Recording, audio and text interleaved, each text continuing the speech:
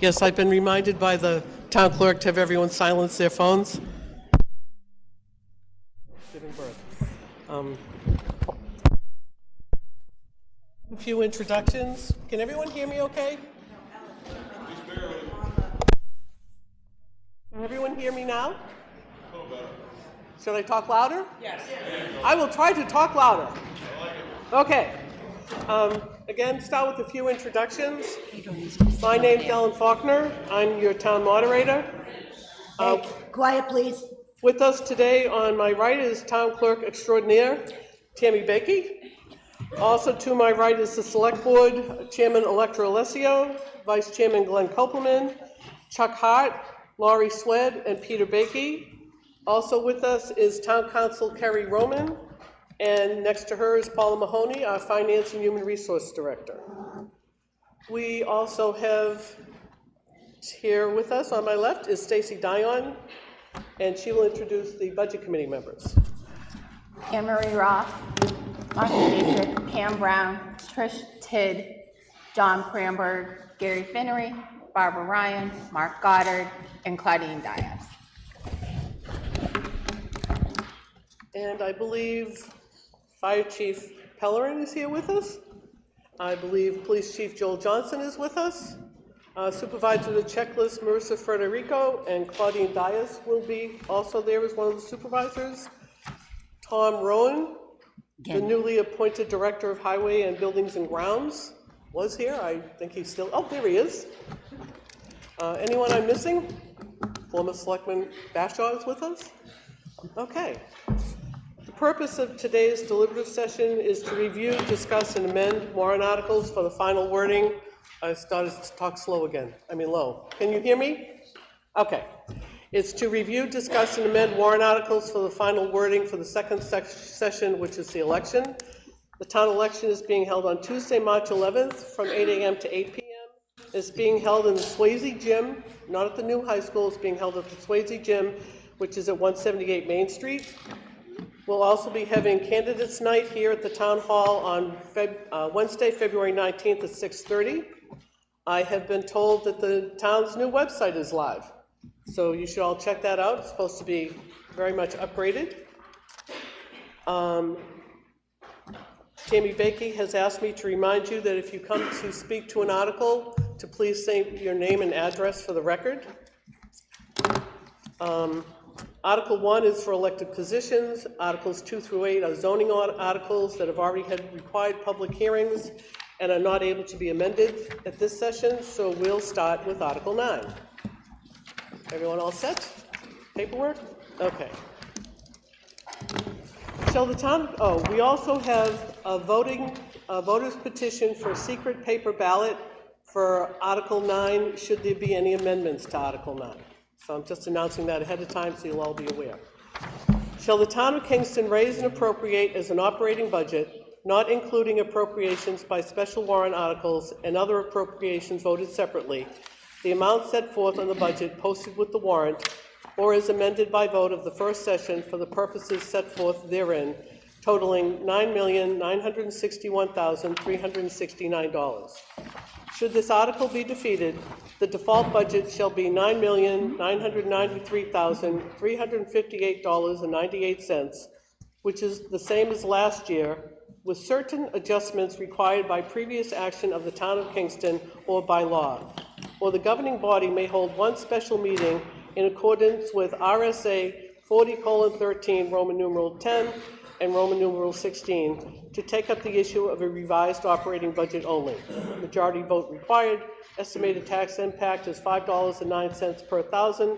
Estimated tax impact of default budget is $5.11 per thousand. Motion. Thank you. Can I have a second? Thank you. Any discussion? Are you going to discuss the operating budget? Great. Do you want to stand here? I can get out of here.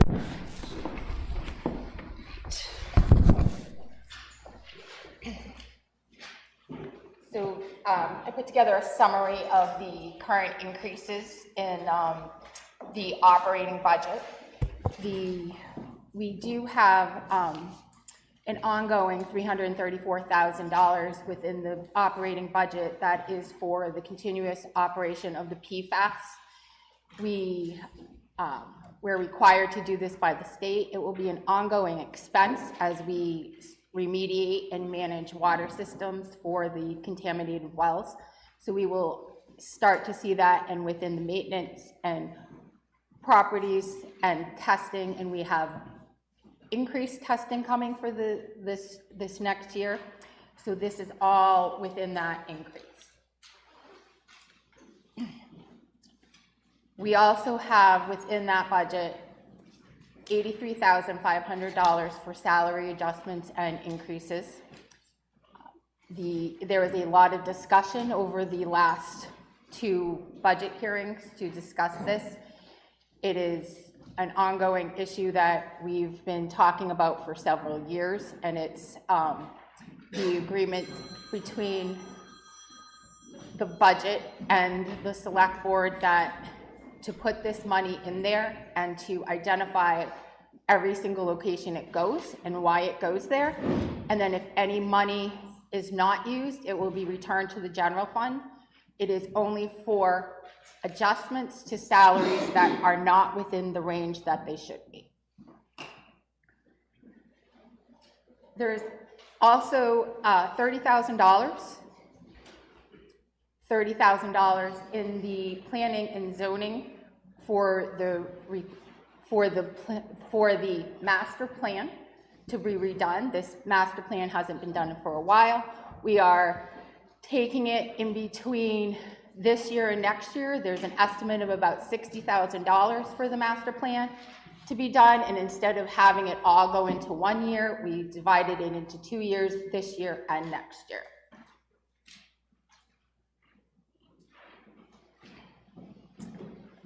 For some other increases, there have been increased hours for the health inspector, the Parks and Recreation got a new director. Those hours were increased to what they were a few years ago. So all of those are ongoing. We also we put some money into the budget for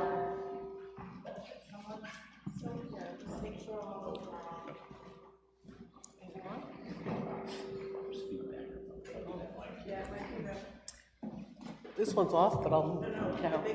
Yeah. There's also money for a Plain Cemetery celebration and for a celebration for the Grace Daily Barn reopening. There is, I do want to talk about the increases, but also how the tax rate, if you look at the increase in the operating budget, we are up about 3.46%. The tax rate is up 12.6%. The part of the reason the tax rate is up is that our revenue, predicted revenue for this coming year is down 5.57% or $173,000. This is due to PFAS. We had a grant that we brought in $280,000, and we also are getting reduced highway block grants, which significantly reduces the revenue that's coming into the town, so which adds to the tax rate increase, even though our budget is only up 3.5%. The other thing I want to discuss about the tax rate is that this tax rate is only the tax rate if the select board chooses not to pay down. So last year, the proposed tax rate for the operating budget on the ballot was $4.75. The calculated tax rate that was done in October was $4.52. So there is a potential to use funding and to pay down that tax rate as we go forward. So I just want to explain that, and we are looking at grants and revenues to bring in, which you'll see as a warrant article, so that we increase the revenue coming into the town.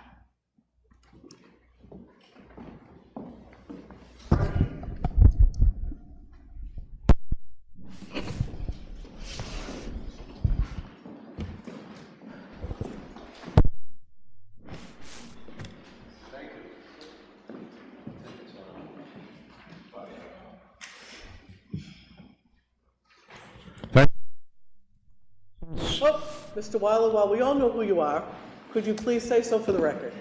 Kenneth Weiler, 23 Scotland Road, Kingston. Thank you.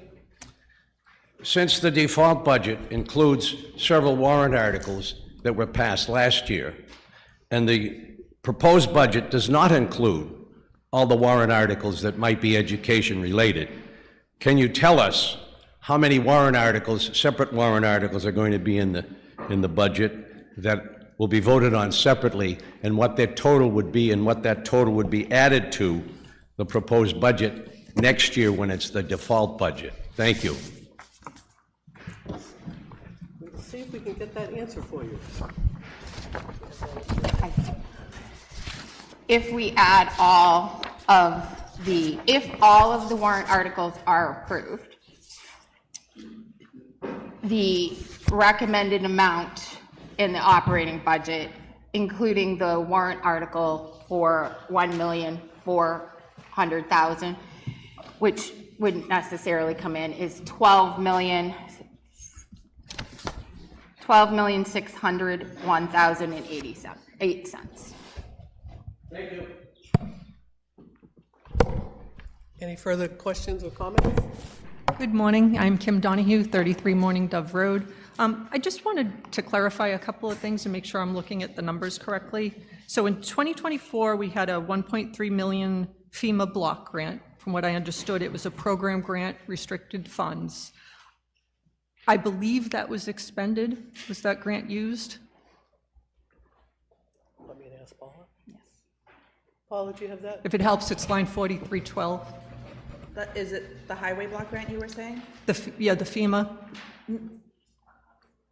There's a FEMA block grant. There's ARPA, there's the block grant for highway, there's a bridge block grant. They're all kind of through FEMA. In 2024, there was 1.3 million in line 4312. What was that one?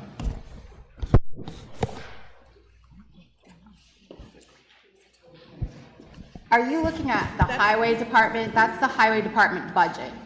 So what was the 1.3 in that line? The 1.3 is actually the highway department budget. Yeah. The total budget That's just for the total last budget. year. The highway block grant for 2024 was $170,598.63, and that would have been the portion that the town is required to pay and not the portion of the revenue that we would get from the state. So how grants work is there is a portion, 10% match, 20% match.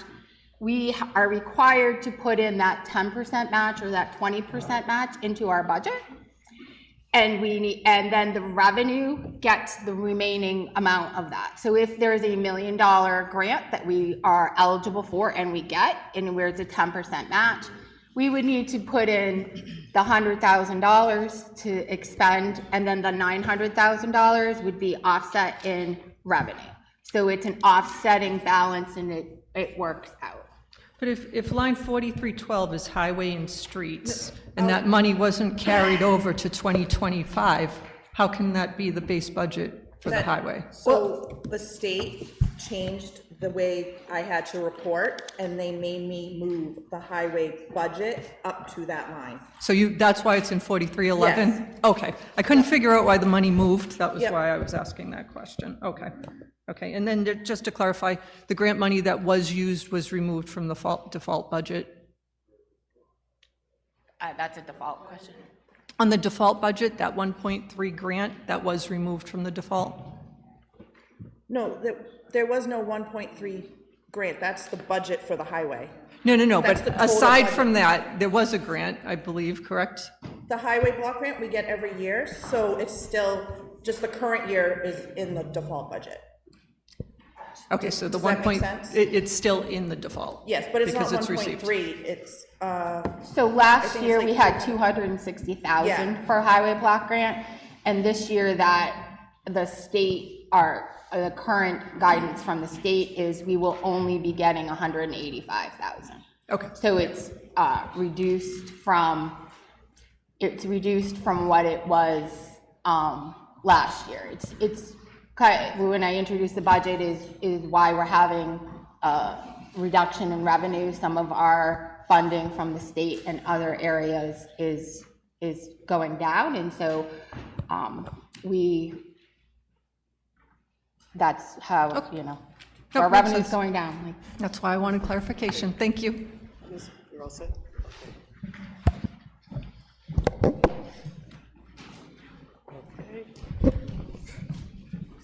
Further comments? Questions?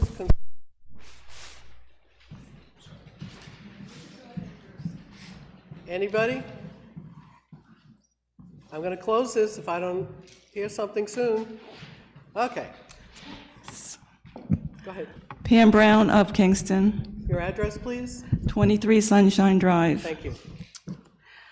I would like to make a motion to amend the warrant Article 9 to a new figure, adding $10,000. So the new figure would be $9,971,369. Is that a motion? That's a motion. Do I have a second from anyone? Purpose, please? She'll get to that once. Oh, Okay, Mr. Weiler seconded it already. Go ahead. So the purpose of the amendment is to add $10,000 to our contracted services for the executive department's budget to hire a professional solid waste and recycling consultant to analyze the feasibility of maintaining a permanent recycling center in Kingston. Trash pickup is our largest expense at almost $850,000, 8.5% of our budget. Regular trash pickup costs us $86 per ton, while recycling costs us $144 per ton. And it's been recommended that we do an investigation of whether we should have a permanent recycling center in Kingston. Those are not always break-even operations, and we need an expert because there are many moving parts to assessing whether it would be feasible for the town to go ahead with that project.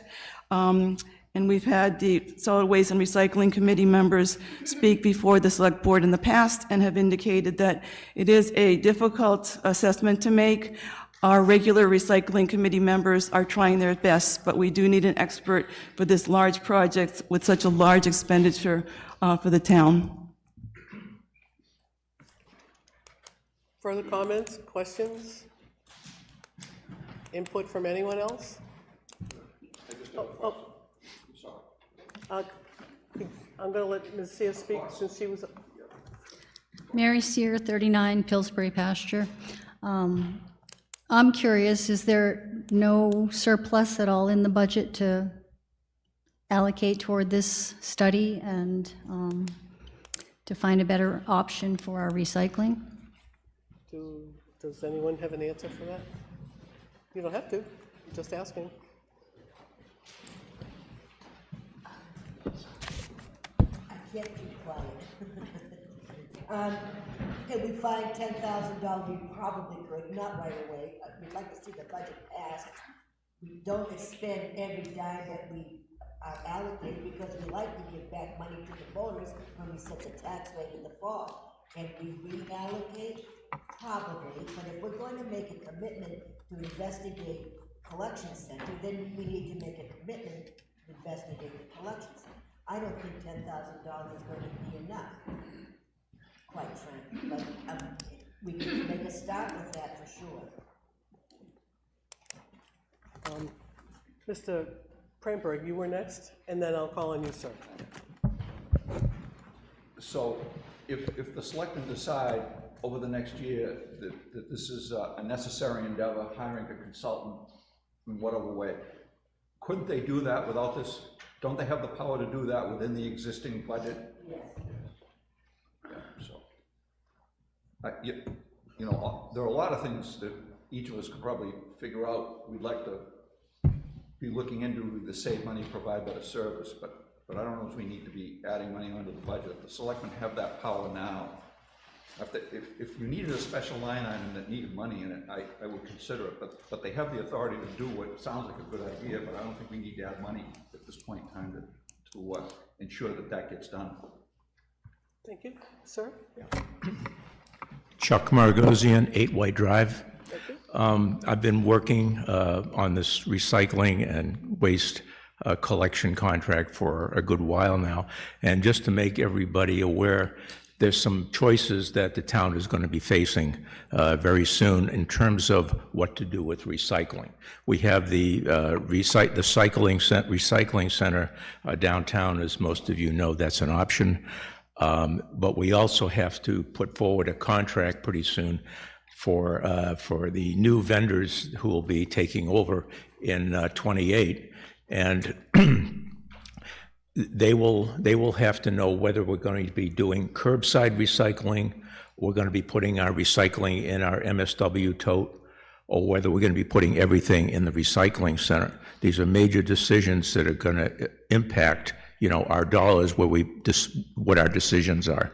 So it's just making everybody aware of that. Thank you. Any other comments or questions?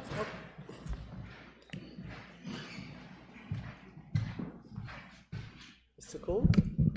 Phil Coombs, 6 Little River Road. I'm the chair of the Solid Waste and Recycling Committee, and I don't think we're at a point yet where this money would be properly used. We have 3 more years on the contract, and we don't even know what we don't know yet. I think we need to give the committee more time to put this together, and otherwise we're just wasting money on a consultant to tell us what we can figure out on our own. So I would not be in favor of this.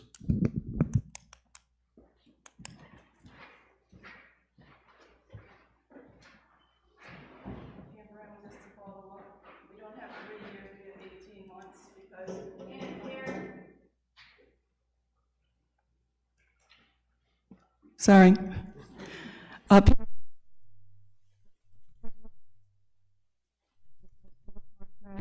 We form, the new vendor's going to need lead time to build trucks for the service and make plans. So it's actually a shorter window that we're looking at. Thank you so much. Are there any further comments or questions? As I announced earlier, any amendment, we have a petition that it has to be done by secret ballot. So, Tammy, do we have the, thank you.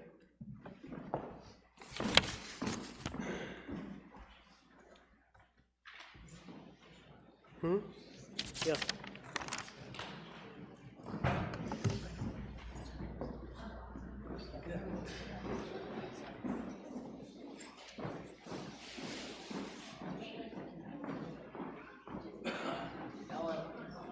Oh, I'm sorry.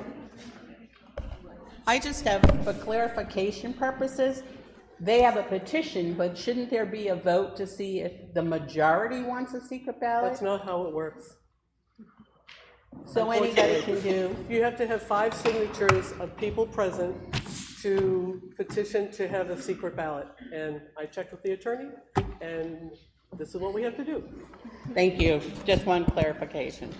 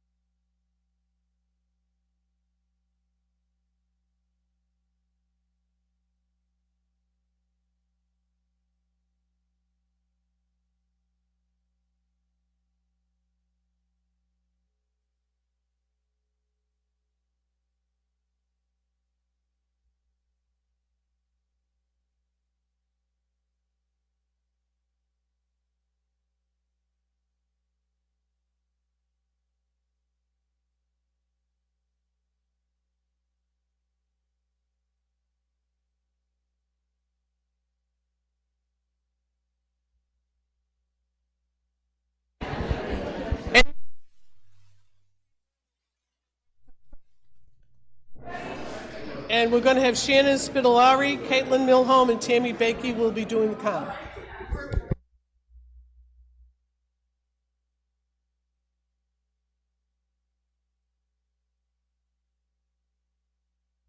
Yeah, I'll move this so you don't spill it. Remind me to give that back to Tammy. Okay.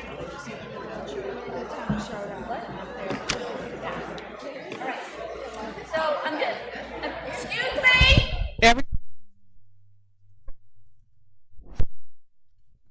Yes or no? You want to keep track at home? Please feel free. Caitlin and Shannon will also be keeping track. No. No. No. No. No. Yes. Yes. No. No. No. Yes. No. No. No. No. Yes. No. No. No. Yes. No. No. No. No. No. No. No. No. No. Yes. No. No. Yes. No. No. No. No.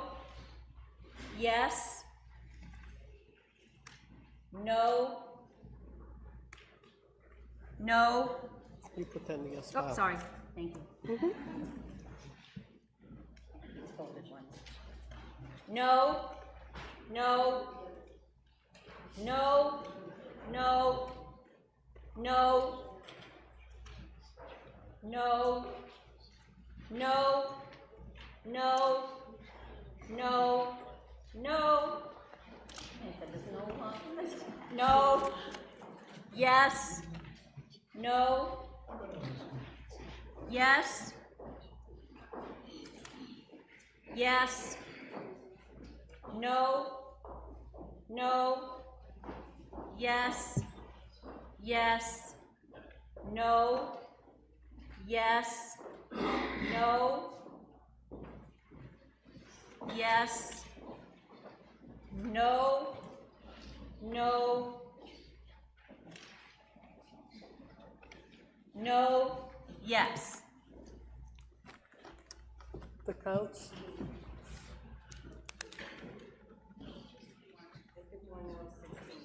51, how many yeses? 16. Caitlin, you concur? The noes have it. No was 51 votes, yes was 16 votes. So that amendment does not pass. We are currently at an operating budget of $9,961,369. Do I have any further comments or questions? I think so. Oh.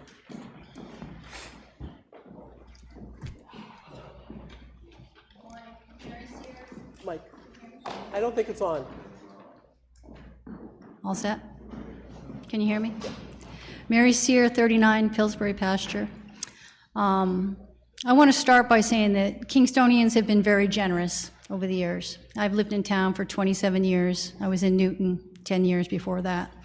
I know that I, for one, have always approved of everything that's come before the town and everything that's come before the school until last year. Last year, I was vehemently against increasing expenditures, especially coming off of record inflation. And I kept hearing, you know, want, need. And I look at my neighbors. I have neighbors who are renting out rooms in their homes so that they can keep their heads above water. I know people who are foregoing heating their homes because they have to pay their taxes. It's heartbreaking to me. It's heartbreaking. So I think that as a governing body and an advisory budget committee, the needs of the town are so far removed from the needs of the constituents and the people you serve. And I know we talk about, we want to go ahead and, make this town better and position us for, the next level of growth, and I understand and appreciate all of that. But we are in the midst of just terrible financial times. Most people I know, either selling their homes, renting them out, doing something to get by. And I feel that somebody has to do something.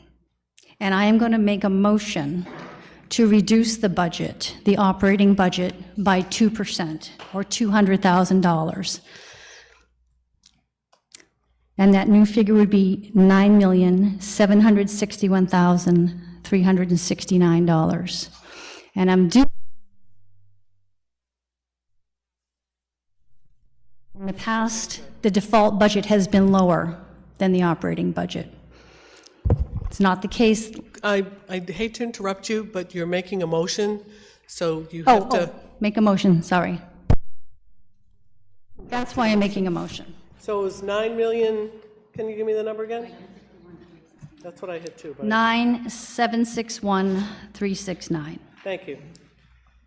Do we have a second on that motion? We have a second. Discussion?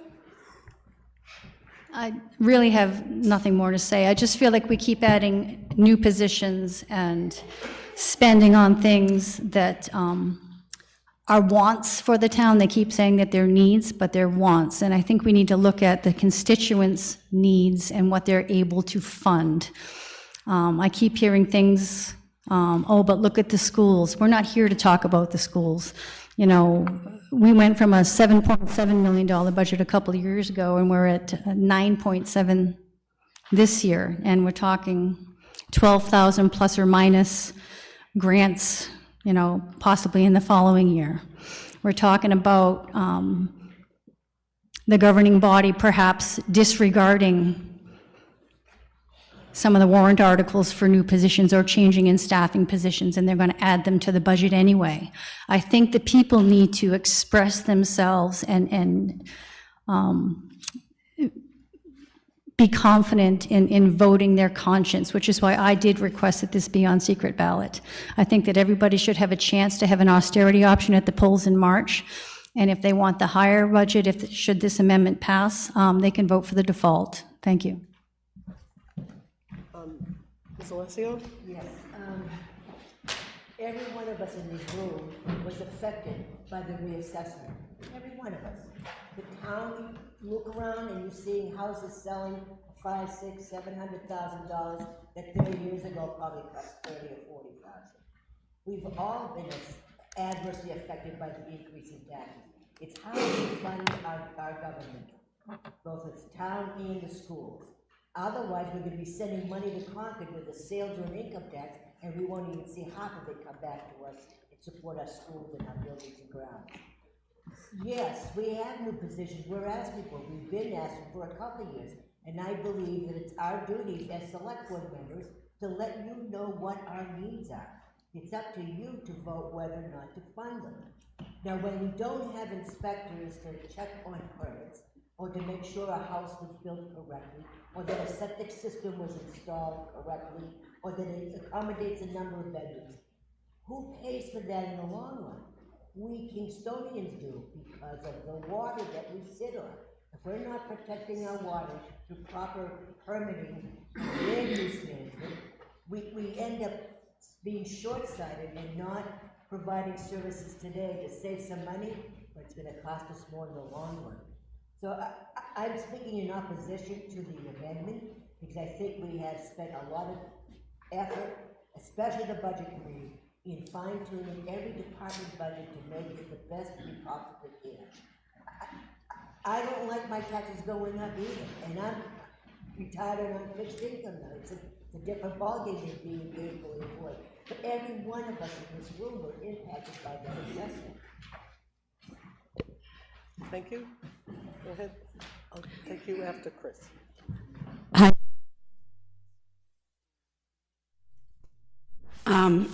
My first thought is It breaks my heart to hear that people have to rent out rooms to get by or have no heat.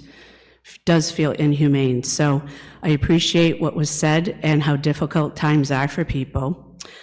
I myself have adult children that are well into their 20s and into their early 30s before they can get on their feet in this economy. I can't imagine what that feels like. So there are extremes on both ends of life, and I'm stuck in the middle.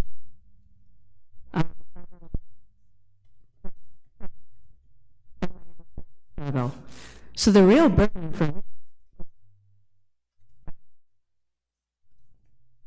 so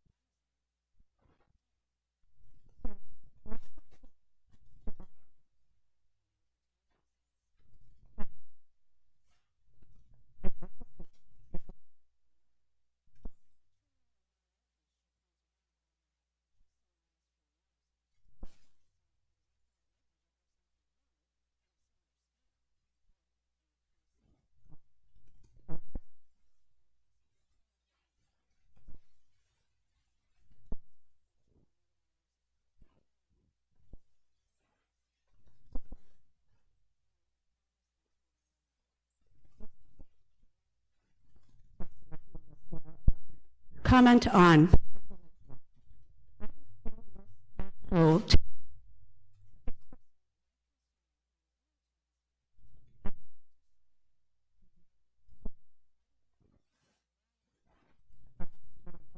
lines we have going through the town of Kingston. I specifically said in that meeting, and you can look this up on the YouTube video notes that were posted, that we should be resource. And I said that you should challenge Unitil, who wanted to put the solar farm in this town, that you should challenge them and call their bluff when I asked for us to go au naturel and bring on the goats to eat down the grass, rather than them spray every 5 years for our town, to have them cut down at a reduced cost for them, that it wouldn't cost them a lot of money. So if we're really concerned about everybody in this town, and they're monitoring the wells, because I also own property at 26 Old Coach Road, we were invited to that meeting, and the wells that are being monitored in the region where the barrel factory used to be, we would care about our water as our most precious resource, as I said at that meeting, and really start thinking about who are we letting do what.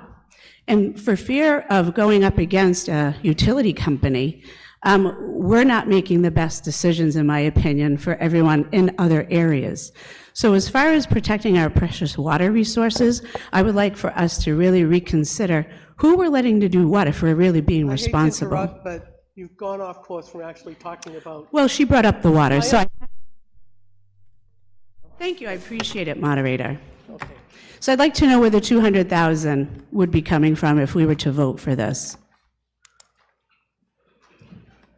Does anyone want to address that, or I have several people in line to speak, so at this point I'll let Mr. Bashaw speak, and then I'll go.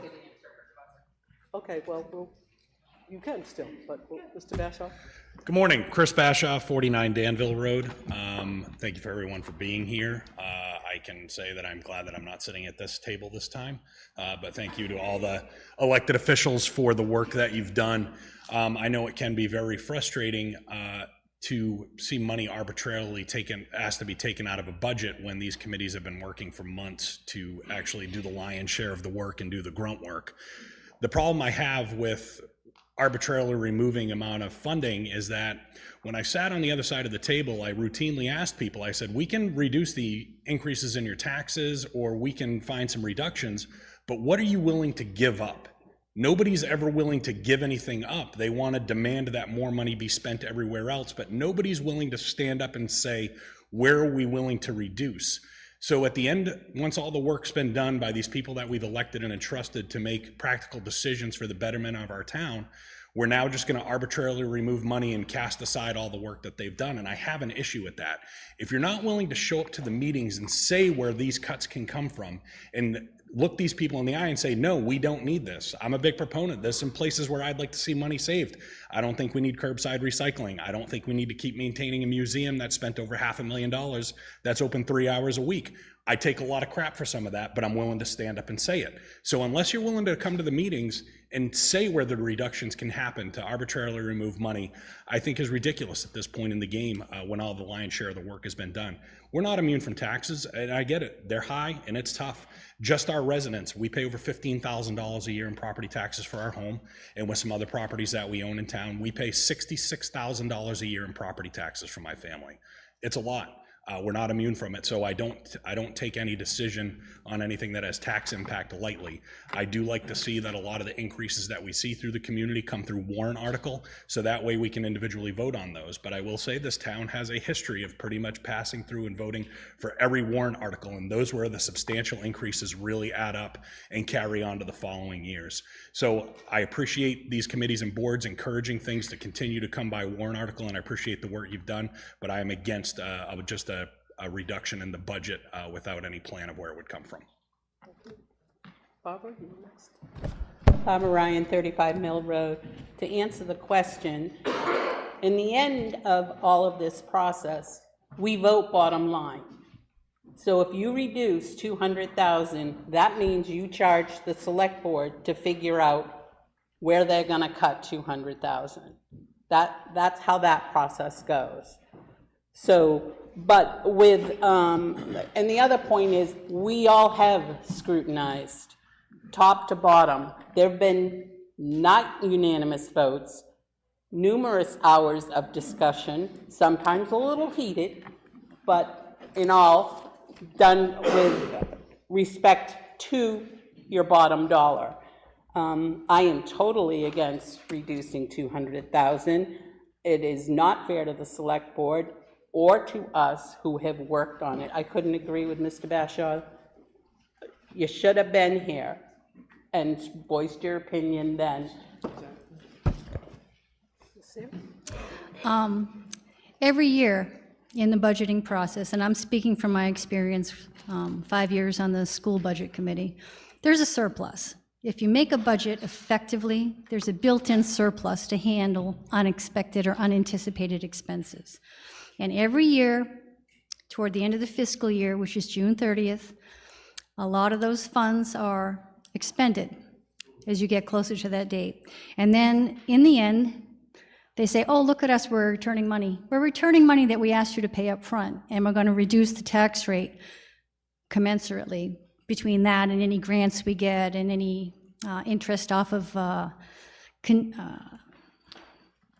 like the dump fund. I don't know what the official name for it is, but it's all a game. It really is. It's a shuffle of money. And the reason I came up with $200,000 is because there was discussion of an existing Article 41 from 30 years ago saying that legally we don't have to abide by it, even though there's 30 years of precedent, so that any new staffing position or change from part-time to full-time that comes before the electorate should go on a warrant article and be approved by the voters. In retrospect, it turns out that that is an advisory-only kind of article, and it's something that our executive board has honored over the years. The reason I picked 200,000 is I'm looking at, one of the articles that they're requesting is for a town administrator, and that's 130,000 plus another 25% because it's only 9 months worth. They're looking for other staffing changes that exceed $200,000. So even if the electorate on March 11th votes those all down, they're going to go in and use that money anyway and fill whatever positions need to be done. So the money is there in the budget. I trust the voters to vote their conscience and their hearts and their pocketbooks when it comes time to vote on those warrant articles, which do add and increase our default budget, which carries over every year, which ratchets up our tax liability. So it wasn't done without forethought or deductive reasoning. It was done so as to not negatively impair or penalize anybody, to make sure that stuff comes out in the wash in the end. So that I would just as soon not get money back on my tax rate and have everybody live within their means. Yes, there are. Aligned. Good morning, Laurie Morey, 56 Little River Road, because I'm new to this. So if the positions for the new ones that we're requiring in the articles get approved, is that already an expense that's included in the operating budget that's being proposed? No, it's not. So those positions wouldn't start until 2026? No, they would, if they got approved, they would start after, well, they would have to be hired, but they wouldn't be funded until after the election, so probably not. And the number that is in the warrant articles is from April through December of this year. So it's a 75% of the year. So all of the increases in salaries or anything like that are at a 75% rate. So the warrant articles are not included in the operating budget. The operating budget has the articles, if they get approved, then they would be included in next year's operating budget as a line item, within the line items. So those positions wouldn't officially be hired until? They can't be officially hired until they go through the budget process and the warrant article. That is how the select board has done it since 1990. They could be hired as of, if it passes, they could be hired once the article passes, technically not until April or later. Depending on when they hire someone, they could hire somebody in December. But the hire could take place in the upcoming year. And then it would go into the following year's budget. It wouldn't have to go to warrant article again. Okay, so they actually wouldn't start working until, if they got hired in April, then they wouldn't start work, they would start working in May? They could do that? That would depend on their contract. Sorry, Ellie, what? If let's say the administrator's position is approved, Mm-hmm. that gives us the funding to hire someone in 2025. It's still gonna take a couple of months before we actually find someone. Right. It will take time, so that individual may not start till August 1st. We don't know that. We don't know that because we don't know who's out there, who's available. Mm-hmm. We're looking for it. There's a reason we want a town administrator. Nope. Okay, Yep. never mind. Good job, Madam Moderator. Madam Moderator. Ellen? What? Oh, Glenn? So, Ms. Maury, I think one of the things you are also asking is if an article is passed to add a position, When it's effective officially. what's effective as of the vote. So okay. as of March 11, from that point forward, the position can be filled. And the amount that's in there, or from whenever it's hired to the end of that 9-month period, is additional to and on top of the operating budget. So any money articles add to the budget. So I guess my question would be, where does that money come from if it's not already in the budget? Us, Okay. voters, taxpayers. Okay, it's still a little muddy, but I'll take that. Thanks. Okay, we have, I don't know which one you lifted. Barbara, John? Mr. Pramberg? So maybe try to be responsive to your question, and I don't have the particular page in front of me, but whatever it says the tax rate is gonna be, if the budget passes, write that on a piece of paper, then go to the other warrant articles. You will see at the bottom of the other warrant articles what the tax rate effect will be by those added on.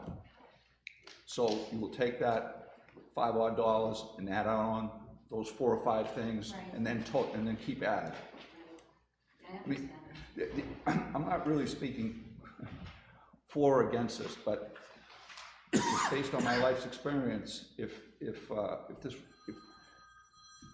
spending's not gonna stop until the spending stops, and I just fear, I mean, it's gone up, the budget's gone up multiples over the last few years of inflation.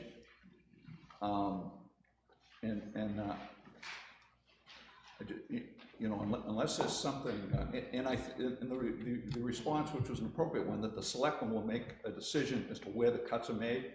To me, that's exactly where the decision-making should be.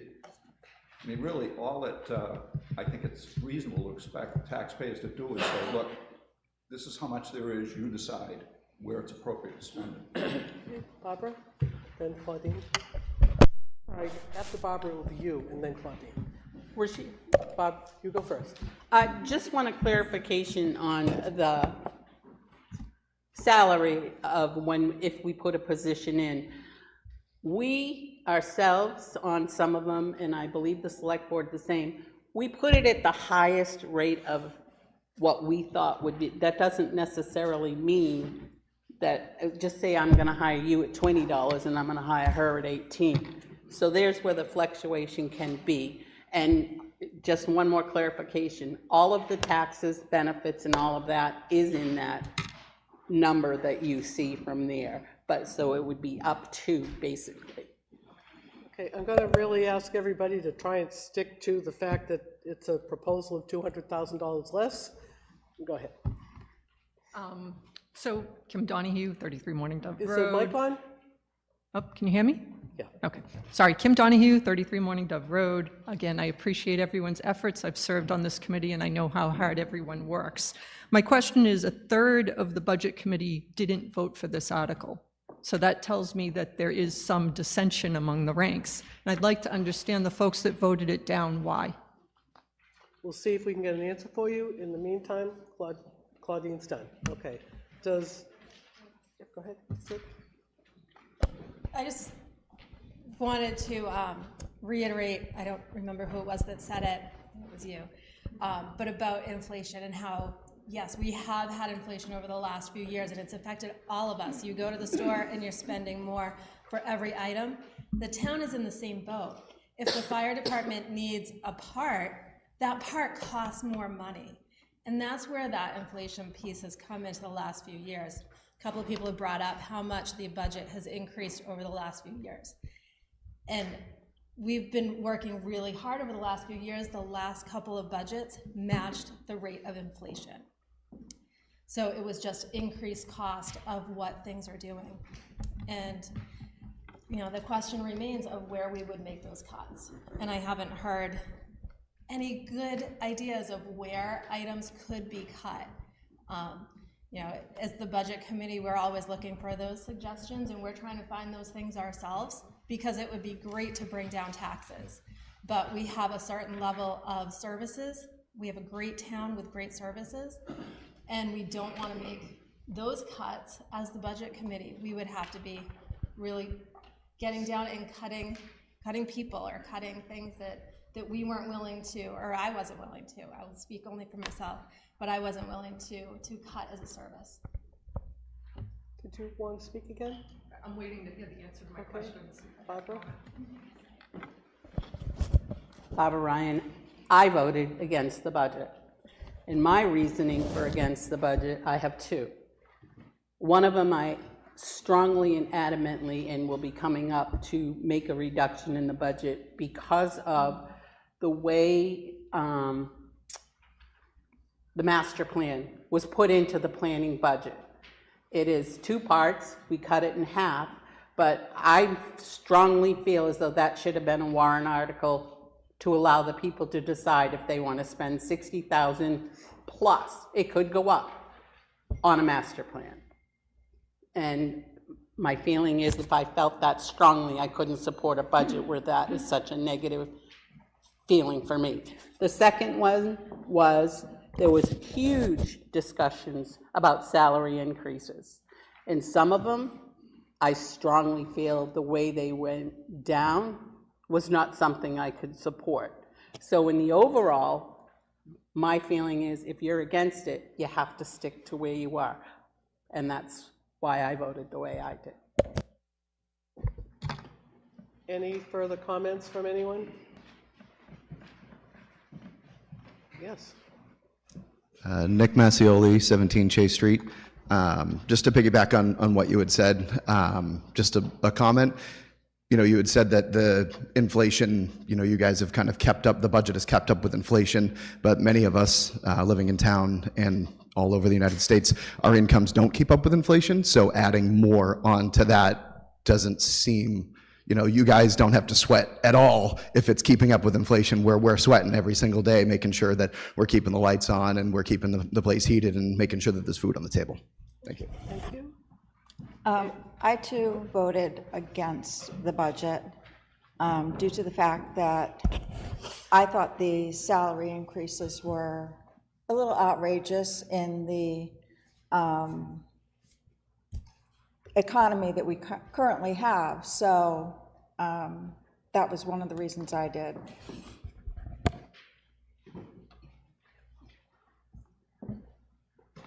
Go ahead.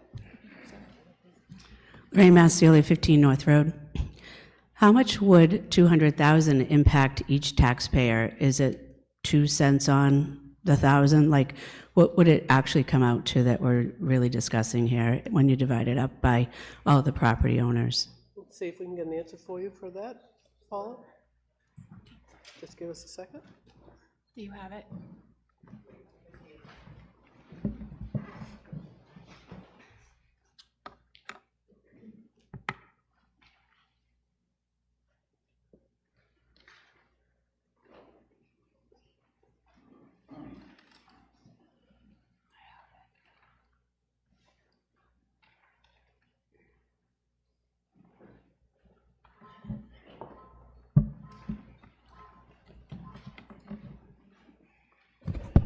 It would reduce the tax rate by 15 cents. 15 cents? 15 cents.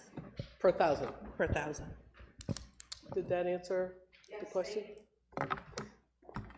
Just to comment on that, because there were questions around what the tax rate would be. So if it reduced at 15%, currently, if no warrants are approved, we're at that 12.61 that the budget chair had shared with us. But if all warrants pass, it's a 20.8% increase. So it's 94 cents per thousand if that passes with everything. Claudine?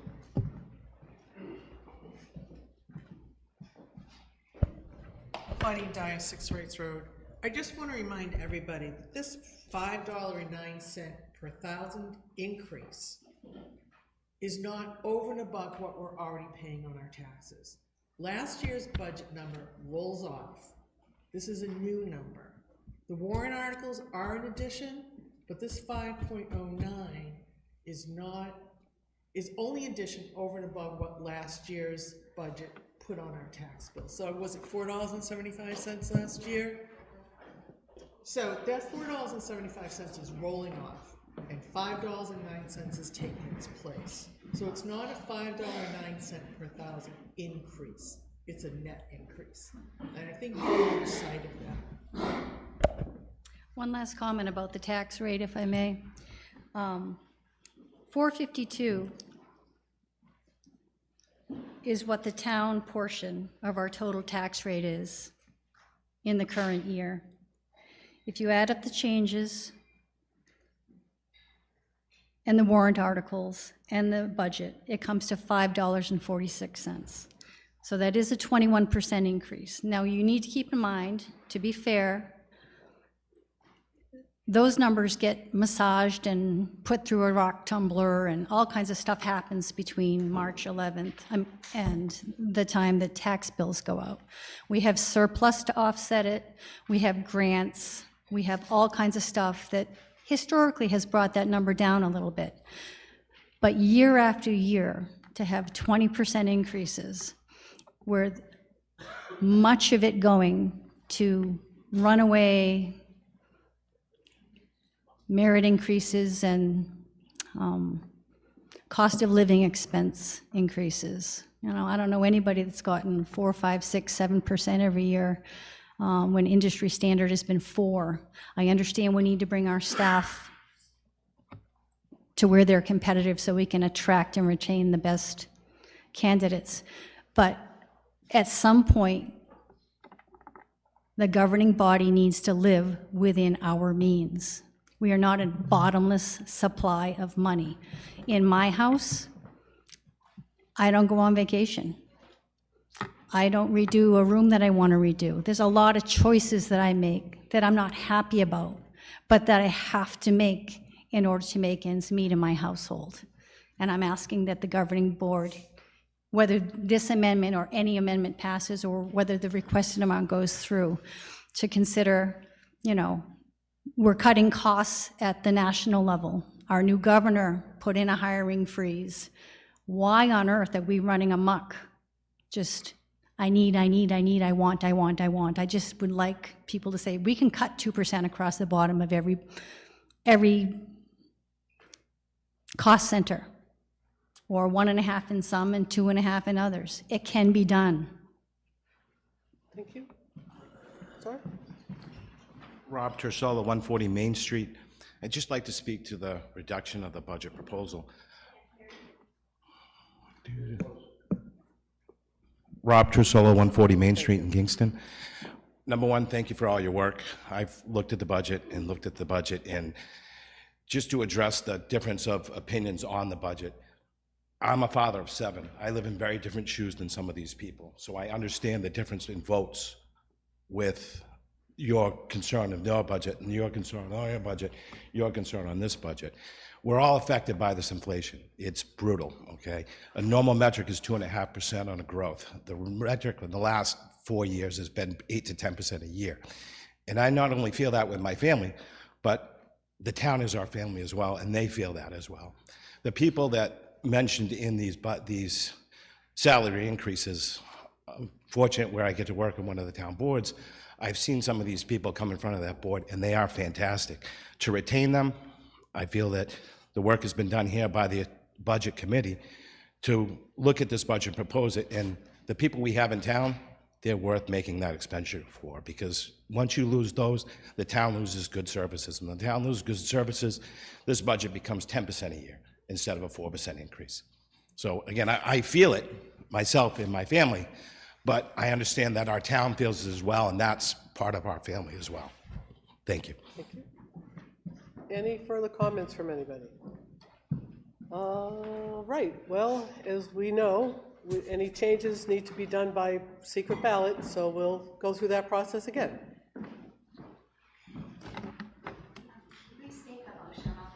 I'm sorry? Oh, yes. The motion is basically to amend the motion that the number on there now is $9,961,369, and it would be reducing the budget by $200,000, which would bring it to $9,761,369.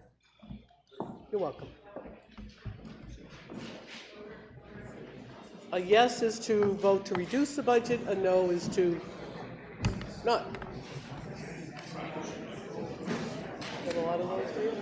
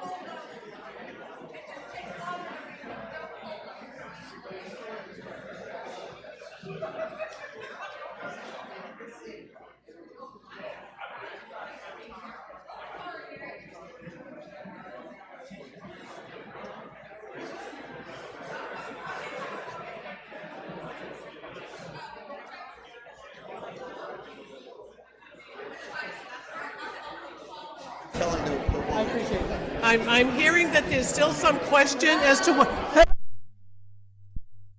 there's still some question on what people are voting for. This vote, if you vote yes, you're approving the reduction in the budget to $9,761,369. If you don't approve that amount, you should vote no. And don't hold your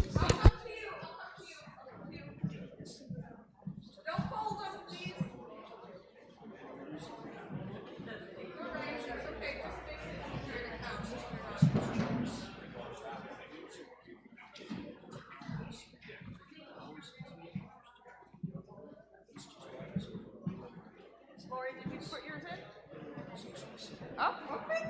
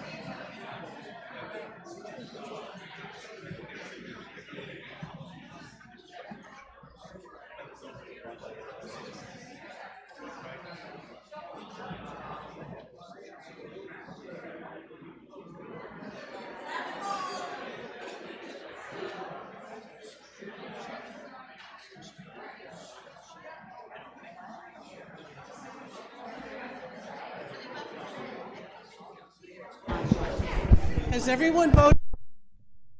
Well, not who wants to, but who can. Okay, we have the same group. Shannon Spitaleri, Caitlin, and Tammy.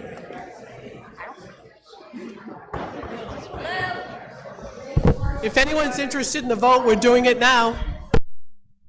No. No. Yes. No. Yes. No. No.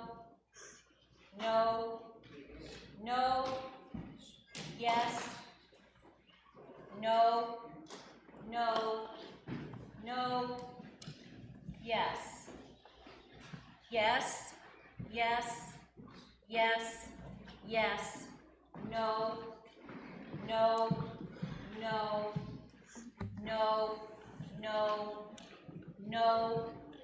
No. Yes. Yes. Yes. No. Yes. Yes. No. No. Yes. Someone ripped it in half. Yes. Yes. Another one ripped it in half. Yes. Yes. No. Yes. No. Yes. No. No. Yes. No. Yes. No. No. No. No. No. No. No. No. No. Yes. Yes. Yes. Yes. No. Yes. Yes. No. Yes. No. Yes. No. Yes.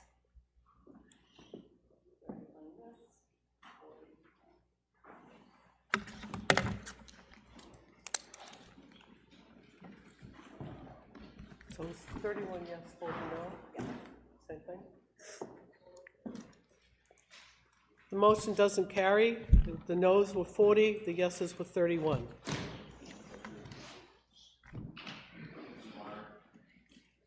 Yes, sir. I want to thank the voters for supporting everybody at this table. They do work very hard to get to those numbers. We all don't like paying taxes. We all have expenses that exceeded ourselves. They have worked diligently trying to make these numbers work for this town. It was actually higher than the proposed budget, and they actually brought it down to where it is today.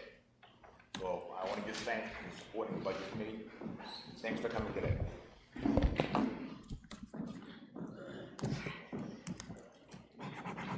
Okay.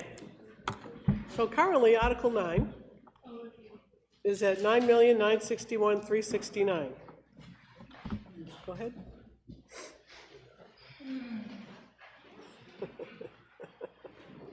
Sorry, going to be another secret ballot. I apologize. I propose to amend the budget to be 9,900. No, 9 million? Oh, yeah, no, it would not be 9. Oh, they'd all be my Just wanna friends. check. 9,931,369, making it a reduction of $30,000 in line, in your line 4191, planning and zoning. My reasoning to be, as you heard me when I voted against the budget and why, but to give a little bit. What's happening? She needs a second. She's explaining. I didn't hear. Oh. Oh, thanks. Appreciate it. Thank you. I didn't hear what you said, but thank you.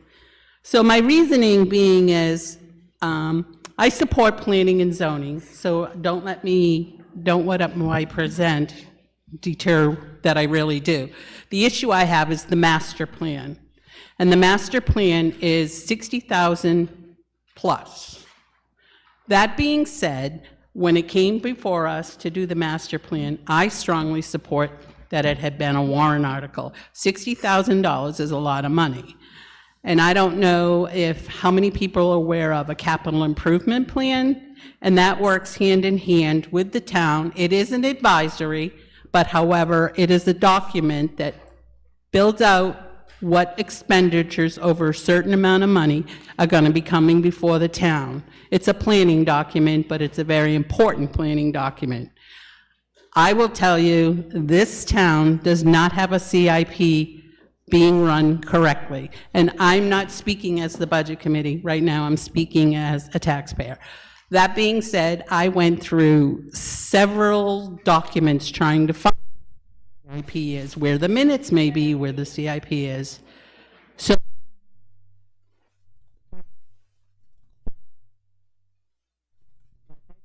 it's to reduce 30,000 and next year put on a warrant article for 60,000 and give the people a chance to vote on such a large expenditure.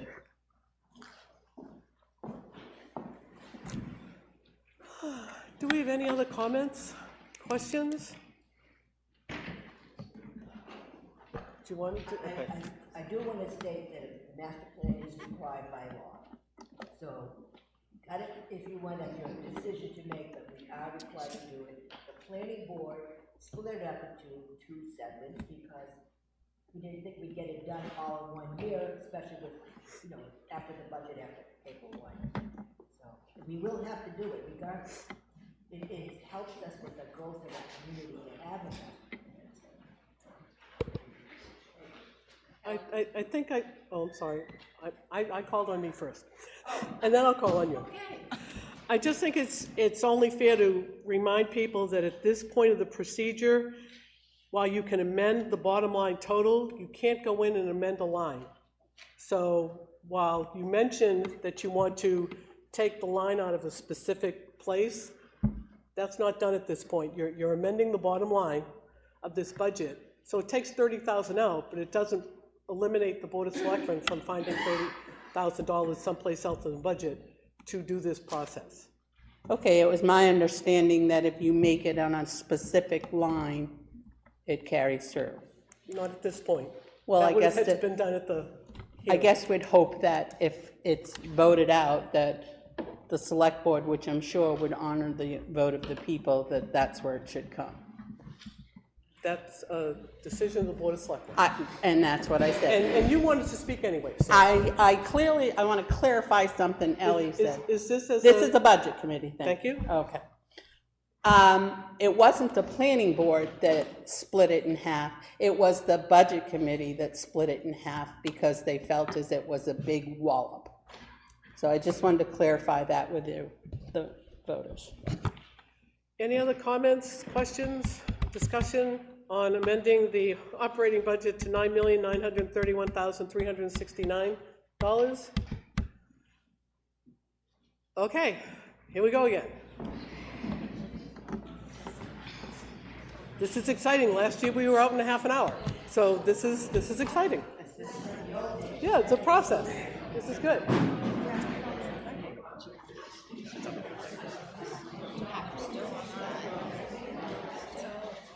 You had to expect No, the selectmen now, once you get to this point, Yeah. the selectmen decide where it Yeah, goes. it's Doesn't- bottom line. It's and if hearings we- that And if we you legally consider. have to do it, the 30,000 is coming from someplace else. Right. Right. Well, this is the, and that, I don't think people have a really long time understanding the bottom line budget. I mean, that's why we have hearings. David's gonna put a request. He wants to know if you know he's not a voting person. Ask him, just give you a heads up. I would imagine it's for this. Yes, he needs to identify that he's an employee.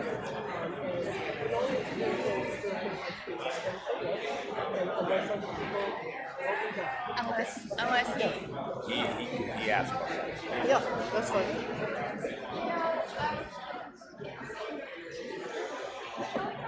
I don't mind this because I'm gonna get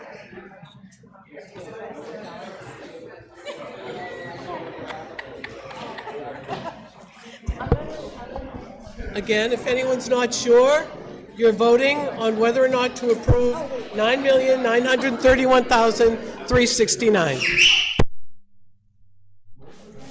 I didn't do the whistling. I think it was Peter. That's what I said. Peter, you need to sit here. If I tap you, do that again. What am I voting? No.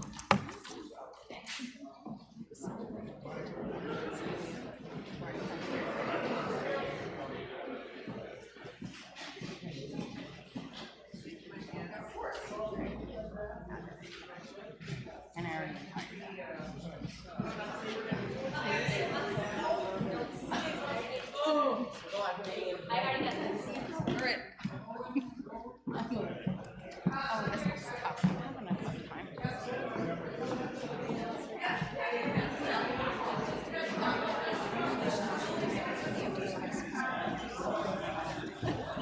We're getting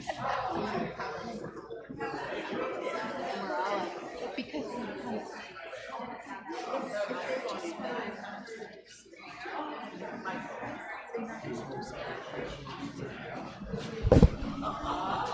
Okay, everyone listen, because this is new. There's been a question about concerns raised about the validity of people voting and stuff, and making sure everyone's only voting once. So now, instead of us going around to get the ballot from you, you have to come up and put the ballot in the box. Enjoy.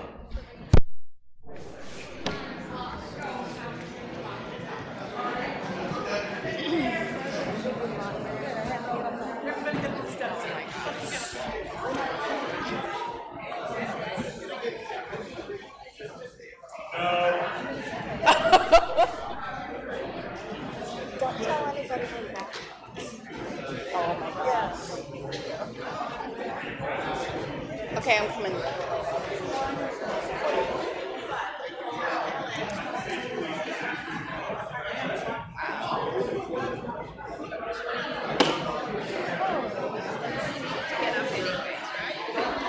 I have a handicapped person that I'm doing this out.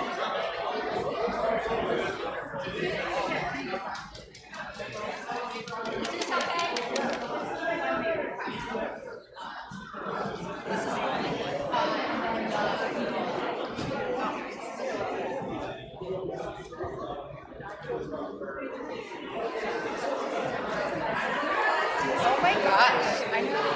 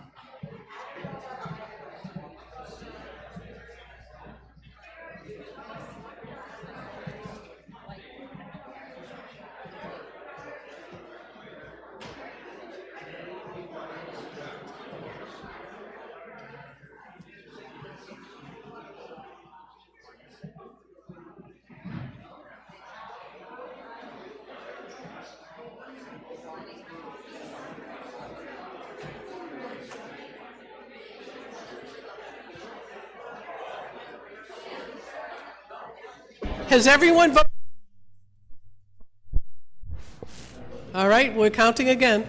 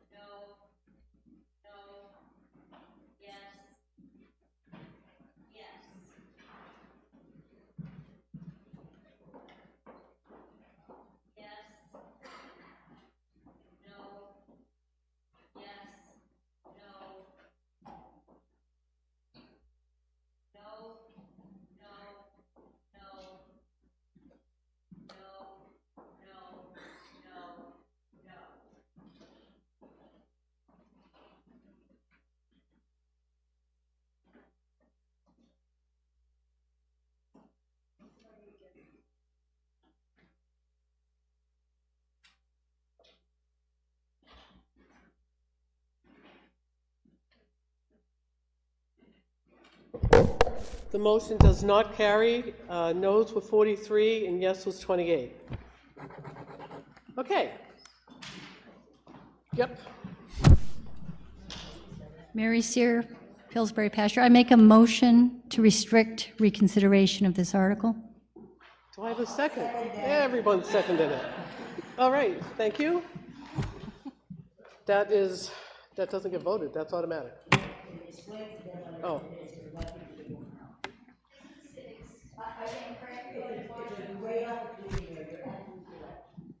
Yeah, we're done with this one. It's basically what that comes out with. Oh, I'm sorry.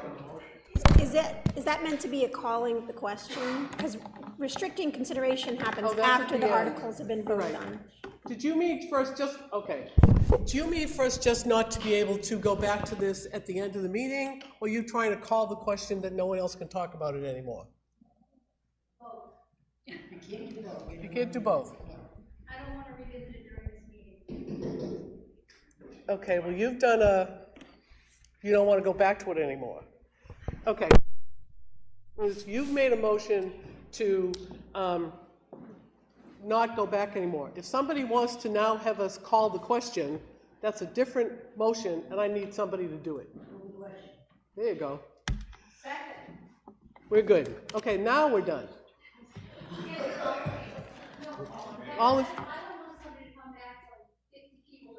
Yeah, you did that one already. And now someone else is, yes, you did that one already. All in favor of that? I don't think we need that, but let's do it anyway. And all in favor of calling the question? Aye. Okay, so Article 1. Oh, okay. All opposed? For either of them? Who said aye? Somebody? Okay. For which one? The rescinding or the? Both of them, I feel as though that it's taken the, if they want to leave, that's fine, but the meeting is still going on and people have a right to reconsider. Not anymore. No, not anymore. But at the same token, I personally find it offensive right after mine. We didn't do it to any others. Well, I think it was just, you happen to be last. I happen to have an opinion. Absolutely. Yes, now we're going to take a vote, but it's not an amendment, so we can do this regular. For the Article 9 as proposed, which is $9,961,369 with a default budget of $9,993,358.98. All in favor of bringing that forward as written? Aye. Any opposed? And Stacy seconded it. So, any opposed? No. Okay. Article 10. To see if well, actually, this was kind of cool because there was participation, which we haven't had a lot of discussion for a while, so this is good. Article 10. To see if the town will vote to authorize the tax collector to allow a 1.5% deduction from property tax when payment is made prior to the due date. It is the responsibility of the taxpayer to take the deduction. Deductions not taken by the taxpayer on or before the due date will not be refunded. Majority vote required. Recommended by the Select Board 4-0. Recommended by the Budget Committee 9-0, I think. Can I have a motion? Thank you. Second? Second. Okay. Any discussion? Comments? Questions? All in favor of moving this forward as presented, please say aye. Aye. Any opposed? Article 11. Just so everybody knows, we have a petition for secret paper ballot vote on Article 11 if there are any amendments. Article 11, to see if the town will vote to establish a contingency fund for the current year for unanticipated expenses that may arise, and further to raise and appropriate the sum of $50,000 to be deposited into the fund. Any appropriation left in the fund at the end of the year will lapse to the general fund unassigned fund balance. Use of these funds will be pursuant to RSA 31:98A and RSA 32:11. Majority vote required. Estimated tax impact is 4 cents per thousand. Recommended by the Select Board 4-0. Recommended by the Budget Committee 6-3. Do I have a motion? Second? Second. Thank you. Any discussions? Concerns? Questions?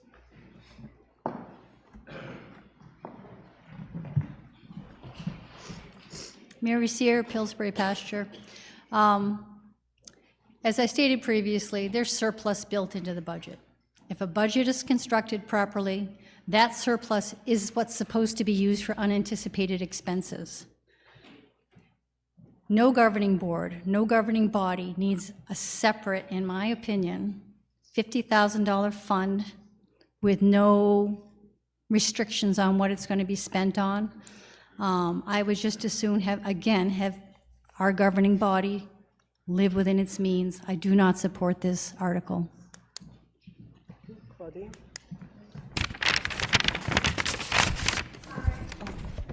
A budget,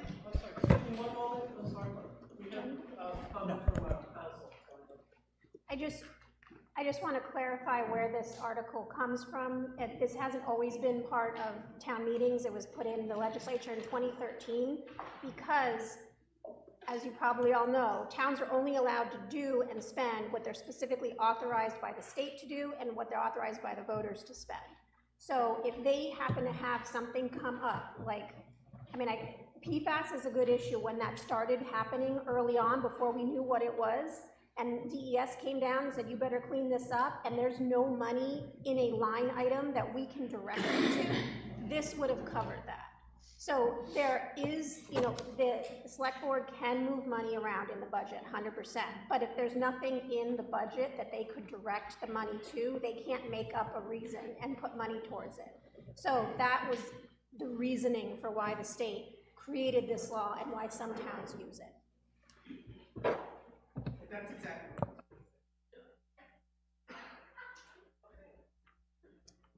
Hello again, Kim Donahue, 33 Morning Dove Road. Same question as last time. The Budget Committee, a third of the committee was against this. I'd be curious to know their thoughts and why they didn't feel they needed to support it. Thank you.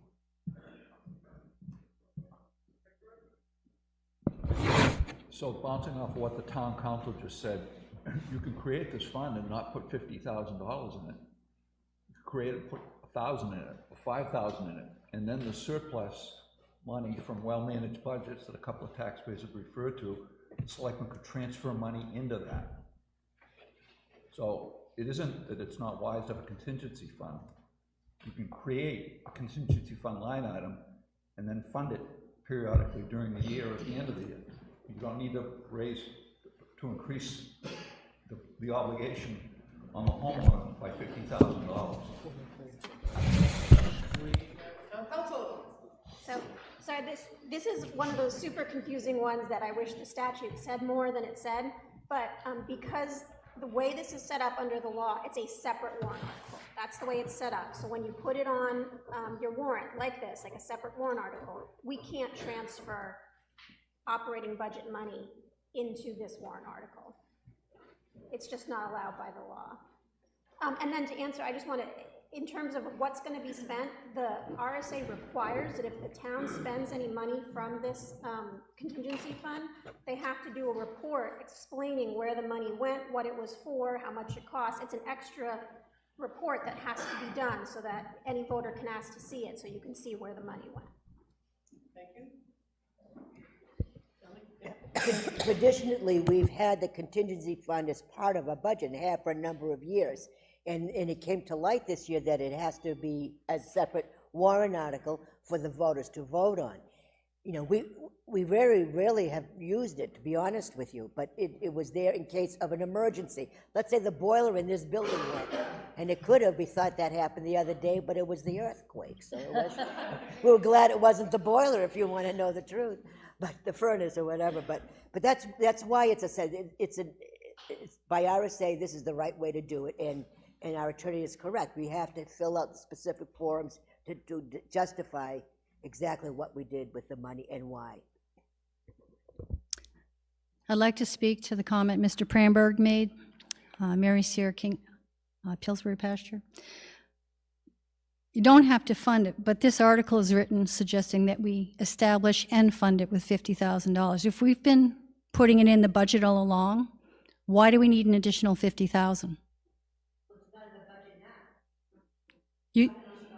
Okay, you've said it's been a part of the budget. Can I respond to that? Yeah. Okay, Stacy, go ahead. So what happened with this contingency fund is that when we had our budget hearing, was brought to light that contingencies fund cannot be in the operating budget any longer. It needed to be its own separate warrant article. The budget committee removed the contingency from the operating budget and put it, and the select board chose to put it as its own warrant article. So there is a law that states, and the recommendation from the state is to have a 1% contingency fund of your operating budget as established as separate fund in case something happens, an emergency happens, or anything that you would need to fund this. There's very specific requirements to be able to use the money. It is all written out. They have to line item it, and if they don't use it, it goes right back. At the end of the fiscal year? Yeah. So I mean, the that's the unfortunate thing, right? We have to raise money in case of emergencies. If something happened in this town and we needed to rebuild something very quickly, we would need to find that money, and we would need to be able to continue to operate, have emergency services, have things happen, and that would be where this money would come into play. It wouldn't be a lot of money, but it would at least get the town back up and running. So to Mr. Pramberg's comment, we could establish this fund and not fund it. We could establish it and approve it as a vehicle for future. So I think this fund is specifically as a contingency fund. It's not like a fire or a highway fund or any like of the capital funds that would go to the trustees of the trust fund to be managed. This is a one-time, every year the select board would have to ask for this, and if it was not used, it wouldn't roll in, and it wouldn't keep rolling, it wouldn't keep growing. We would establish this 1% in case something happened. If it doesn't happen, it goes back to the general fund. It doesn't get added to the fund. We have a lot of funds that if we don't use the money, it rolls into a fund. Conservation is one of those funds. It rolls, we increase the money. This does not operate per the RSA. Is the state requirement 1%, because 50,000 is a 0.5%? We're only allowed to request up to 1%. Okay, thank you.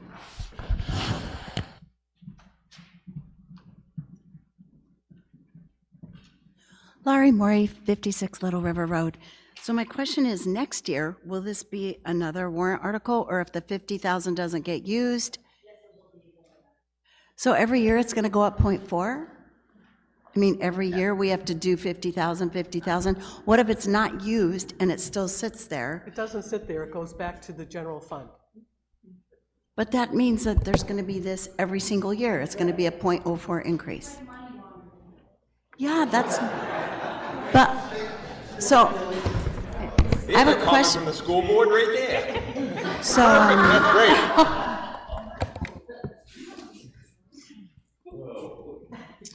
why is it necessary to go to an unassigned fund balance? Like, that just seems so slushy, ambiguous, gray area. Why would it go there, and what happens to it?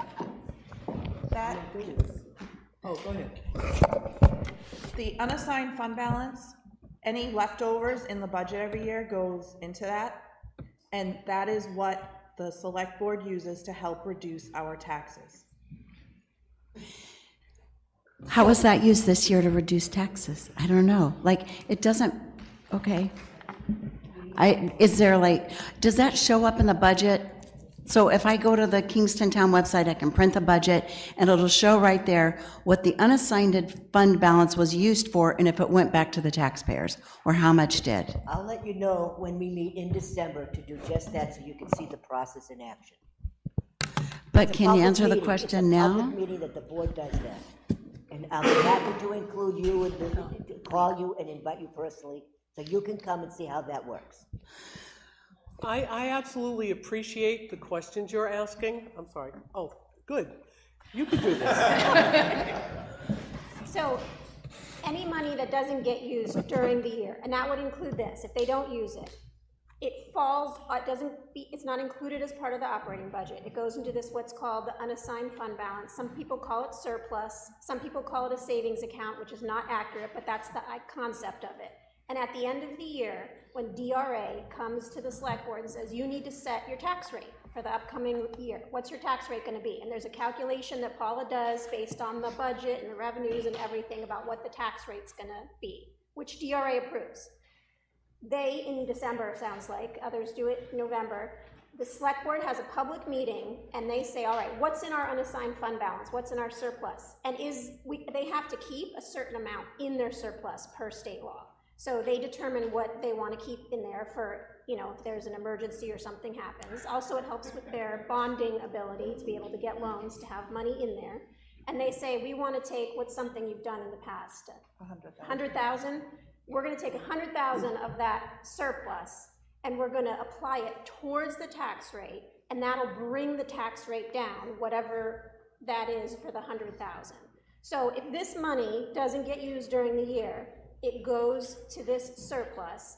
I'm using that word very freely, but it goes to this surplus, and then it's available, 30, 50, what is it? 50, then it's available for the selectmen to then say, we're going to use 50 of that plus, 50 of some other surplus and bring down the tax rate. That's how it works. Wow, did our tax rate go down this year, this past December? I've been on the board, this is my 5 years, and every year we've returned money to the taxpayers, every year. Okay. A lot depends on whether we get anything from the schools, that helps even more. But Okay, thanks, I'm putting Ally. a plug in for that now. I'm asking Tom for $4 million, so. Okay, thanks. Thanks, thank you. Oh, Mr. Pramberg? Yeah, Chris, if you go on the town website, look at the minutes of their December meeting, or maybe the last one in November, it's explained. Thank you. Thank you so much, everybody. I hope that helped you all too. Anyone else have any questions, comments, amendments on this article? All right, I'm seeing none. Take a motion to move this forward as presented. Motion. Second? Thank you. All in favor? Any opposed? No. There were some people said no. Could I have a hand raised for no, so we can have a count? 3. Thank you.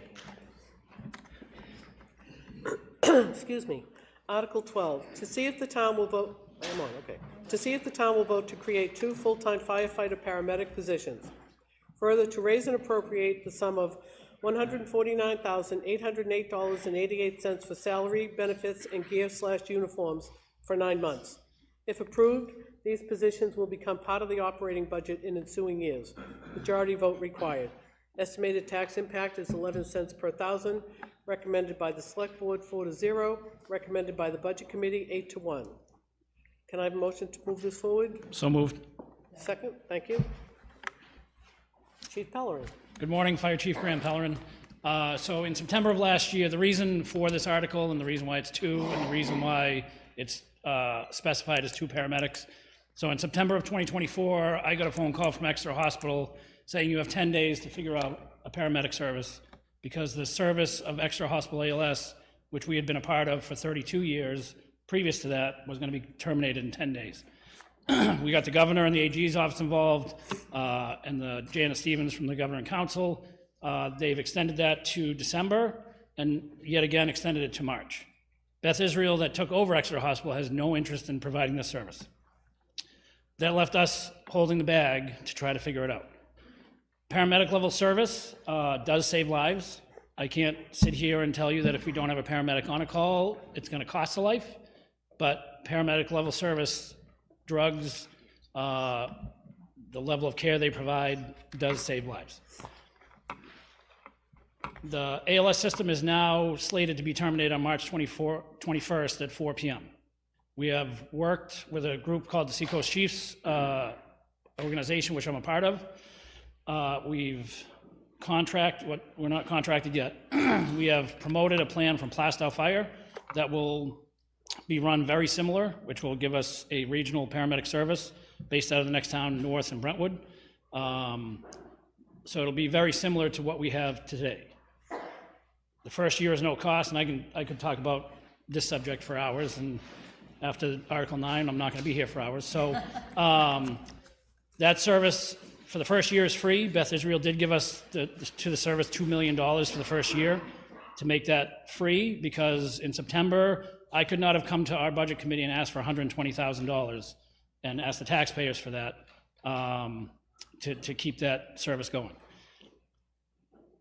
My job as the Kingston Fire Chief is to look into the future and see what needs we'll need 5, 10, 15 years from now, and to try to work towards those goals. Right now, we have 6 full-time firefighter AEMTs, very dedicated staff. We backfill with per diems to make up the other 2 positions. The pool of firefighters is very low right now. So even asking for these doesn't guarantee the positions will be filled. But if we don't ask, then the answer is no. Per capita in Kingston, we have one of the largest over 65 communities, with 6 in the town of Kingston. We also have an assisted living, which on average, my ambulance responds there to 1.5 times per day, 365 days a year. That's a lot. Last year we did 1,500 calls for service, including fire, ambulance, rescue, and permitting and inspections. The governor is trying to label this termination of ALS as a local health crisis. The only way that I can prevent and ensure that Kingston residents aren't affected negatively by the lack of paramedic care is to try to bring that paramedic level in-house. We have one person right now, one of my full-time staff, that's in the paramedic school. He will hopefully graduate and be certified in March, April timeframe, and the addition of these 2 extra paramedic level care providers will then give us 3. I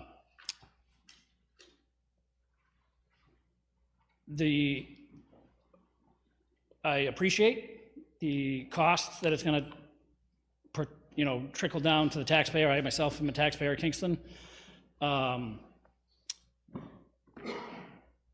So 11 cents per thousand is a big ask, and I appreciate all support for this article. Thank you. Thank you. Any further comments? Questions? Okay, we have a motion on the floor to move this forward at $149,808.88. All in favor? Aye. Any opposed? Any abstentions? Okay. Article 13, to see if the town will vote to create 1 full-time land use administrative position and to eliminate the part-time positions of planning board administrative assistant and zoning board. Further, to raise and appropriate the sum of $22,588.46 for salary and benefits for 9 months to be added to the $48,360 currently in the proposed operating budget. If approved, this position will become part of the operating budget in ensuing years. Majority vote required. Estimated tax impact is 2 cents per thousand. Recommended by the Select Board 4-0. Recommended by the Budget Committee 7-2. May I have a motion to move this forward? Motion. Second? Thank you. Any discussion? Questions? Comments? Nothing from... I've been advocating for this full-time position for the 3rd year in a row. We have a very able person who's working 30 hours a week and deserves the opportunity to go full-time. It does benefit the town. You have no idea how smoothly run our planning board and zoning board meetings are, we work much better with the contractors, developers, and business enterprises that are coming into town and working to get these projects done. The more we can develop the community in a responsible way, it helps the bottom line. I ask for your support on this article. Oh, Claudia? There was a vote taken last week to amend, 2 weeks ago, to amend the language on this to append the words administrative assistant after the words zoning board, and that's not in this. Does anyone want to do that now? I'll do it. Does anyone, I don't have that. I'll would anyone just like to do it now? Yes. Yes, okay. So we have a motion to add administrative assistant after the word zoning board. Do I have a second? Sure. Second. Any discussion? Questions, comments? Good. So that will now move forward. Oh, I need a vote. Can I have a vote to amend that, please? All in favor? Aye. Any opposed? Any abstentions? Okay, that will move forward as amended. No further discussion? Okay. Everything's been amended and we had that number. I guess we can do it again. Well, let's vote for the whole. Yes, we're going to vote on Article 13 as amended. All in favor? Aye. Any opposed? Any abstentions? Okay. Article 14, to see if the town will vote to raise and appropriate the sum of $50,000 to be added to the fire apparatus replacement capital reserve fund previously established. Majority vote required. Estimated tax impact is 4 cents per thousand.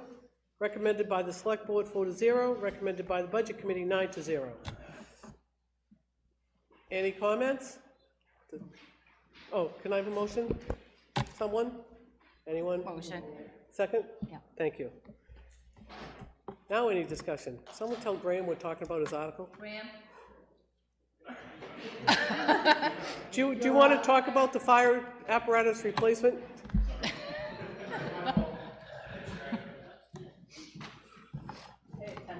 Sorry. My apologies, I don't want to create any more length of this meeting than I have to. Article 14, every year we ask for money to be deposited from, raised and appropriated from taxation for fire apparatus. Fire apparatus, like a lot of customized vehicles nowadays, plow trucks for the highway department, trash trucks that's going to be 18 plus months to build. So a fire apparatus, we were to order one today, it could be up to 4 years before we receive it. The enormous rise in costs also. Our newest engine, our newest purchase was 2016, that cost us $450,000. For this tanker truck that we're looking now, which is less customized than that, is $735,000. So the prices they're going up. I feel that my job as the fire chief is not to replace a vehicle when it's out of service. If you need water at your house because you've had a fire, you need that truck there and able to operate. So if we wait until that truck is not operable anymore, then that can't happen. So again, my job is to plan in the future, 5, 10, 15 years down the road. I will speak more to that on the next article as well. Thank you. Any further discussion? Any questions, comments? All those in favor of moving Article 14 forward as presented, please say aye. Aye. Any opposed? Any abstentions? Article 15. To see if the town will vote to raise and appropriate the sum of $735,000 for the purchase of a new fire tanker truck and to authorize the withdrawal of $735,000 from the Fire Apparatus Replacement Capital Reserve Fund created for this purpose. The amounts left will remain in the CRF. The truck to be replaced is our 2001 KME tanker. The now 24-year-old tanker is the primary source for transporting water to a fire scene. The lead time on orders for apparatus is currently up to 36 months from time of purchase to time of delivery. Its replacement is in accordance with the fire apparatus replacement plan accepted by the Select Board, Fire Chief, and the Budget Committee. If Article 14 fails, this article shall be null and void. Majority vote required. Estimated tax impact is nothing. Recommended by the Select Board 4-0. Recommended by the Budget Committee 9-0. May I have a motion to move this forward? So moved. Second? Thank you. Any comments? Good morning again. So this is to replace our 2001 KME tanker truck. The tanker that we currently have has 3,000 gallons of water. It's considered a Class A pumper, so we can use it as a frontline piece of apparatus. Again, the rising costs in repairs that we've had to do leaf springs on both rear axles, an exhaust system, and the electrical system has had some repairs in the past. So again, as I stated in the previous statement, it's going to if we order it today, it'll be up to 3 to 4 years before we receive it. Rising costs of vehicles. This will have no tax impact. So we currently have $709,000 in the Capital Reserve Apparatus Replacement Fund. The previous Article 14 will give us enough money with the $50,000, and that will still alleviate $15,000 remaining in that fund to build interest for the next replacement. So again, I ask for your approval on this. Thank you. Any further questions, comments, discussion? Okay, all in favor of moving Article 15 forward as presented, please say aye. Aye. Any opposed? Any abstentions? Okay. Article 16, to see if the town of Kingston will vote to raise and appropriate the sum of $75,000 to be added to the Highway Department Equipment Capital Reserve Fund previously established. Majority vote required. Estimated tax impact is 5 cents per thousand. Recommended by the Select Board 4-0. Recommended by the Budget Committee 9-0. Can I have a motion to move this forward? Second? Second. Thank you. Hi, I'm Tom Rowan, DPW Director, Highway Building and Grounds Director, to be determined. We're asking for $75,000 in the excuse me, Highway Reserve Fund. The oldest plow truck is probably 22 years old. Eventually, it will need replacing. We're a little short, so we're hoping for your support. I was just going to say, just listen to what Graham said. You know, he can cover. He did well, but hopefully we'll have it this year. It didn't pass last year, but eventually we're going to need a truck. Hope for your support. Thanks. Thank you. Any further discussion? Anybody? Any comments, questions? Okay, all in favor of moving Article 16 forward as presented, please say aye. Aye. Any opposed? Any abstentions? Okay. Article 17, to see if the town will vote to create one part-time building department permitting technician position. Further, to raise and appropriate the sum of $26,869 for salary for 9 months. If approved, this position will become part of the operating budget in ensuing years. Majority vote required. Estimated tax impact is 2 cents per thousand. Recommended by the Select Board 4-0. Recommended by the Budget Committee 7-2. May I have a motion to move this forward? Second? Thank you. Any discussion? Okay, can you offer the floor to Pedro for me? I would like to allow the building inspector code enforcement officer, Pedro Avilla, to speak on this article. If we have no objections, we're going to allow that to happen. No objections. Thank you. Thank you. Residents, members of the board, good morning. So I'm looking forward to your support on this article, as the building department is growing and we need some help. When I came on board, I battled through all the deficiencies that were in the department to bring it to a state that is, first, manageable, second, that we can provide a really good service to the community. But within my duties, I have to also go out and make sure that things are done according to the standards required by the law. And I cannot be here in the office in a physical basis all the time.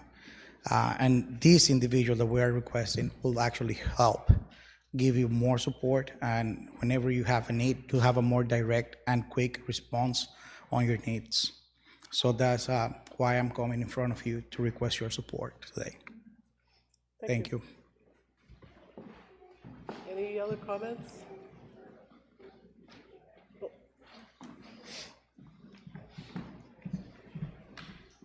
Mary Sear, Pillsbury Pasture. As was asked previously, I'd like to know why the 2 budget committee members voted against this warrant article. I'd like to hear those opinions. Let's see if we can get that answer for you. Anyone wish to reply to that? The tax increase is not going to stop until it stops. Oh, apparently you weren't loud enough. Mr. Pramberg, you might want to repeat that just so other people can hear you.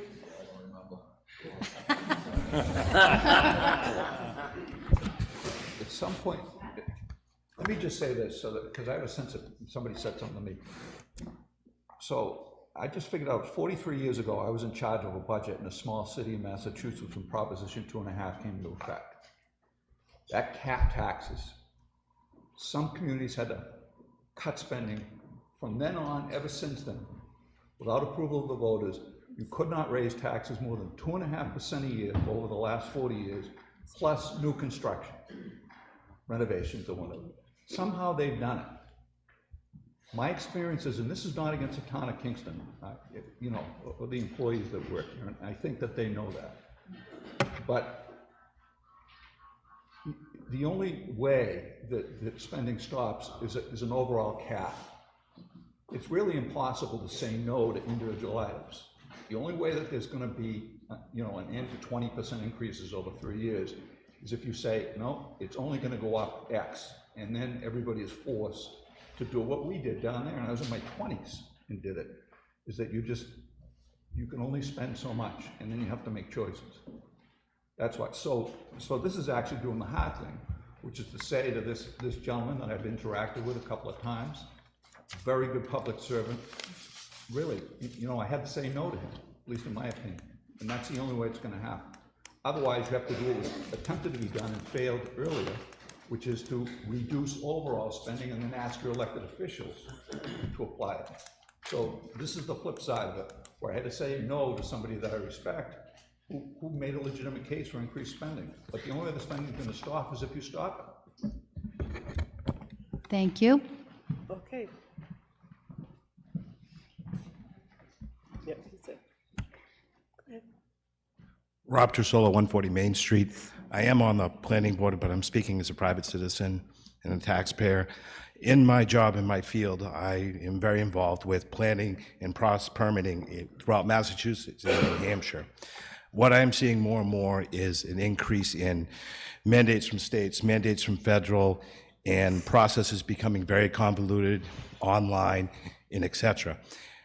I've worked with Pedro a little bit. I see the work he puts into this, and I know his job is going to get very involved and very, very difficult without some support behind him. We are a growing town, and I am fully support of having an assistant for him to help him through this process. Thank you.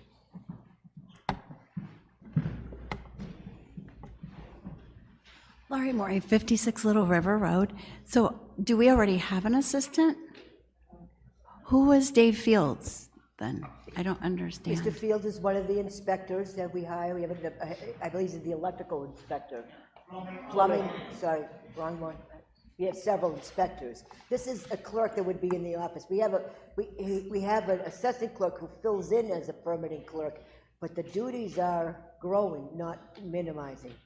Mr. Avila also helped us install a cloud permitting process so that we get your permits online. That has helped tremendously with the workload, but we are behind in getting things done and want to keep moving forward. As we're going to have some other developments coming online in town in the next couple of years, and we need to be ready for it, one of which is the seminary project. So Pedro has no help right now, and when one of us has a need for an inspector, that's paid by job? Is that how we pay them? There are inspection fees, but when you get it to draw. Oh, and that's how they're there's a paid. fee. Okay, got it. But Yeah, I paid that fee. Okay, thank you.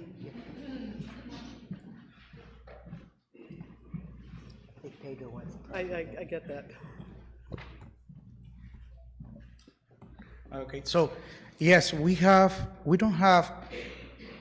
other inspectors. I do building and general inspections. We have a plumbing and electrical, and the plumbing does also mechanical.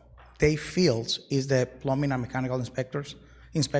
Tom Soterakopoulos is the electrical inspector for the town. The thing is that the town hired them on a inspection basis as needed. Currently, with the system that I put in place for the cloud permitting system that I established as of September last year, there were no abilities to understand how the department was working. And when I came in, it was failing. It was a failing department. What is the importance of the building department? It's not only for development, it's not only for what's going on in the community or complaints on the community. The biggest key of the building department is that the construction that is taking place is not only safe and sound, it's built to a minimum standard.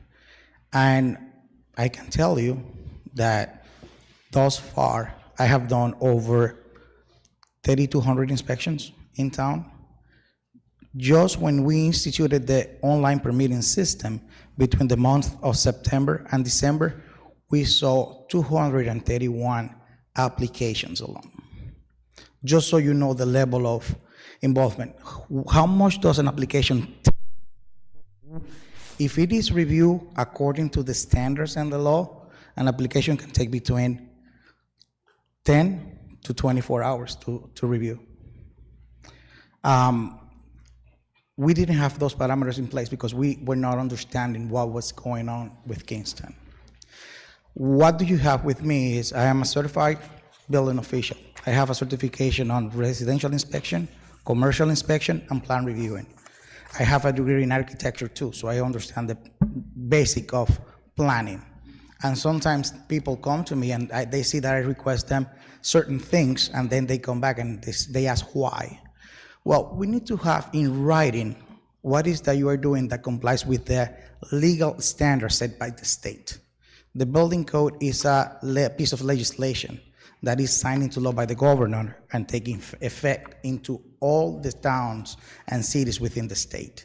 And there is no way of going outside of that. You can build, the town can be more restrictive than that, but in order for the town to become more restrictive, it has to go through a process with the board of the code review board, and they have to submit what it is that we're telling them that we're going to be more restrictive than the state and why we're making those determinations. One of the things that I did also when I came on board was to work diligently with the zoning department. That's why it's also very important for us to have somebody that can be here full-time in the zoning and planning, which is land use. That's the legal aspect of the building. And then you have the building itself, the structural aspect, which is my specialty. So with all the parameters that we have in place, I do need some level of help, because it's not only that, it's also helping the general public that come in contact with us. I can show, I'm open to the public. Whenever you want to come by my office, you can come. I can show you what it takes to review an application, and you can see it. It's not a very simple process. And there are applications that I have to request from individuals in town to provide a more detailed set of construction documents, because they were used to getting some approvals based on just a graphical idea of this is what I'm doing, and it doesn't work that way. It's like the master plan. A master plan for any town, that's your map to develop your town. Outside of that, you are putting yourself to the risk, or not the risk, but to the level of somebody taking the town to Superior Court and deal with constitutional rights and what they want to do in the town and what the town prohibitions are and how they don't match to the intent of the use of land. And then you get a judge to dictate what you can do. So when you create these parameters and you start investing in the town with these processes, procedures, and the master plan, as an example, you are already in the upper hand by saying, this is what we want to see in the town. This is how we want the town to be developed. And that's why it's a huge portion of it. It's like having a set of plans to build a house. If you give me just 4 lines and you tell me my building is going to be these 4 lines, I'm going to tell you, yeah, it's not going to be those 4 lines. But if you tell me my building is going to be done this way and go in details into it, I can go more further and say, yeah, but you don't meet the code here that you are required to meet the code, fire separation, things of that nature. Another thing that I have been doing is the 3rd Thursday of every month, we have community development meetings.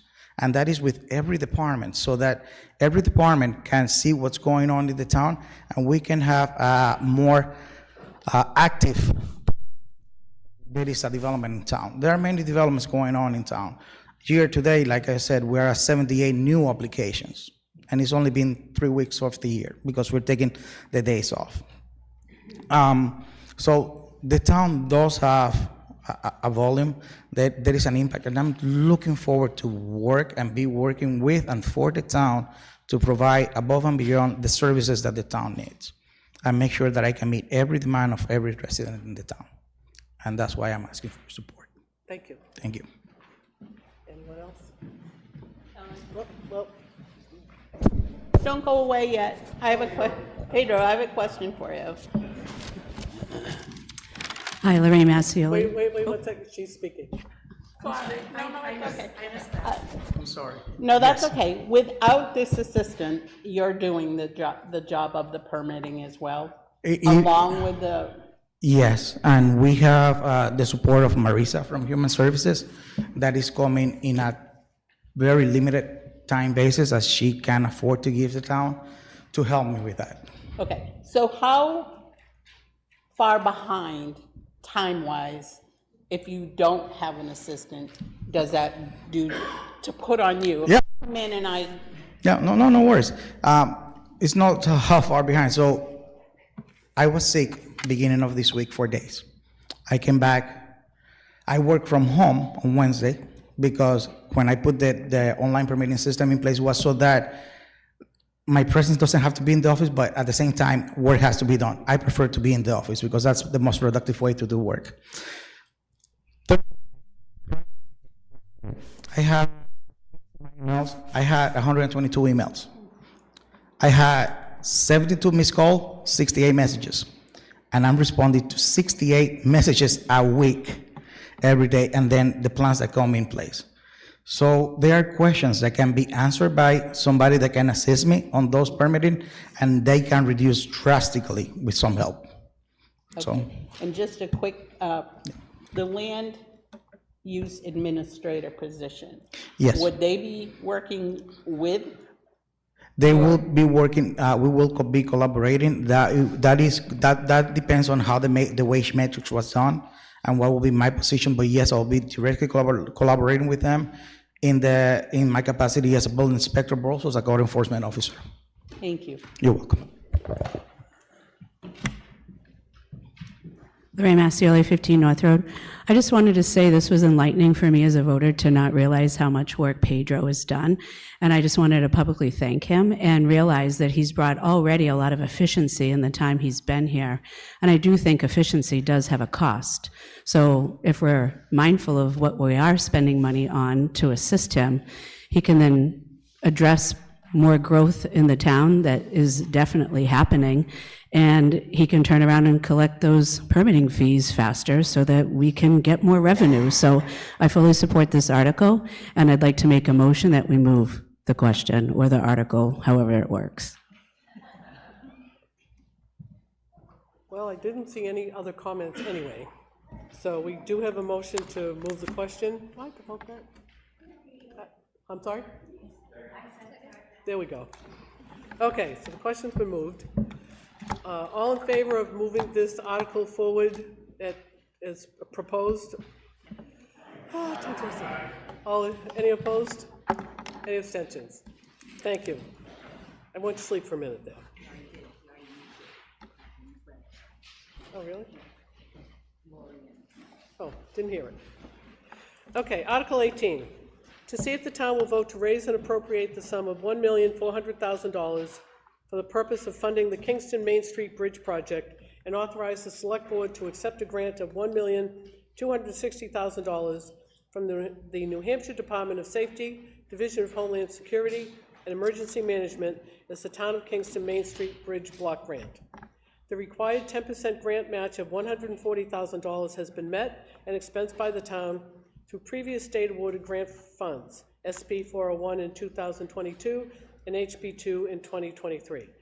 This special warrant article will be a non-lapsing appropriation per RSA 32:7 Roman numeral 6 and will not lapse until the construction of the Main Street Bridge project is completed or 26 months from the date the grant is awarded, whichever is sooner. Majority vote required. There is no tax impact. and estimated tax impact is 0. Recommended by the Select Board 4-0, recommended by the Budget Committee 9-0. Do I have a motion to move this forward? So moved. Second? Thank you. Any discussion? I just want to just clarify and make sure that the reason we put in a warrant for this, as you can see, there's 0 tax impact. In order for us to accept the grant, we have to have a line item in the budget. But if we put it in the budget, that would have increased the budget. It would have looked on paper, the increase would have been $1.4 million, right? So we have already met our 10% matching requirement for this grant. It's for our Main Street Bridge. If that bridge fails, we're gonna have to come up with the money to fix it. So we have the possibility of being awarded up to $1.4 million to fix this. And we've already met and spent our 10%. So there's a 0 tax impact. It's costing the town nothing. We're getting grant money to fix this. So I just want to make sure that everybody understands that part of it. Okay. I'm fully in support of this warrant article. Thank you. Go ahead. Rob Trisolo, 140 Main Street. I like the idea of a state grant, but whenever I see federal grants, I start to get a little bit nervous, and I just want to be reassured that it has been vetted and there are no other strings or attachments associated with that grant coming from Homeland Security that will restrict our town from making our decisions. I'll see if I can. Has anybody looked at that? Anyone wish to respond to that? Okay. Any other comments, questions, concerns? Okay, all in favor of bringing Article 18 forward as presented, please say aye. Aye. Any opposed? Any abstentions? Okay. I've been asked to bring Article 19 to the floor as amended by the Board of Selectmen. The amounts have not changed, just some additional language has been added. So unless there's an objection, I'm going to bring that forward to be read. Any objection? Okay. Article 19. To see if the town will vote to create 1 full-time town administrator position. Further, to raise and appropriate the sum of $130,444, which is 9 months' salary and benefits, to fund the position. Reporting to the Select Board, the town administrator will be responsible for supervising and directing the administration of all town departments and carrying out the policies enacted by the Select Board. Further, the town administrator will serve as the day-to-day point of contact for all department heads, manage town hall operations, perform contract administration, assist with preparation of the annual budget and manage expenditures within the budget, seek appropriate grants and, why are we all looking at me? This is what I was getting. We're going to do it again. Would you Ignore all that. Madam Moderator, would you Yes. like one of the Select Board members to read it? Well, sure. That's fine with me. Or? Because the warrant's already been posted, we do have to do it's a regular amendment. We'll have to do a motion in a second. I figured I'd read it and then, yeah. Can we do a substitution? No, it's not allowed anymore? You could do it. But we have to do a motion in a You second just to have do the amendment. Yeah, once I read it, I have to see if people accept it as amended. All right. Would you like? Sure, you can do it. Go ahead, Glenn, give her a break. All right, so it's Article 19, as the moderator said.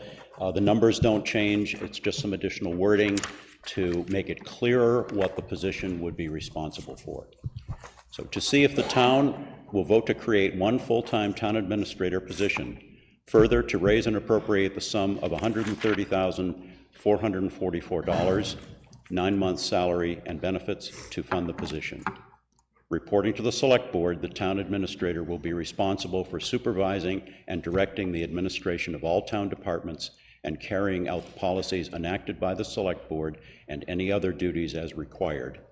Further, the town administrator's duties will include and not be limited to serving as the day-to-day point of contact for all department heads, managing town hall operations, performing contract administration, assisting with the preparation of the annual budget, and managing expenditures within the budget, seeking appropriate grants and funding opportunities to help reduce the financial burden on taxpayers, and providing reports to the Select Board as required by law, requested by the Board, or deemed necessary by the Administrator.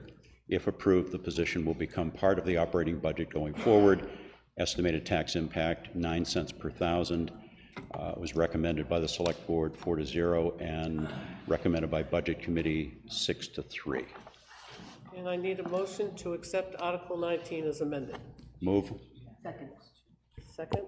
All those in favor of accepting the amendment, we'll still have to vote on it and discuss it, but all those in favor of accepting this new language for this amendment, please say aye. Aye. Any opposed? Any one opposed. Any abstention? Okay. Now we can see if anyone has any discussions about the article. Does the selectmen want to?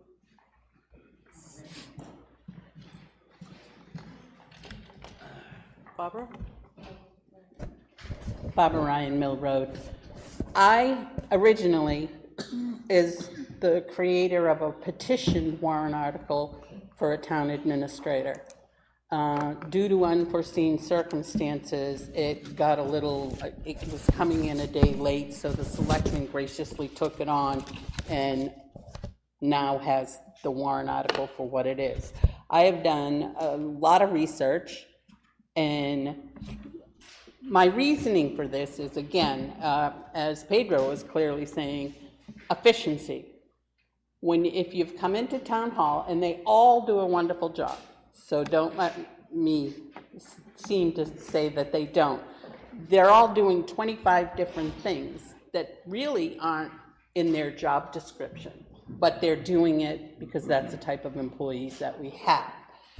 They need, all of the employees need a certain go-to person so that that person can get their answers and they can go to the selectmen and they can continue on about their business. There's going to be those who say, we don't need it, it's another position, blah, blah, blah, which they're entitled to have.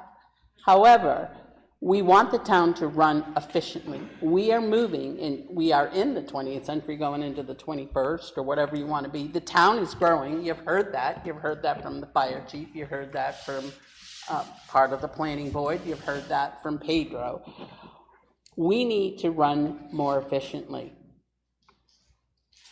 That is why I put it in. I'll be more than happy to answer any questions that you may have about where we came up with the number. Was we went on the high side, because we obviously don't want somebody coming right out of school trying to tackle Kingston's town hall and employees. So that's where that number came from. Yes, it does include salary, benefits, all of the above, because there's been some grumbling that that is not included. That is not true. It is. And again, I'll be more than happy to answer what I've researched, what I think would be in the best interest of the town. And on a side note, on my petitioned part, you would be surprised. Town employees and a good amount of the select board are all for it. And they can explain on their side how the town administrator would benefit the Board of Selectmen. Thank you. Sir? Chuck Margosian, 8 White Drive. This is a very important position, potentially, for the town. It's not clear to me in the wording of the article whether this is an advisory position to the select board or an authoritative position. Is there any authority of this individual, the administrator, other than making advisory suggestions to the select board? It's not advisory, it's reporting to the select board, but responsible for managing day-to-day operations within the town, so that when questions come up about what's happening as far as the town function, 5 very part-time select board members don't have to be rousted up or to try to get an answer and try to get a consensus, there'd be a professional administrator to be responsible for day-to-day operations. But it's responsible, the position is responsible to the select board and responsible for carrying out the wishes of the select board. We also want a professional who can advise us accordingly. I mean, we rely on our attorney for support, we rely on insurance company for support, but we're really the politicians in the group that are here as volunteers to help manage the town. So we need expert opinions, especially as we get bigger and more complicated. We get contracts for jobs, and we have to analyze them. I don't have the expertise to tell you what the bridge grant is doing or not. And in order to protect the townspeople's interests, I need a professional that I can rely on to give me the advice of whether or not this is in the best interest of the town of Kingston. And we feel that a professional administrator who's versed in the regulations of the state of New Hampshire, who knows how best to get grants, for example, a means bringing additional revenue besides tax dollars to the town, that in the long run, it would be very beneficial to the town for us to head in that direction. We get a $9 million budget. It's a lot of money to be responsible for. It's our money. And I'd like to see someone in charge that could help us make more informed decisions. So is this person data gathering and informing the select board? Researching? Is that how I would read that? Okay, we're all going to hold for a minute because I have town council who wishes to speak about this. Going to a town administrator is always a scary jump for a town that hasn't had one before. Newcastle recently did it. It's, to answer your question, sir, there's town managers and town administrators. A town manager takes power away from the select board. A town manager has the authority by law to make decisions, to spend money. In order to have a town manager, the town has to vote for that. That's not a decision that the select board can make. This is not a proposal for a town manager. This is a proposal for a town administrator, which you can think of in terms of the power that they have is like a department head. They have authority, but they don't take power away from the select board. The select board still has the power over the budget, over hiring and firing, all that stuff that they usually do to manage the town remains with them, unlike if it was a town manager where some of the power would be taken away. So to answer your question, I believe is no. It does not take away from their power. Yeah, back again. In reading some of the legal notices in the Union Leader about positions that are being offered for town managers and administrators, the salaries that I've seen quoted in the paper are substantially higher than what we're proposing here. I think it was the town of Amherst for a town administrator was at $175,000, and I think it was Somerset was $170,000. Have we? I'm sorry? I'm going to have the person in the booth have a fit if I don't tell you that you need to speak with the mic. Okay. Thanks for that. But it's also partial year. This is not a full year's salary here by any means. Okay, you were next. Kim Donahue, 33 Morning Dove Road. Thanks to council, because I was going to ask for the distinction between town manager and town admin, so I appreciate that. I'd like to understand, what is the base salary excluding benefits for the role? Does anyone have what the base salary is excluding benefits for this position?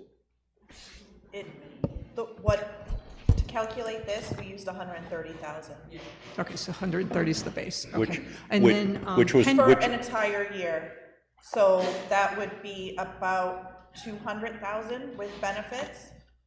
So that's how we got to the 130. Okay. And again, just to clarify, that the town used the high end of the range. The hiring range has a lower number than that, but it was decided to pick the high end just in case, to leave the flexibility in case there was a very well qualified candidate who was worth that high end. But that's not necessarily what the person would be hired in at. So you could hire up to $130,000 base. Okay. And how do pensions factor into that benefit? Is a pension calculated when you say plus benefits? Is the pension included? Yes. Yes, the state pension is in there. The town has to pay, it's changing in July, but it's like 11% for a non-fire police officer. That's the town's portion. And then I had to take the full amount, the highest amount of health insurance, because you don't know what somebody's going to claim. And then Social Security and Medicare. Okay, thank you. And my parting question will be the same one I ask over and over. The vote seems a little bit divided on the Budget Committee side, so I'd like to hear any input from the committee as to why folks did not vote for this. Thank you. All right, so I was one of the no votes, and it wasn't that I was against the idea of a town administrator. It was the speed at which it happened. It was going to be a petition warrant article, and then at the last minute, it got changed, and I wasn't sure, or it didn't seem like we quite had the right numbers for what the job they're saying that it's going to entail. I would think it would be more than 130,000. If you want someone who's going to take the place of a lawyer and an insurance person and a bunch of other things. Also, the job description was not yet clear at the point when we voted. They have amended that to add that language, and that was one of my big reservations, was that there was not a clear job description.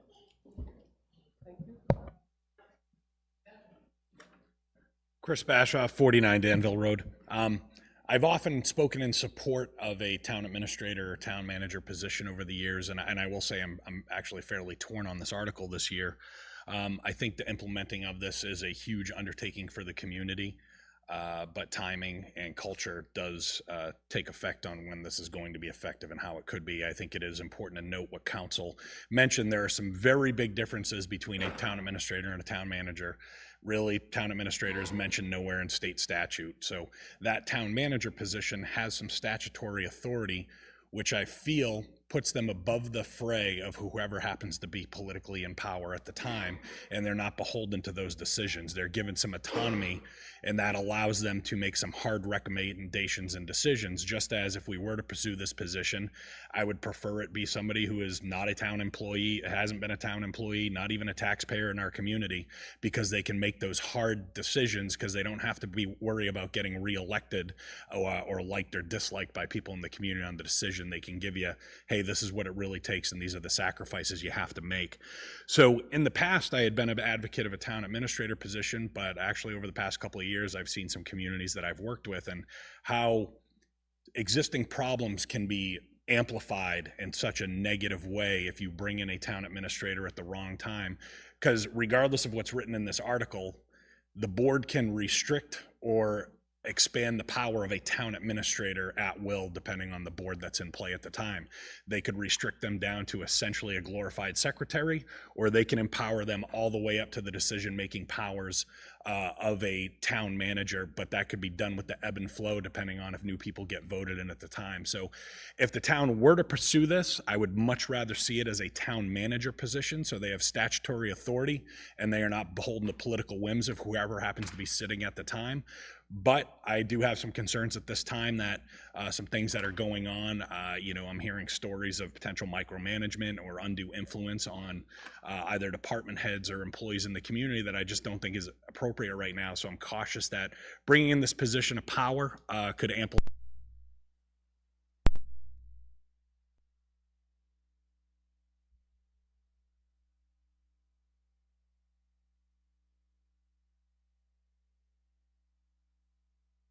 Kids. And I will say there are some definite benefits to having a full-time professional watching the day-to-day, and especially as things come to budget, put it at tall people height. There is an ability for a town manager or a town administrator. There is cost savings that can be realized long-term. You have a dedicated professional that is watching these things. I've sat up on that board, and some of us had full-time jobs, some of us are retired, but none of us, that wasn't our full-time focus. Some could dedicate more than the others. And there is a huge time commitment for being on the Board of Selectmen. So I thought that by having that position also would open it up for other people to serve. It wouldn't just be limited to people that were necessarily retired because they have the free time that it requires. So I figured it'd be an opportunity for a lot of other people to be able to serve in that seat if there was a dedicated person that gathers all the details, handles the day-to-day, and allows them to come and make some decisions based off of that. But that's all I have.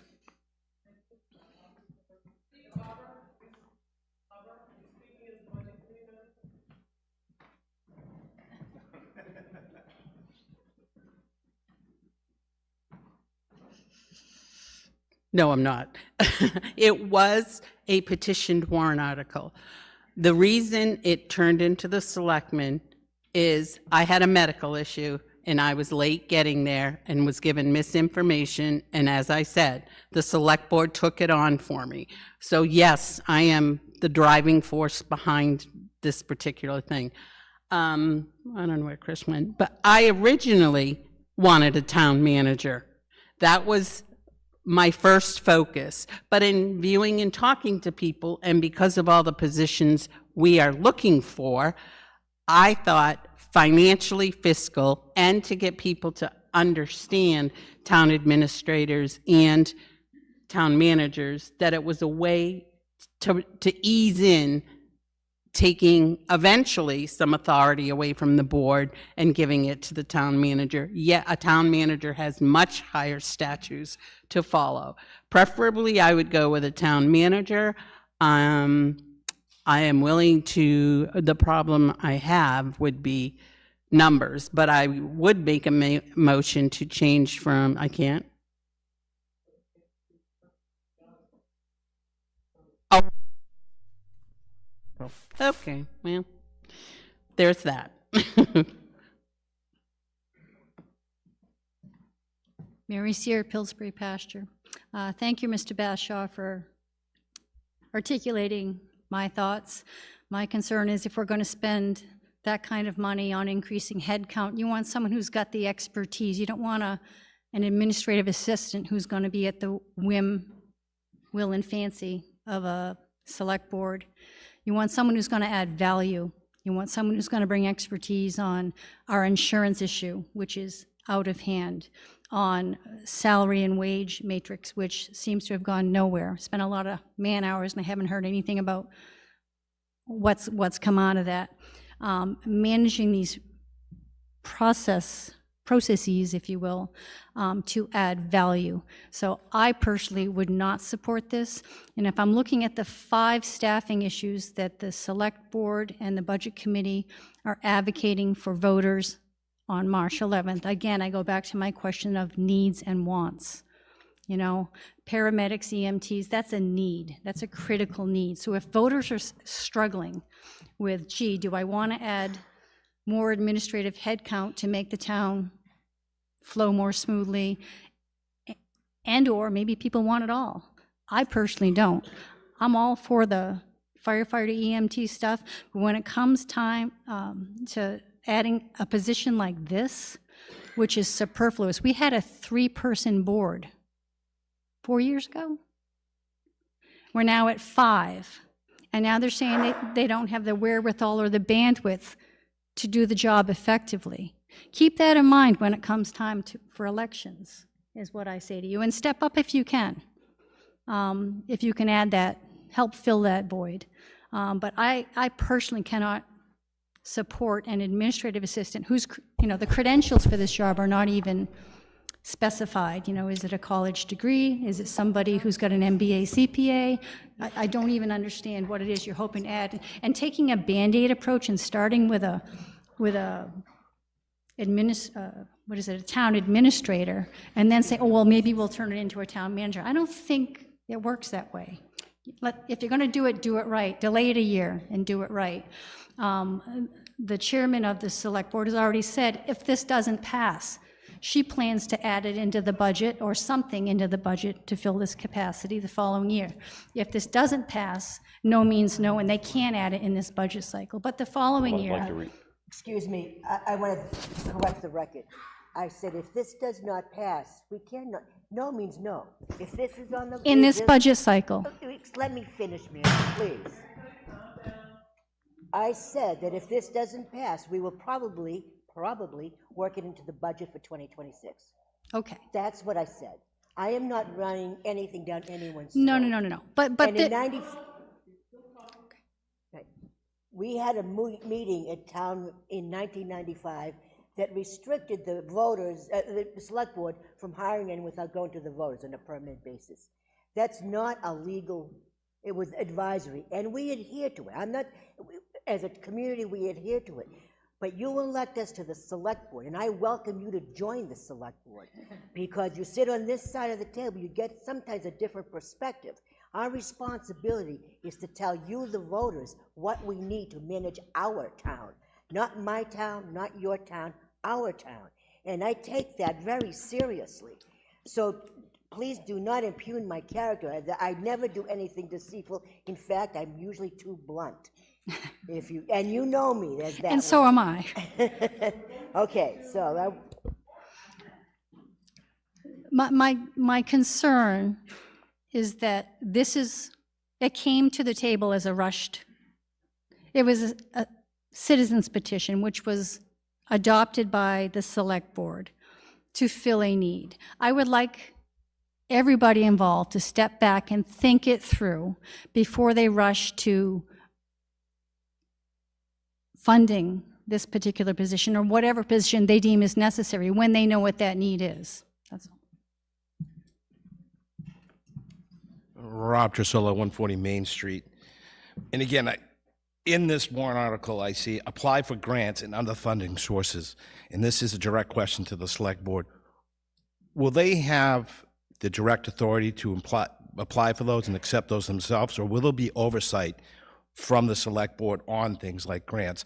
I can get you a federal grant right now for 3 teachers, but with that, you're going to only have that for a year, and then all of a sudden that will end up on your budget.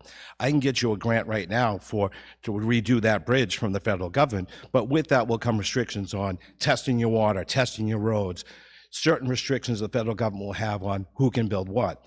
I can get you a grant, again, from the federal government that will come and fix your roads for you and help you on 125, but with that will come with they'll have a federal grant overlay that you'll have to impose in your city, which will override your zoning, and they can come in and build apartment buildings, because that's what happens when you take grants. Will this administrator have any oversight from our select board in applying and accepting grants? Okay, yes. The select board, with the town administrator, only the select board can approve a grant. They can, with authority from the select board, a town administrator could apply for one, research one, present it to the select board. But when you get a grant, you have to sign it, and there's a certification page. The select board would have to vote as a board to accept that grant. The town administrator does not have that authority, and it can't not be given that authority. They can be given the authority upon vote of them to sign the documents on their behalf, but the vote still has to happen to accept it. Thank you. And by the same token, a town administrator is not going to eliminate the need for a town attorney, because you get a document that's 30 pages long, you're going to go through it to some extent. We want to make sure we're working in the best interest of the town of Kingston, and that it's legal and it's in the best interest of the town of Kingston. So it will not eliminate council, but it may minimize some of the work. My name's Mark Goddard. I live on Ball Road. Everybody hear me? Thank you all for showing up. It's nice to see citizens here that aren't serving on boards, because I got to tell you, working on a budget committee, this is not a walk in the park. Regarding the current subject of discussion, I am not in favor of a town administrator. It should be something different. Town manager is appropriate. I know that's a change to the warrant article. However, the rewording is last minute, which I do not appreciate. I like to have the study ahead of time. A town manager has significant difference from a town administrator. This is a person who is independent of the select board and can make decisions on his or her own. The administrator is subservient to the select board. You think we have financial problems now? They're just going to get worse. A town administrator is a professional.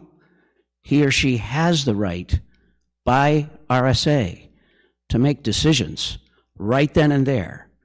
Time is of the essence, and that is what an administrator will bring. Now, manager. A manager, because they have more authority to get things done. The value is there. Other towns that have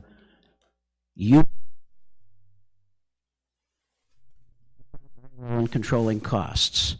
And as I think one thing we can all agree to, the costs for this town are almost out of control, at least from my view. That's one reason I joined the budget committee. Follow the money. So a town, it's a little like buying oats. You want nice fresh oats, you're going to pay the going rate. If you don't mind, so I favor a town manager. Thank you. I'm not in favor of this proposal for a town manager or administrator. I have faith in all of our department heads that they'll keep the costs down. And I have faith in our select board that they're going to do the right job.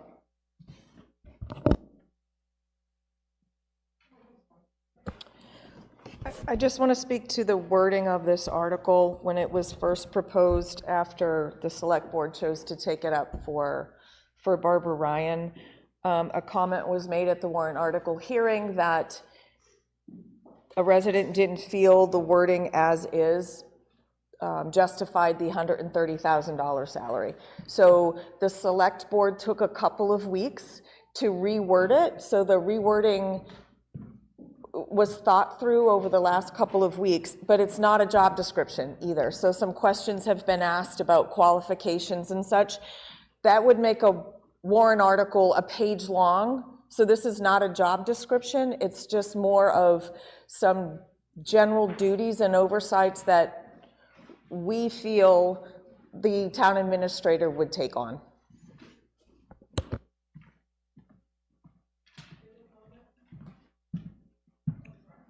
That's okay. I feel like you the other day. Again, I have to reiterate, and thank you, Lori, for saying that. It was not a rushed decision. Wordings and stuff got changed. I understand that. And the discussions have been made that there needs to be a job description, but if the people aren't for town manager or town administrator, what's the point of putting them, spending all of their time that they run short on to do the committee study if we're not going to support it? The other thing that was said is, and I understand that some people say they have faith in your department heads, so do I. But I'll tell you, department heads signed the petition that I had. They are in support of it. I don't know if any of them here want to say that, and I don't blame them because of, you don't want to be attacked. But again, we did not rush, and we have not done a full job description until we know if the people are even for it. Thank you.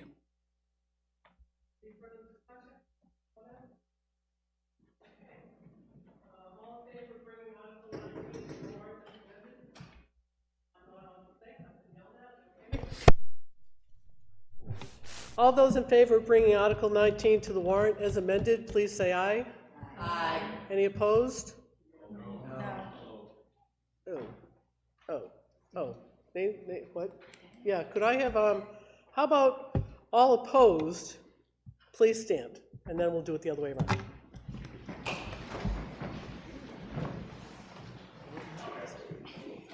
So who's going to count for me?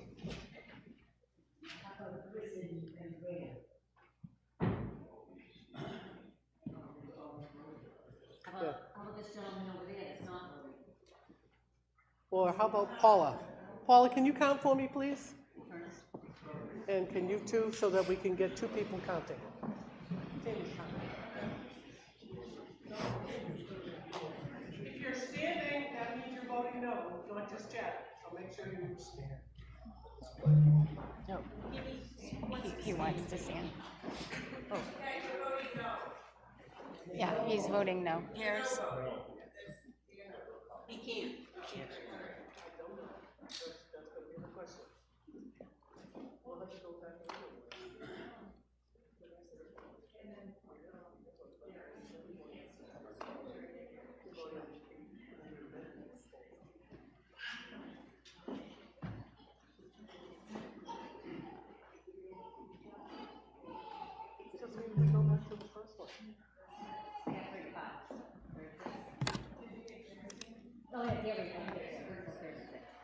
Okay, all of you sit down. All in favor, please stand up.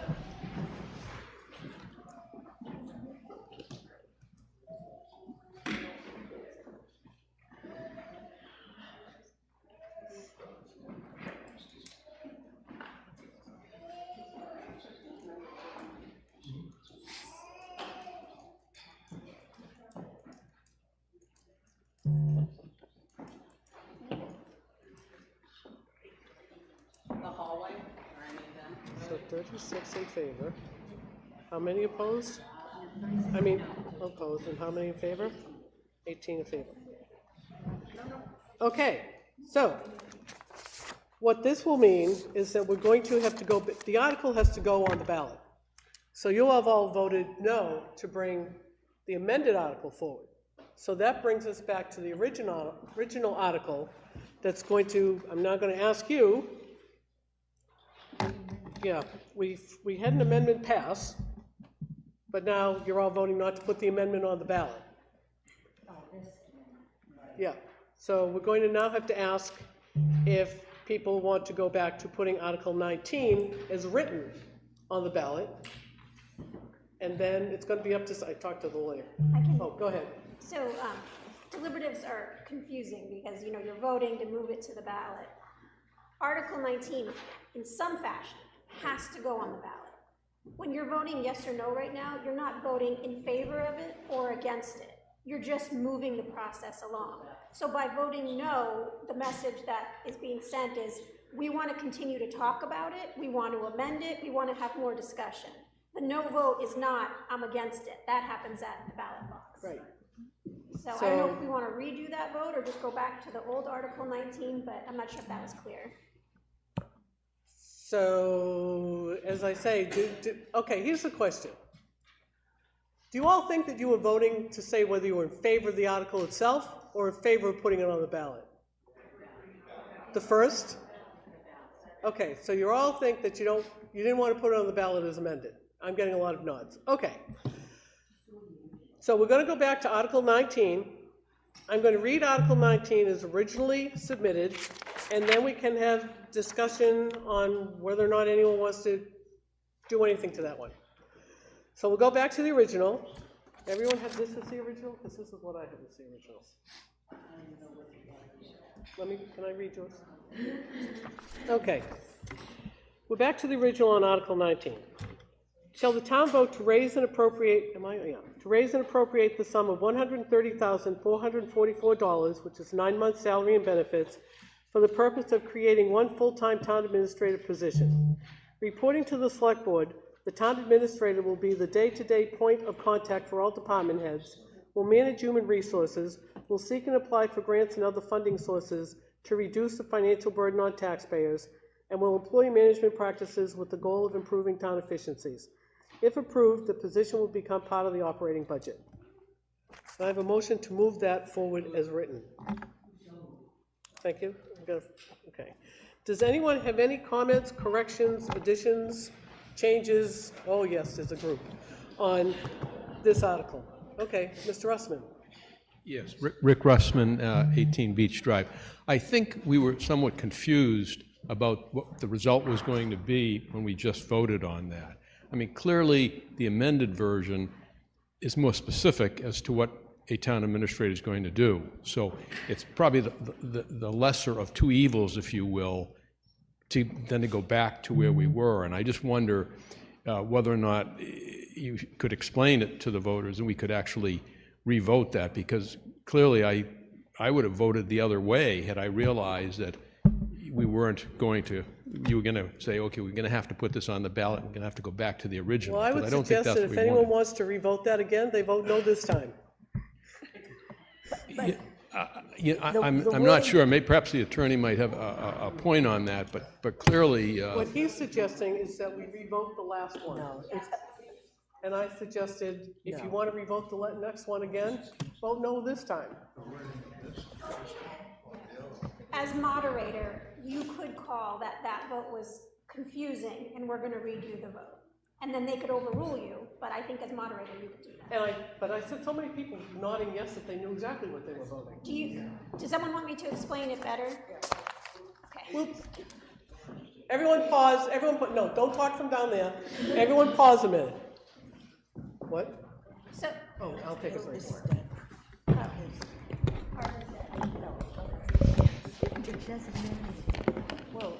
So at the end of every article, when the moderator asks to move the article to the ballot, the article in some fashion, whether you amend it or amend the amount or whatever you do, it has to go on the ballot. Otherwise, we're just here forever. So when you were standing up to say, no, I don't want to move it to the ballot, you weren't saying, no, I'm against this article, because that's not the time to do that. The time to do that is at the ballot box. You were just you were just being asked to move the meeting along. If you have problems with this article that you want to address now, that's going to have to be done by amendment to the language, to the amount, something in that fashion. But we have to move it. You have to, at some point, amend it the way you want it, and then we have to move the article to the ballot. We don't have a choice. Otherwise, we stay here until it gets moved. I would like you to raise your hand if you want to revote the last one, which has the amended language. We have a discussion going on now based on the vote. Based on the, yeah, but Based you're on the asking. vote, we have discussion now going back to the way it's originally written, so I think point of order would be to entertain current discussion. Sure. I have raised a point of order, but. No, go ahead. Are you done, Mr. Rossman? Yes, I am. Thank you. Go ahead. Lorraine Massioli, I was clear in voting that we were voting to whether to put it on the ballot as was amended. Coming back to it as its original form, based in light of the discussion brought up and the amount of power for a town manager versus administrator, I felt that standing up to say no meant we could come back here to see if it's possible to change the word from administrator to manager. It isn't. It is not. That's already been determined. I apologize if I missed that, but that is one reason why I chose to stand on the no.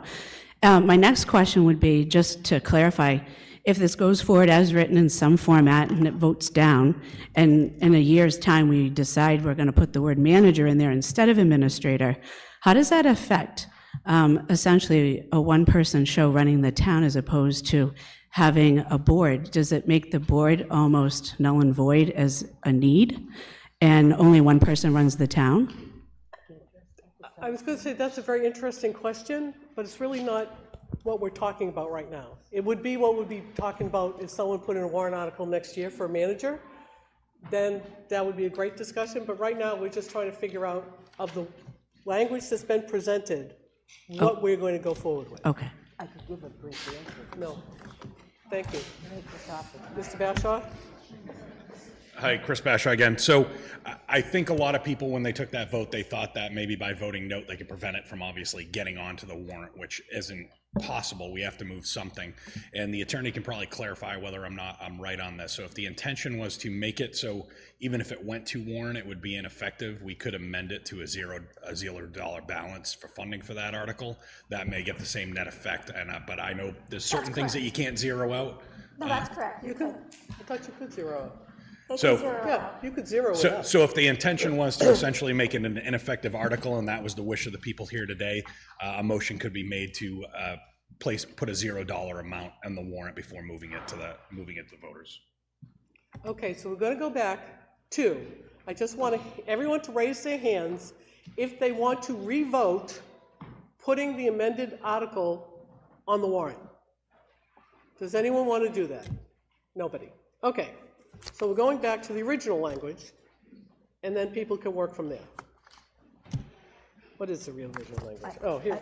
I just want to reiterate that the original article that's on the warrant here will definitely have to be, If it passes on March 11th, the board and maybe a subgroup will be working on developing a job description that more clearly defines his or her responsibilities as a town administrator. If the article is failed, then nothing's going to happen in 2025. It failed on March 11th. If next year we want to go with a town administrator, that's going to go through a whole nother process. But this way, it's the definition as described in the, is a generalization of what the duties would be. There would be more specific duties in a job description. So Article 19, the language we're going to is the original that was originally submitted in the warrant that you have, which says, shall the town vote to raise and appropriate the sum of $130,444, which is 9 months' salary and benefits, for the purpose of creating one full-time town administrator position. Reporting to the select board, the town administrator will be the day-to-day point of contact for all department heads, will manage human resources, will seek and apply for grants and other funding sources to reduce the financial burden on taxpayers, and will employ management practices with the goal of improving town efficiencies. If approved, the position will become part of the operating budget. Estimating tax is 9 cents per thousand, recommended by the select board 4-0, recommended by the budget committee 6-3. Can I have a motion to bring this forward? Second? Discussion? Anyone? Nothing? I'll make the motion to amend the amount to $0. Okay, we have a second. Mark. Discussion? Anyone? We have discussion. Hi there, Kim Donahue, Morning Dove Road. I just want clarification, if we move it to $0, does that allow the position to be put into the budget anyway, even though it's a zero, so the position gets completely eliminated? Correct. Any other discussion? Comments from anyone?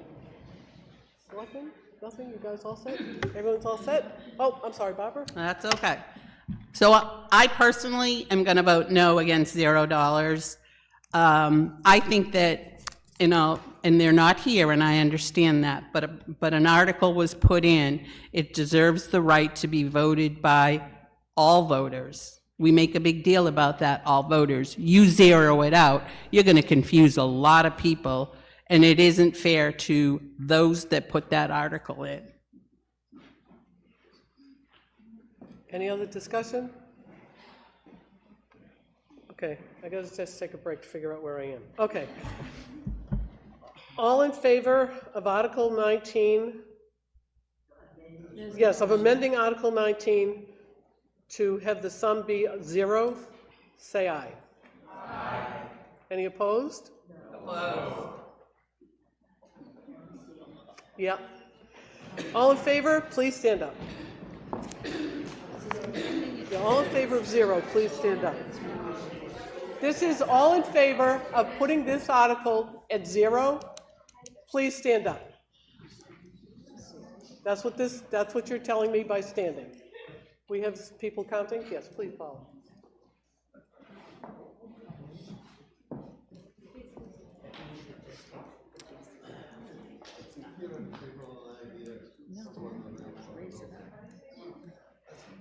These people are saying yes to 0.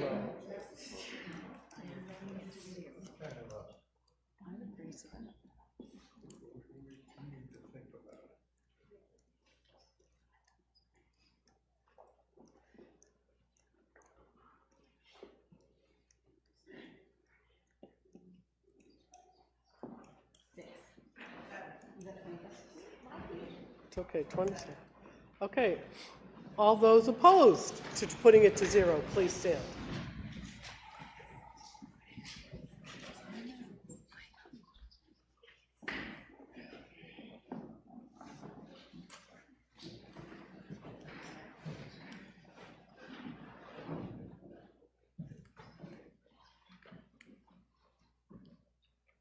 Gary, you know?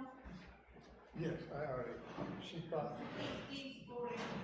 To put it in.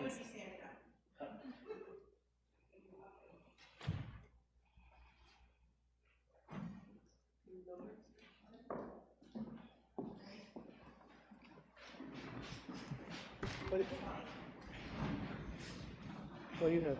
20? Okay, the yeses carry. So, okay, did I vote that already? Yes, we're all good. So yeses are 27, noes 20, and so Article 19 will be changed to be 0. Everyone clear on that? Yes. I think I'm really confused now. So, I know I'm confused. So if the warrant article goes forward and it says we're gonna raise and appropriate the sum of $0 for a town administrator. Yep. And people say no, what does that mean? If they say yes, they're saying, see, I don't understand. Like, if you say 0, we can't create the position because there's no money for it. So a yes or a no vote is gonna do what? The same thing. It's just gonna be, okay. It has to go on the warrant article. Understood. So I'm just trying to so we have understand change the from amount. a voter perspective, when I go in and I'm saying yes, or I'm saying no, it's essentially saying the same thing. Got it, okay. Got it. Yeah, volunteer.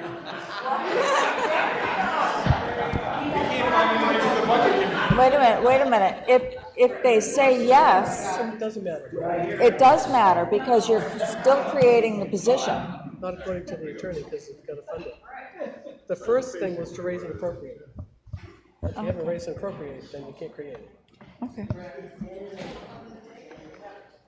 Okay, I have been asked to have, there are some people who need to take a 5-minute break, so we're going to take a 5-minute break.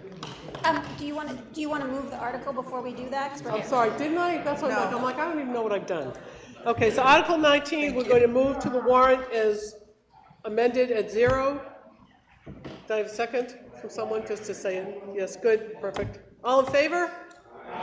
Any opposed? Any abstention? 2 opposed. Okay, Article 19 is done. I'm going to take a break too. I need coffee. We'll be back in 5 minutes at 12:21 to do Article 20.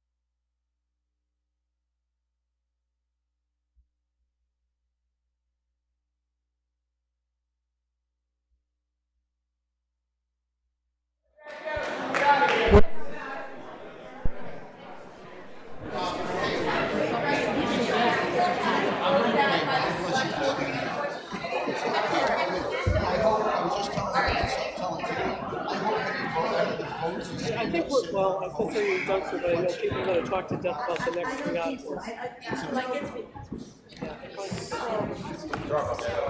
Our budget chair is very confused because. Oh, okay, you did, okay. She came to me and I'm like. The new website is telling, like, where normally you guys have postings, it's not, so just until we. Article 20. Yeah. I'm done. To see if the town will vote to establish a revolving fund pursuant to RSA, there you go, we're back. To see if the town will vote to establish a revolving fund pursuant to RSA 3195H for the purpose of facilitating, maintaining, or encouraging recycling as defined in RSA 149M:4. All revenues received for the purpose of facilitating, maintaining, or encouraging recycling from fees, charges, or other income derived from the activities supported by the fund will be deposited into the fund, and the money in the fund shall be allowed to accumulate from year to year and shall not be considered part of the town's general fund balance. The town treasurer shall have custody of all monies in the fund and shall pay out the same only upon order of the governing body, and no further approval is required by the legislative body to expend. Such funds may be expended only for the purpose for which the fund was created. Majority vote required, recommended by the Select Board 4-0. A motion to move this forward? Somebody? Motion? Yes, so moved. Thank you. Second? That's you. Second. There you go. Oh, yes. DRA had me change it to establish a recycling center revolving fund. We had to make a name. Recycling Center revolving fund. Center revolving fund. And I don't have that. Is that's a change that the DRA wants made today? No, that is what was posted. Yes. I don't know what copy you have, but that's what was posted. I was given this Friday. Well, there you go. Not by you. Get it. Not by you. Okay. So, no, I believe you. So that is how everybody else has it. I just don't. So it says to establish a recycling center revolving fund. Okay. Can I have another motion to move this forward since I've added it? Stacy? Sorry? Second? Second. Thank you. Any discussion? Mr. Coombs is up first, then you can go. Mark? Phil Coombs, 6 Little River Road. Key takeaway, no tax impact whatsoever. We already have this established for both the ambulance fund and the police detail fund, and this basically takes any revenue generated from the recycling center. We have had special events there, such as electronic waste recycling, mattress collection, bulky waste, things like that. There is a fee charged to the residents, so it's a pay-to-play type of deal. It's no impact to the taxpayers because of that, but sometimes there is excess revenue generated from that. This is so we can segregate those funds and know exactly what they're going to, what the recycling center is actually generating for revenue. And this allows us, with the long-term goal being, as the recycling center generates more of these revenues, they can go to make the center self-funding. So I would ask for your support on this. Again, no tax impact. Thank you. Mark, did you want to? And did you? You don't have to, we just. Mark Goddard, 28 Ball Road. I'd also, regarding the there's no cost to the taxpayers, I question that because there are town employees that have to show up every recycling session, and that has been calculated to be about $11,000 some odd dollars. In addition to that, there's equipment rental fees. I think it's $375 each month for each dumpster. And then when a dumpster has to be moved, it's 70 out and 70 back to get emptied and bring it back.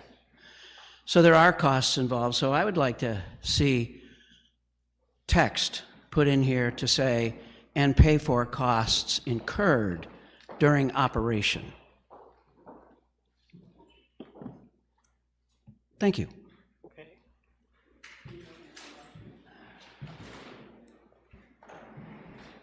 He didn't yet, but I'll ask him. Mr. Coombs? So my statement was clarifying on this fund. That is not to say that the recycling center does not have any costs associated with or taxpayer impact. So to clarify that, this fund will have no impact. It will only be funded by user fees that people who are utilizing these services, that will designate those funds to go into this revolving fund and segregate them for the recycling center. Yes, there are costs associated with running the recycling center. Those are funded through the existing overtime budget in the Department of Public Works and through volunteers, mostly through volunteers. Thank you. Oh, I'm sorry. Oh, our attorney. So, because this is a revolving fund, it's controlled by statute, and it's my opinion that adding this language is not allowed, because the statute specifically says facilitating, maintaining, or encouraging recycling, quote. And so, and we're already accounting for how we fund staff separately. So it'd be my opinion that amendment would make this warrant article unlawful. All right, thank you. Did you hear that? I didn't understand. She said adding the new language would make it unlawful, basically, because of statutory requirements. According to RSA 39:12, any... Yeah, you're not on the mic. Mark, why don't you go to the mic?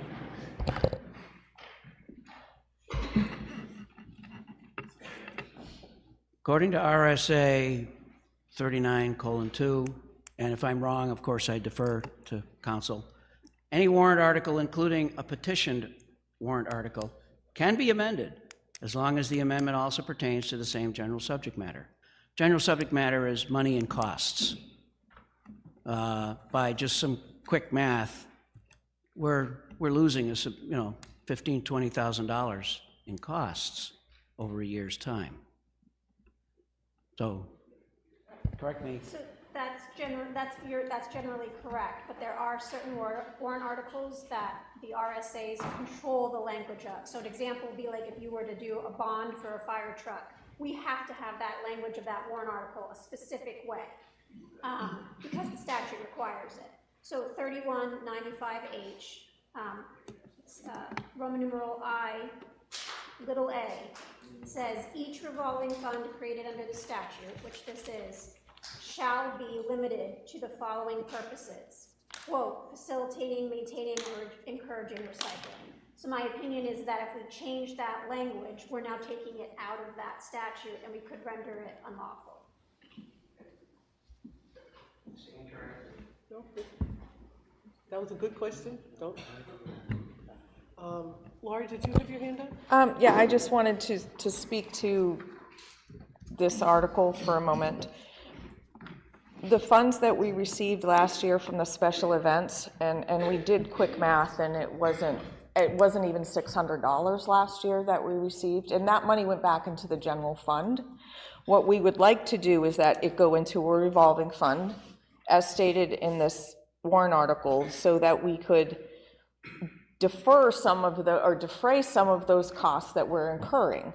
This year, we are, to speak to the work that the collection center is doing to prepare for the end of the contract, we are capturing all of those costs and revenue savings this year so that we can make a better accounting to the select board by the end of the year on those overtime costs, the dumpster cost, and the revenue that we're collecting either from the revolving fund or the credit that we're receiving from the cardboard and the glass costs. So to me, those are separate things. The costs for operating are captured in our budget for overtime and for sanitation lines. They're already captured. This is just so that we can use any money collected for special events directly back to the collection center as opposed to them going into the general fund. And that's the purpose of the warrant article. Quick question for the select board. The funds that you're collecting, or that I should say you are charging and then you're collecting, does it cost the town money for what you're collecting? It sounds like it costs us more than we save, we incur. So we're gonna just focus on this, and this could be a whole 2-hour discussion, so I'll abbreviate it. I'm gonna focus on what money we would be collecting for this revolving fund. It's purely for the special events, so the bulky goods and the mattresses, right? We're charging a fee because we have to spend that money for somebody to come take it, right? So none of the events that we did last year cost us money. Some of them literally broke even. We had to spend $500 and we collected $500, right? So the operating costs are separate from this revolving fund. So we're just purely focusing on special events when we charge a resident $20 to get rid of a mattress. We have to spend that money to then dispose of it. So we're just trying to recoup those costs, and anything extra goes back into the revolving fund, not the general fund. Did that clear it up? That's true, but there are costs attached to running the collection center. You have employees who are working overtime on a Saturday morning to do that, and as Mr. Goddard pointed out, we're also paying for the waste manager to bring the dumpster in, fill it up, and then, we fill it up, the volunteers do, and we work with it, and then take it out. So there are costs associated, we just haven't had a delineation. And what I hear you saying is that it's going to be this year. We'll know what it's actually costing us and the amount of revenue being generated by event. Yes. Okay. Anyone else? Any further discussion?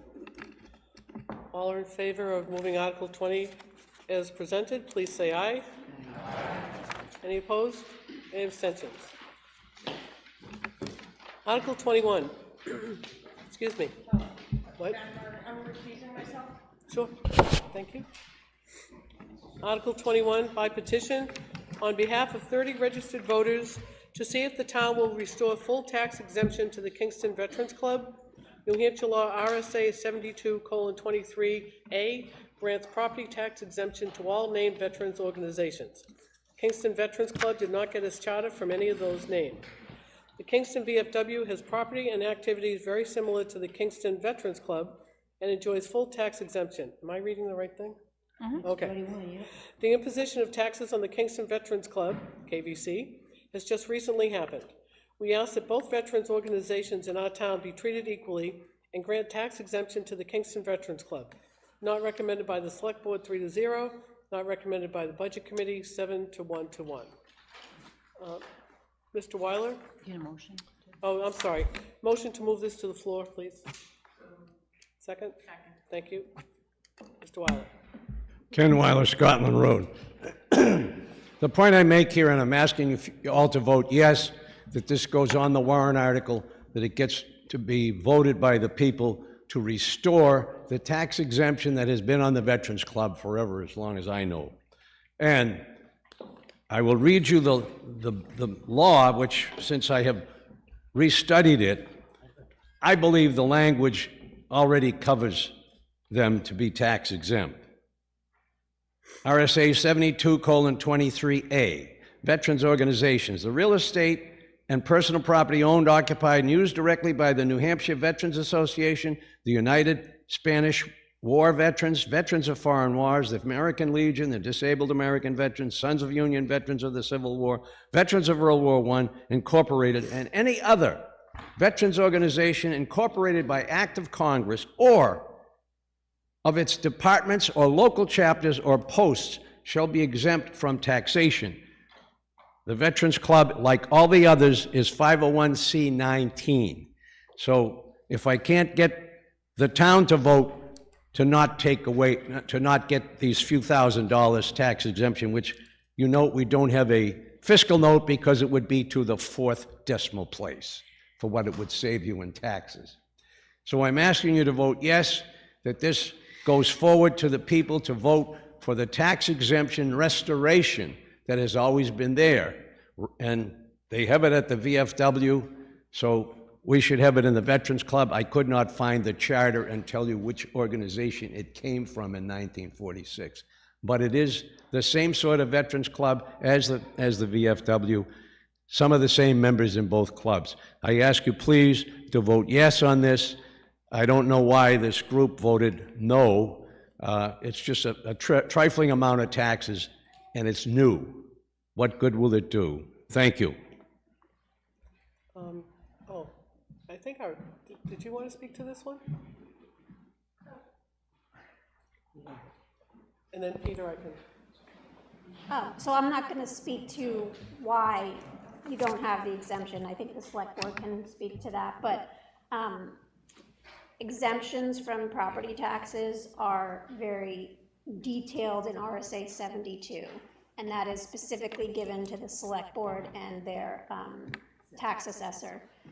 The town meeting does not have authority to grant an exemption.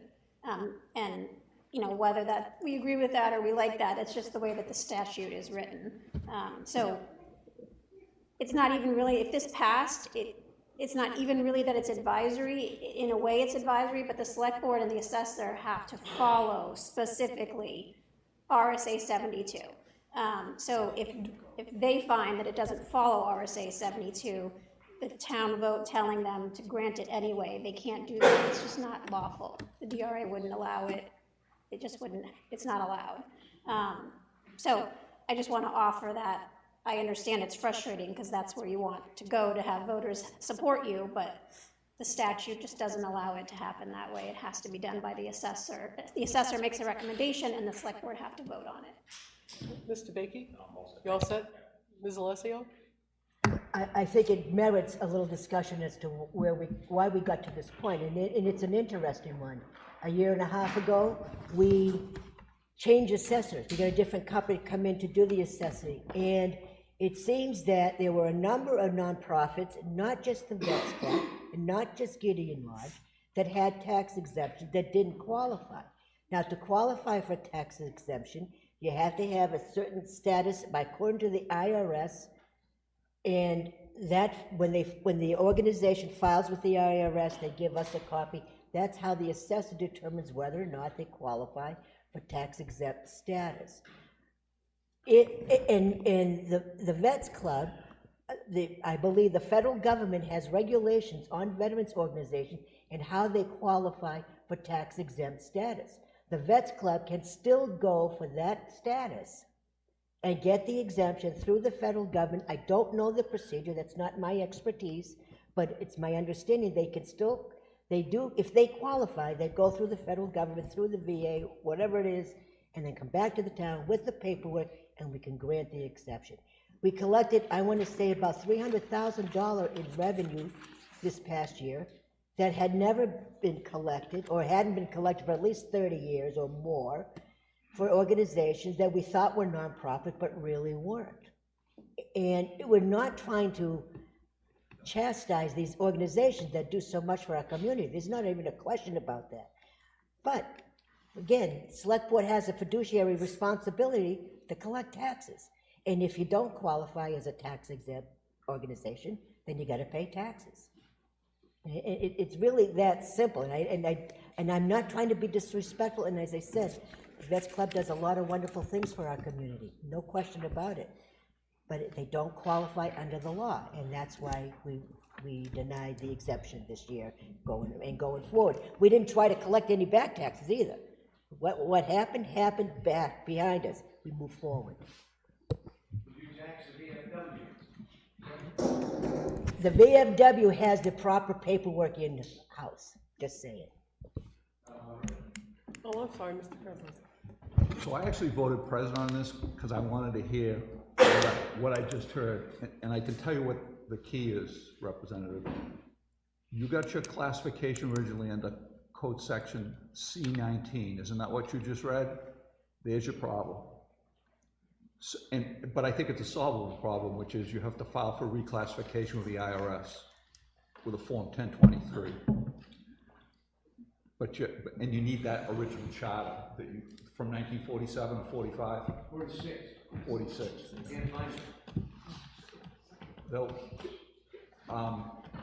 when you file for the reclassification, in order to get the C19 classification, you had to submit the charter to the IRS, and they have them. So they will find that charter for you. Any further discussion? All those in favor of moving Article 21 forward as presented, please say aye. Aye. Any opposed? Any abstentions? What? You're abstaining. Oh, good. Okay, Article 22. Excuse me. By petition, on behalf of 29 registered voters, to see if the town will restore full tax exemption to the Gideon Hall Masonic Association, number 84, on 8 Church Street.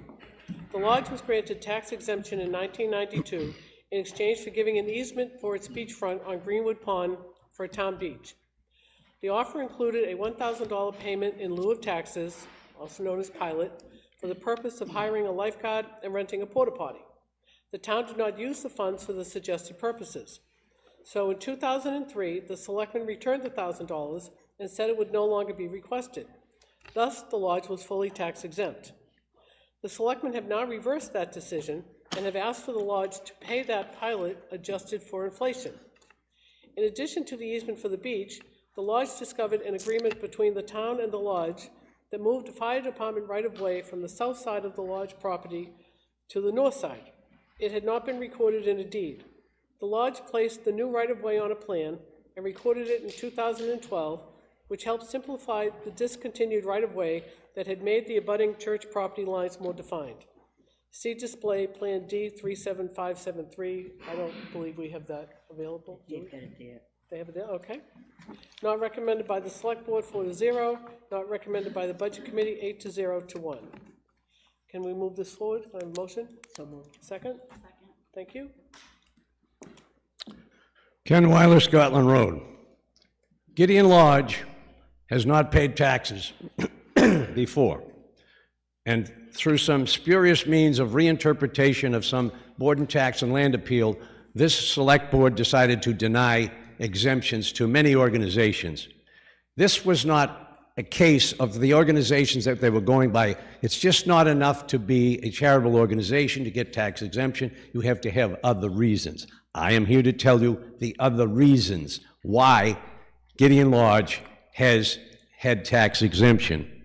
In 1992, this area that is outlined in blue was given as an easement by the property owner, Gideon Hall, to the town for a town beach.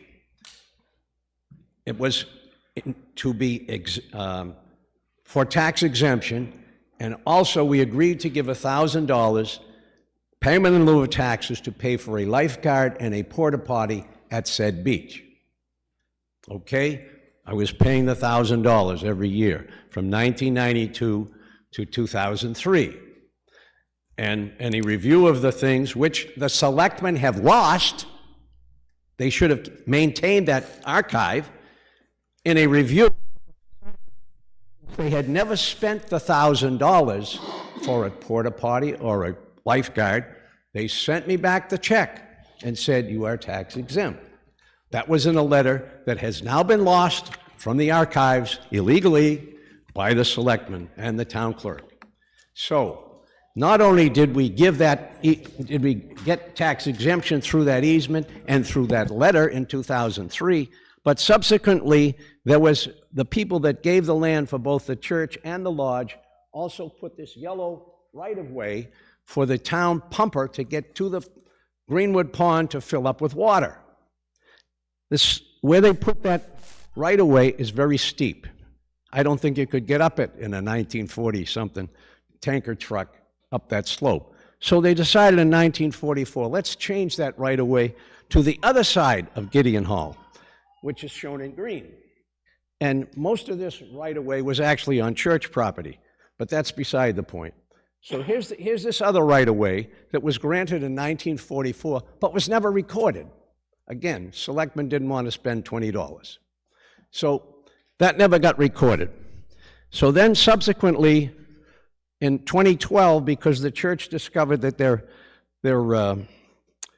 extension or their enlargement was going to intrude on this right-of-way, which was still on the books, even though it had never been used, that they needed to change it. And we voted in 2012 to actually change it to what it was agreed upon in 1944.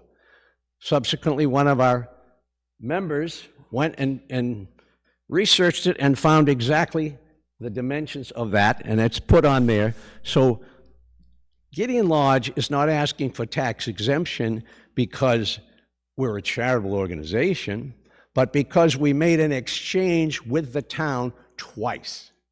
Once for the town beach, secondly, for the right-of-way for the fire department to fill up a pumper. And so to suddenly have it denied is ridiculous in my mind, and I hope you agree with me that it should be restored, and that's what I'm asking for, a yes vote on this warrant Article 22. So please support it.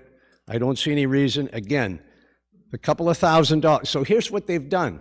The $1,000 that was going to be appreciated by inflation for the lifeguard and the porta potty, which was never used, they've suddenly decided to appreciate that $1,000 and send me that for a bill.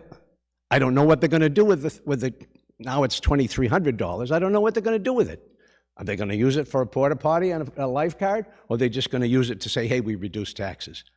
Again, in the fourth decimal place would be the effect that any money we'd get from $2,300 would do. I please ask you to support and vote yes for this tax exemption to be restored as it has been for many years. Thank you. I'd be happy to answer any questions. Thank you. That question.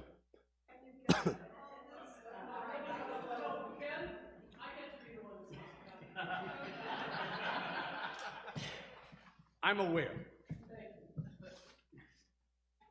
My question, old towns, old ways. Oh, sorry. Margie Bean, Tucker Road, Kingston. Old towns, old ways, handshake agreements were always done. They were accepted, they were a matter of honor. Can we get this on paper at this point and just do it? That was my question. So I don't have the background on this other than what you just gave, sir. So take this with a grain of salt. I agree with your comment that some sort of an agreement, whatever that's going to look like, would make more sense, because legally they can't grant an exemption because you can only grant an exemption for the reasons for the exemption. But can we come up with some sort of agreement that compensates for the easement or makes you whole in the same way? I'm sure that we can, if that's what you direct us to do.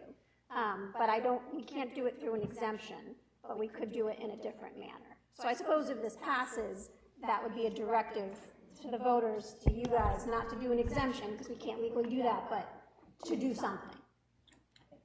We are exempt from the 1992 town meeting. It's in the warrant article, So I'll making look at us that. exempt. I can look at that. This, We have other people who speak, and then I'll follow you again. Thank you. Ms. Alessio? That's correct. In 1992, the town granted this pilot payment in lieu of taxes for $1,000. A few years later, the town attorney at that time said, oh, you're either tax exempt or you're not. That was Sumner Calman. I'm not sure that he had the right to do that, but he did. But the powers that be went forward and did nothing on either side. Not only did the town not have that letter, the Gideon Lodge doesn't have any documentation either. So both sides of the equation lost the documentation. They can't seem to find it. What the select board has asked to do is to reinstate that payment in lieu of taxes. Yes, we brought it up with an inflationary cost to, I believe, was $2,200. And if I'm correct, the warrant article 92 indicated that there would be an escalator clause for inflation every 5 years. All we're saying, what we want to do is, going forward again, institute the agreement that was originally designed in 92 and go forward from this point forward for the $2,200 a year. Now, the board can, as you know, Mr. Weiler, can do what it wishes with additional revenues. Usually, it goes back to reduce taxes. Just saying. what will be done with the 2381? I'm only one of 5. I cannot tell you what I would do or my colleagues would do. Well, the agreement from 1992 was it would go for a porta potty and a lifeguard. And it was never done from 1992 to 2003, which is why it was eliminated in 2003 by the Select Board, which you cannot find the data. It was eliminated by Sumner Kalman, if I remember.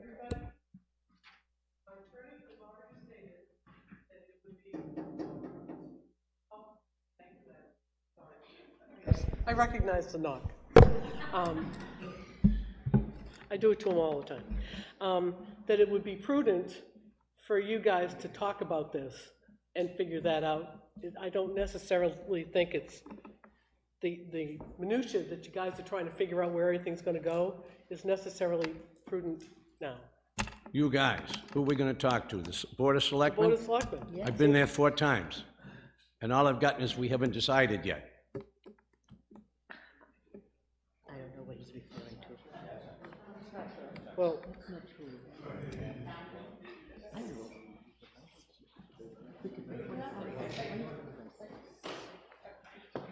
Laurie, did you want to? I just want to speak to that last comment. The Board of Selectmen did make a decision, and that's why the payment of $2,200, that was the decision, that moving forward, we would honor that original town meeting for $1,000 with that escalation clause. So a decision was made.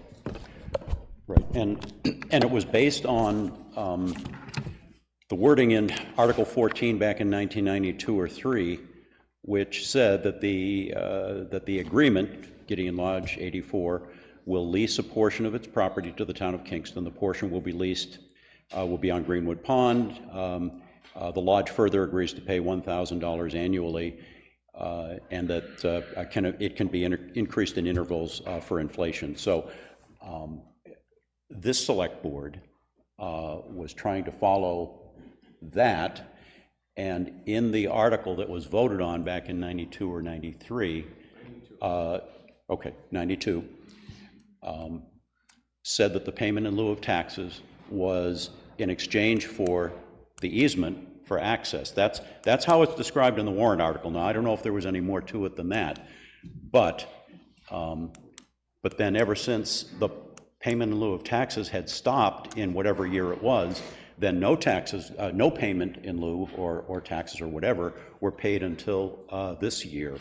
And the decision that this board made was to forgive any of those years that there was no payment, but that going forward, starting this year, there would be reinstituting, if you will, based on this article from 92, the payment in lieu of taxes, but scaled up for inflation as was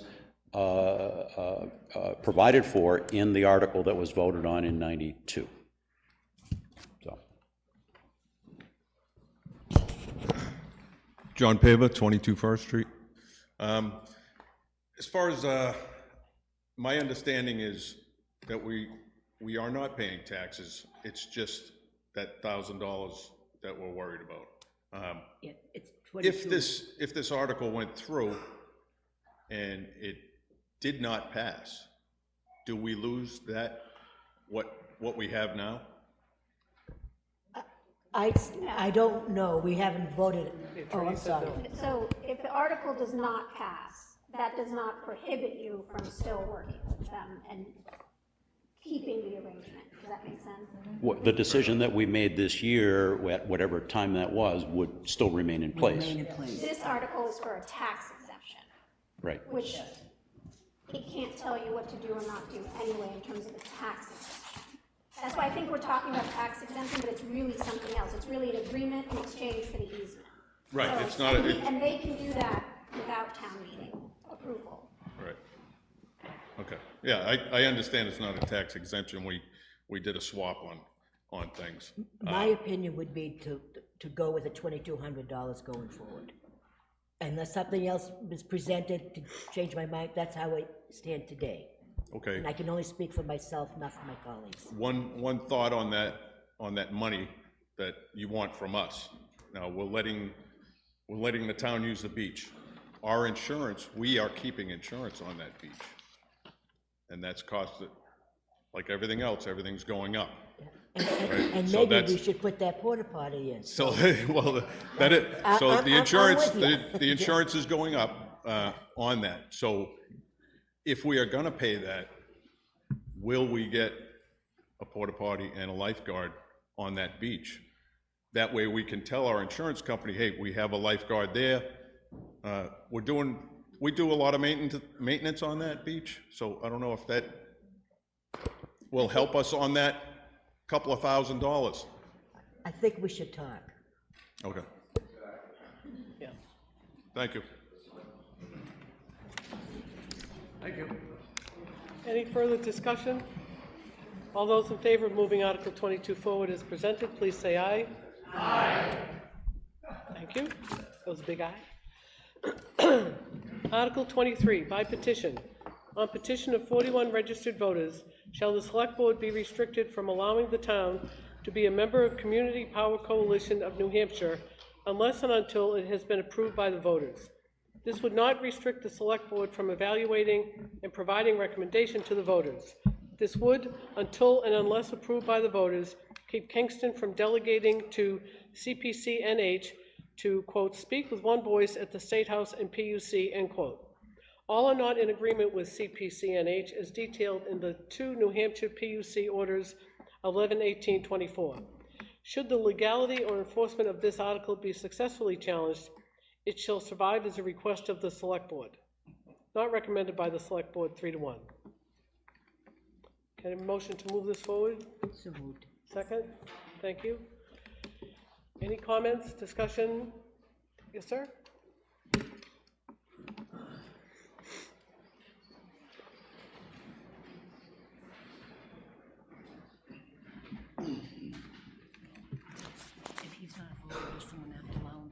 I am Dana Akers, 16 Sir, Rhineford I'm sorry, Lane. I have to ask because I've just been asked. You don't have a pink voter sticker. I don't have a what? A voter sticker? You're a resident of Kingston? Oh, I came in late and didn't even know there was. I know such a you're thing. registered. I am a registered I know voter. you from the planning board we've been on, so. Make a difference which side it goes on? No, just. And then, can you say that again, state his name? Just please state your name again and your Yeah, address, sir, for yeah. the record. Thank you. Dana Akers, 16 Rhineford Lane. It's never good to go last and following 2 articles that everybody's recommending against. But this article is about transparency, and it's the community power. This article is not against the concept of community power. I mean, the town is looking at whether they want to become your electric provider, the default electric provider instead of Unitil. That is a big decision. I mean, they're looking at, according to CPCNH's own documents, it'll save the average person $12 a month on their bill. So that's a big bite for the town to look at those savings, in my opinion, but that's not what we're talking about now. That won't come up until March of 2026. All we're looking at here is this Community Power Coalition of New Hampshire, CPCNH, which is only one company. It's under Community Power, they kind of named themselves that way to make you think they're the only game in town. They're not. That's just one company. And what they want to do is they're pushing forth in their literature that the Select Board needs to sign this joint powers agreement before they do their evaluation. And all I'm trying to do is get the Select Board to do their homework first, then sign the agreement. And the reason for that is once the town signs that agreement, you're signing on to this corporation, and they're up at the Public Utilities Commission in New Hampshire representing, they're trying to sell like battery storage and then spread those costs. The Public Utility Commission calls it cost shifting, and they're going to shift that across all the utilities. New Hampshire already has the second most expensive power, only after Hawaii, and this will possibly put us in first place. The people that are speaking against this at the Public Utilities Commission is the Public Utilities Commission itself, the New Hampshire Department of Energy, the Office of Consumer Advocate, the Conservation Law Foundation, Clean Energy New Hampshire, a whole bunch of companies, and every single electric utility have spoken against some of the things that this company is trying to do. Now, that's all this is really about. Now, at the the meeting that we had, what do you call the warrant article meeting, I was schooled by a number of the officials here that my article wouldn't be illegal, but it would be advisory only because you cannot change things that the RSAs, which are the state laws, say. And so I did a little more homework since then, and I have to agree 100% with that statement that that is true. However, that I looked at the RSA, and what I realized is, and it's not your fault, because you're looking at the literature that's put out by this CPCNH, which tells you that you need to sign this agreement and you have that authority. The RSAs do not give you that authority. And as I'll state, this comes under Chapter 53E, which is the aggregation chapter. It gives the town the ability to do this whole community power thing, and then it very specifically tells you how to do it, and it also says that everything to do with electric aggregation is regulated by that chapter. So what that means is you can't then go point to another chapter that gives you general authority to sign agreements. If it's got to do with electric aggregation, then it's regulated by this chapter. Now, the New Hampshire Municipal Association Handbook, which I'm sure you're all familiar with, I'll quote from it. Now, I'm quoting from the 2020 one because that's the only thing I could find. And it says, the board or official must find a law that grants them that authority to act. It is not enough to conclude that there is no law prohibiting the action. Silence in the law generally should be interpreted as a prohibition against that particular municipal action. Now, when you look at this chapter 53, and I will put this in writing and send it to Susan tomorrow and recommend you give it to town council to review. It grants very specific authority to the governing body, which is also known as the select board. And that is, it gives you the authority to form a committee to develop a plan, and then it gives you the right to submit that plan to the voters for approval. That's pretty much the end of the end of your authority.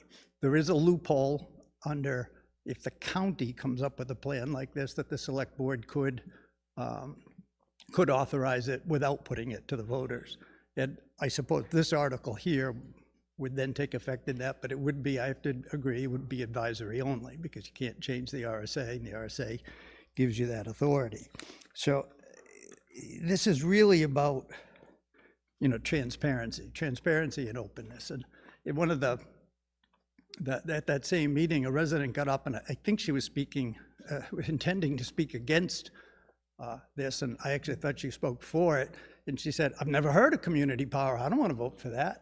And that's exactly my point. It's like you're going to get to vote for it if they have their way in 2026. So it's important that people become aware. The select board voted 3-1 against this, so it probably won't pass because that's the way the voters tend to vote on the ballot. But I'd like to read one recommendation. It says that a resident made. It says, I guess Article 23, after reading this, I think I'm going to go with the recommendation on that warrant article. I think that it's a very big decision, and I don't like some of the wording about the residents have to actually request not to be a part of this. I do think it should be up to the voters, and this is a very big decision for the town. I think we should put that out to the voters, my recommendation. Now, I'm sure one of you recognizes that. That was Selectman Bakey speaking at the meeting, and then, without anything further, he voted against it. He's one of the 3 votes against it. So I'm hoping today he'll take the opportunity to clarify that, because it sort of seemed like he was for it. It would be 2-2. Maybe it was a mistake. Maybe he changed his mind for some reason that he'll enlighten us on. I'm not sure. But I ask you to support the article. And it's really about transparency. Thank you. Do you want me to respond to that, Alan? Do you want me to respond to that?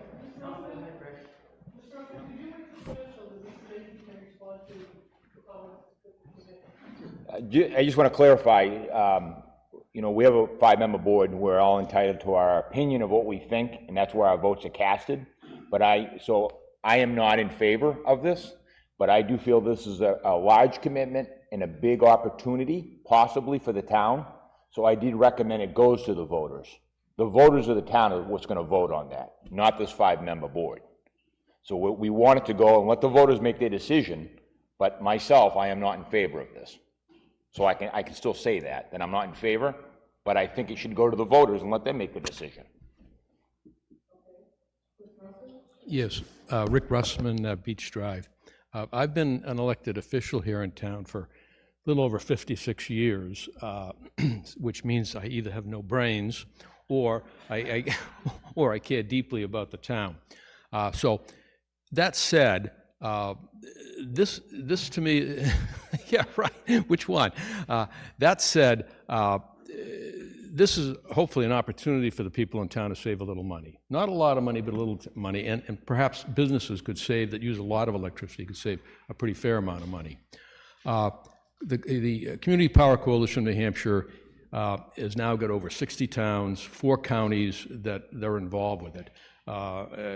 Ken will appreciate this. Representative Vose actually chairs the Energy Committee up in Epping, and Epping has, and he's a very, very conservative fellow, and Epping has voted to do this. This has to come before the voters.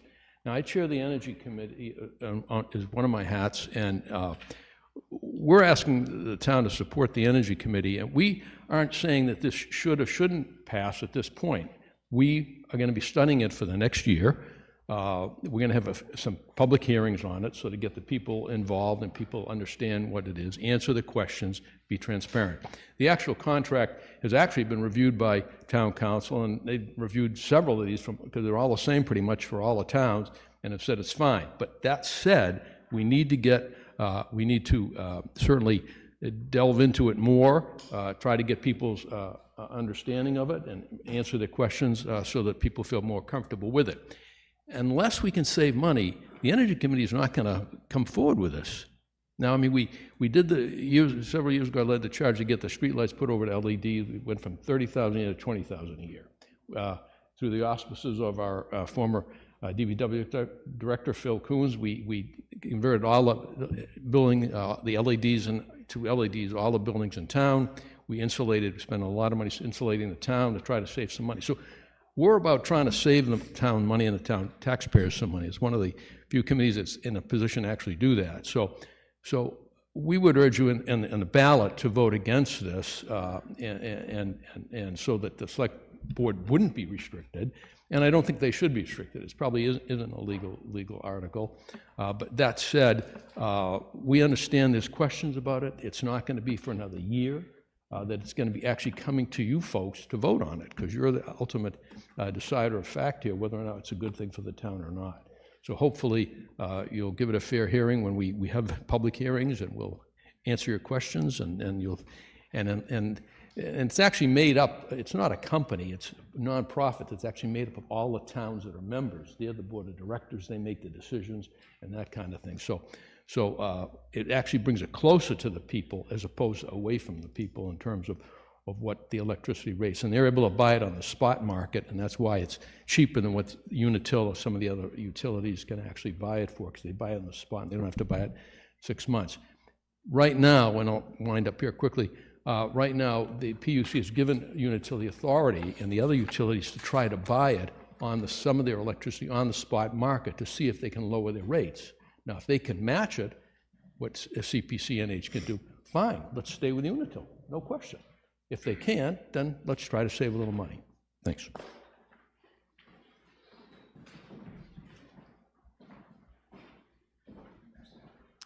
Pam Brown, Kingston. The Community Power Coalition of New Hampshire has approached different towns asking them to become the default electricity supplier to the towns.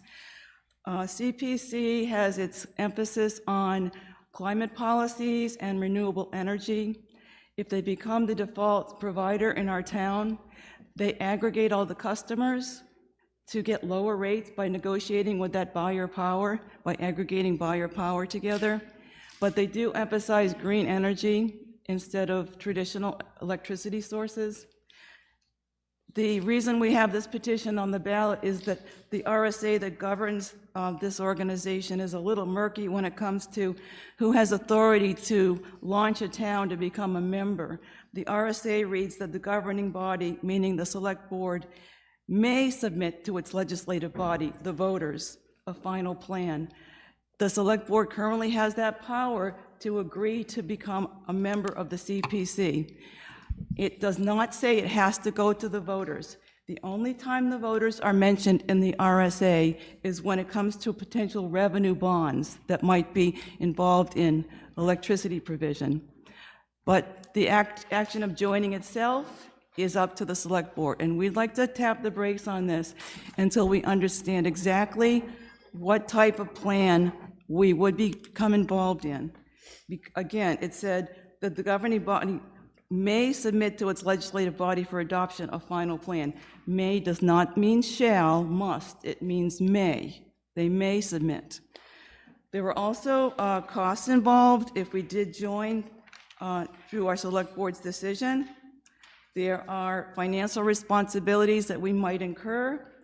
Even those that choose to opt out of this plan as Kingston utility payers shall not be responsible for paying costs associated with the CPC's default electricity supply program, except for those power consumed directly by the town or incidental costs, and we're still trying to nail those down. So if the select board decided to sign an agreement and develop a plan, it may bring it before the voters, and that can only happen if they agree to set up an aggregation committee to develop a plan. Again, setting up a committee to develop that plan is up to the select board. We do not have the authority to approve setting up the committee or having that plan authorized by the voters.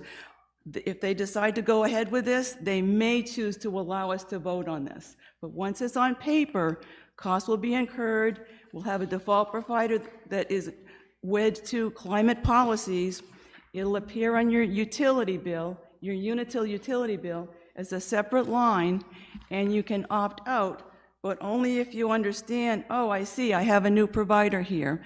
And there's no guarantee the rates will be lower, but there is a guarantee that we may be incurring financial obligations, financial responsibility, which includes investments in renewable energy, solar projects, which many of us may not want to become roped into and responsible for paying for through this statewide organization.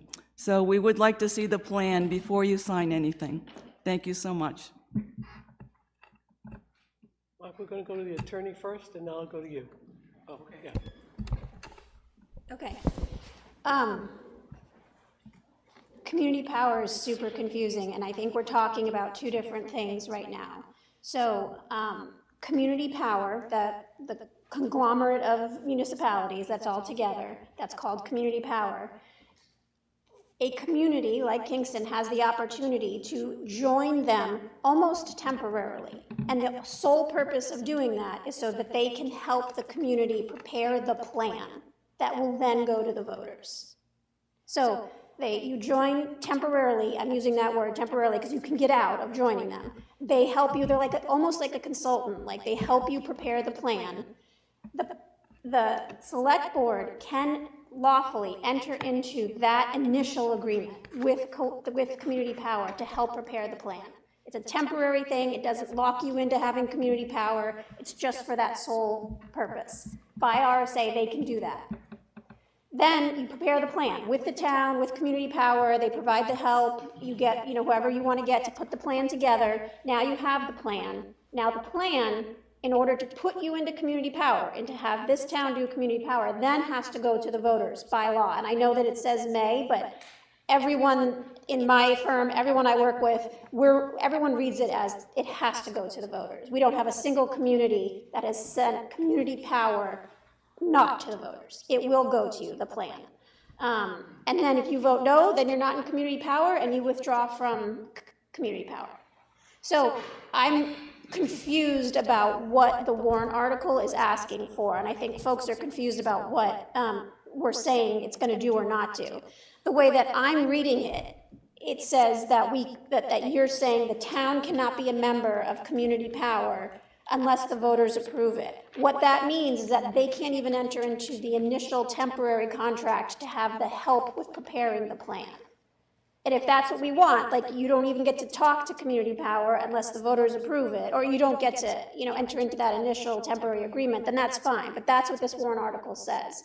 If instead what we're concerned about is we don't care about them helping us prepare that plan, but what we care about is we don't want to be obligated for Community Power, that's a whole separate thing that has to go to you anyway. That said, the moment they enter into an agreement with Community Power for that initial term help, you are becoming a member of Community Power. It's not fixed, it's not you're bound, but you are becoming a member. So when Community Power goes to the PUC to talk about, net rates and what they want to talk about, they will be talking on your behalf at the moment you sign that initial agreement.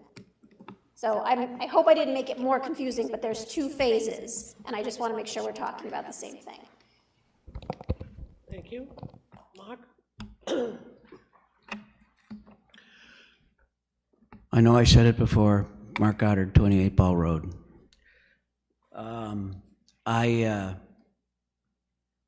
I've heard about agreements like this before, and I used to be in the power generation business, so I'm somewhat familiar with spot market and the prices that are charged. When I got a hold of the first document that was given, it's 34 pages of legalese. I had to go buy a Black's Dictionary for legal terms. I still don't understand all the stuff that's said in here. What I did understand was there's no numbers. And it really does bother me when I see any kind of a contract, because I'm not an attorney, so I don't know in a lot of cases what I'm signing. I'm just hoping. Now, I came up with 34 pages. Gave me a headache. But I came up with some questions that I wanted to ask. One of them was review by the town attorney. Send this thing to the town attorney, which obviously I guess was done. But what I wanted to know was, I want it to be performed and reviewed from the perspective of risks to the town, A, B, financial benefit to the town, and C, the legality of the contract, which is kind of the last thing. But you said you obviously reviewed this thing, or somebody did. Did the board get a review back? Yes. Really? Can you, where is it? Does anybody have it? Can you read it? I do have it, but I can't release it until. Yeah, you have to vote to it. It's okay, I have no objection. It's your call as a board to release it. As long as my colleagues have no objection, I don't mind reading it. No, there might be both. So Mark, just as a matter of course, generally, if we get legal advice, we don't then publicize that, because that's legal advice. So that's why we're gonna vote on being able to speak to it, right? Yeah. Yeah. So you can't, Yeah, we have to vote to release it. I just gotta ask I cannot release the information without my colleagues agreeing to do it, the majority of my colleagues. okay. Okay, because it is legal advice, and normally legal advice isn't public information, although this helps make decisions about something else. But again, I'll ask my colleagues. Let my guys need to ask. Huh. Okay, that's interesting. They're gonna do it now. Hold on, Mark, just hold on. They're doing it now. Wait. Oh, go ahead, I'll wait. Okay, anyone all in favor of releasing the information, raise your hand. It's unanimous. I'll be happy to read it to you. Okay, here we go. Okay. It's not that long. Bullet number 1, has Kingston already developed a community power plan under RSA 53A that includes allowing for members in a joint powers agency group / service, such as CPCNH, and submitted that to the voters at town meeting for adoption? Question mark. This is required before signing on to the JPA.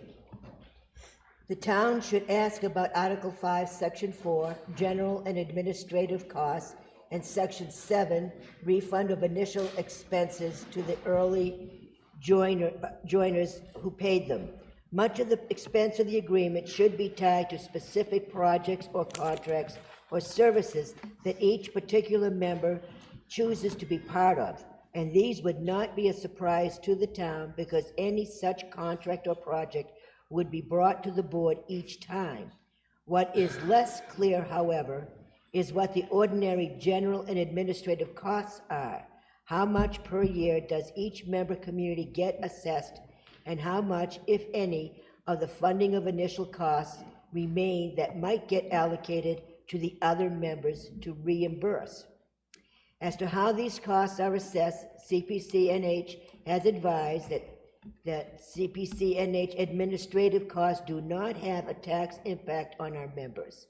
Our structure is such that all of our costs, power supply, operating expenses, and general and administrative expenses are recovered through the electric supply charge on the customer electric bill. The town's adoption of the CPCNH Joint Powers Agreement to become a member does not include any cost to the town.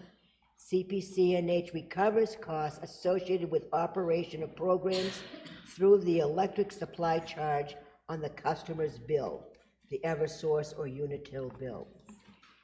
Our greatest concern with community power plant is the town's ability to get out of it if the obligation / costs proved contrary to the town's best interests. Can I pause right there? That's if you send the plan to the voters and the plan is adopted. That's when you can't. That's the difficulty in getting out, not this initial agreement. So, forgive me for being stupid and wasting your time. I just want to clarify. Under no circumstances can the board legally obligate the town in any way, shape, or form to incur any kind of costs or responsibilities until they put this before the town to vote on it. Yes. And no. As to engaging in community aggregate power. But remember, community power has another division that is like a consultant, like a planner almost, that can help you put together a community plan that then goes to the vote. That has whatever fees it is, like you would pay a planner to help put together that plan. So that would have fees that would be fixed, whatever those are for that contract. But that's like a one-time deal. We're gonna give you 100 hours, we're gonna help you put together this plan, and then we're done. So it's a yes and no, does that make sense? In terms of obligating you to community power, they cannot do that without a vote. Okay. Okay. Yeah, I guess I'll. Let me finish There's more to reading. the letter. I'm not finished. I'm almost done. Oh, good. Keep going. The joint power agreement sets out that members are allowed to leave the collective. It's Article 3. With that said, the JPA obligates any member seeking to leave to be responsible for its share of any project agreement or cost-sharing arrangement until that particular contract is completed. So while the town can withdraw from the group at any time, the town will not be able to get out of any individual contracts or projects that the town becomes part of along the way, except in accordance with the terms under those separate contracts, which means that it may be tied into a particular service contract or funding specific projects, even if it does decide to leave the CPCNH group. So there may be some additional expense to the town if it chooses to leave in the future, but that seems to be a reasonable provision as these contracts are being negotiated with a certain number of consumers in mind. So it only makes sense that the rate cost of the contract must be shared by all those who enter into the same. So regardless of when you leave, you're still obligated. That said, there is no set cost, so it is impossible for anyone to predict or calculate what financial risk there is for any municipality entering into this arrangement. With that said, the purpose of this collector is to provide a better negotiation position with the electric companies and to ensure a better rate, which hopefully results in cost savings for the town residents. That all speaks to the plan that goes to the voters. Okay. Those are the costs that are not, that's what that was referring to, the plan that goes to the voters. There were 3 towns listed on this document that bailed out. So we found out from them, how come you bailed out? There had multiple reasons. But as far as the cost goes, as long as this article that we're talking about restricts, makes it very clear that the select board cannot obligate the town. That be a fair statement? Is that a correct statement? This article as written does say that, yes. If it passes, yes. Okay. Thank you for your time.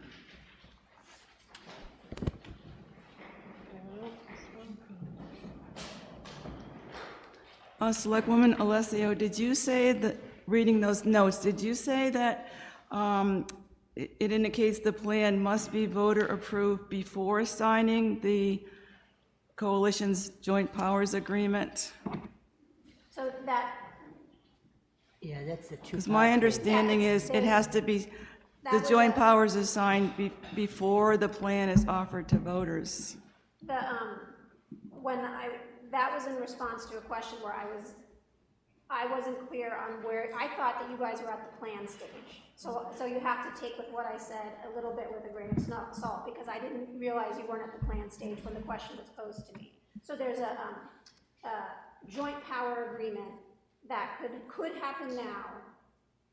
If this article fails, they can enter into a joint power agreement, which is just that temporary, let's work together, you're a member of us, we're going to help you put together a plan.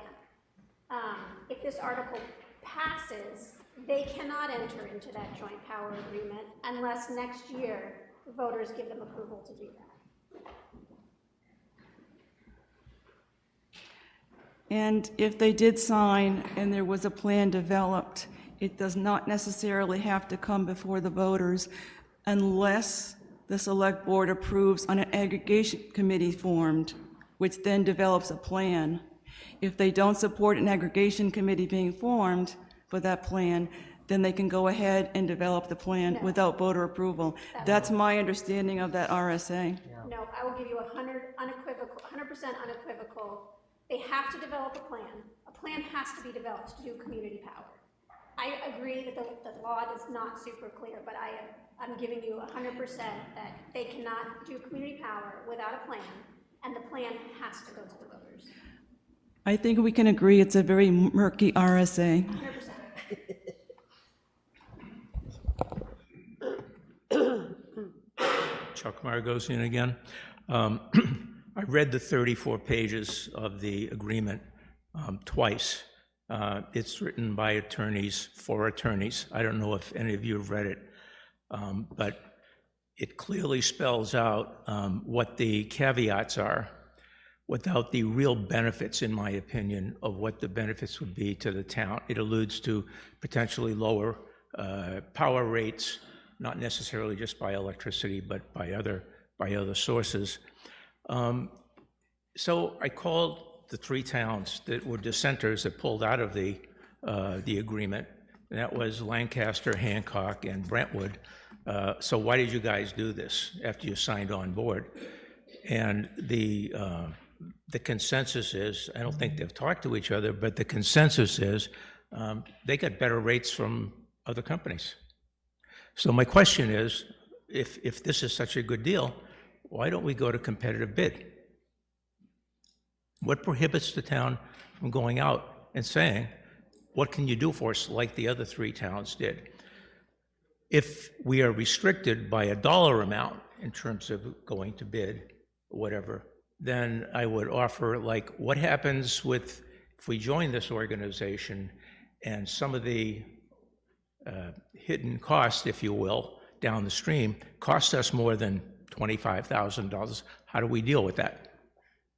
That would be an expense to the town, would it not? So my question is, why would we not do on something that, where there are other opportunities, why would we not look at what the offerings are and pick the best for the town, ostensibly with a lot less legal expense? Anyone? No?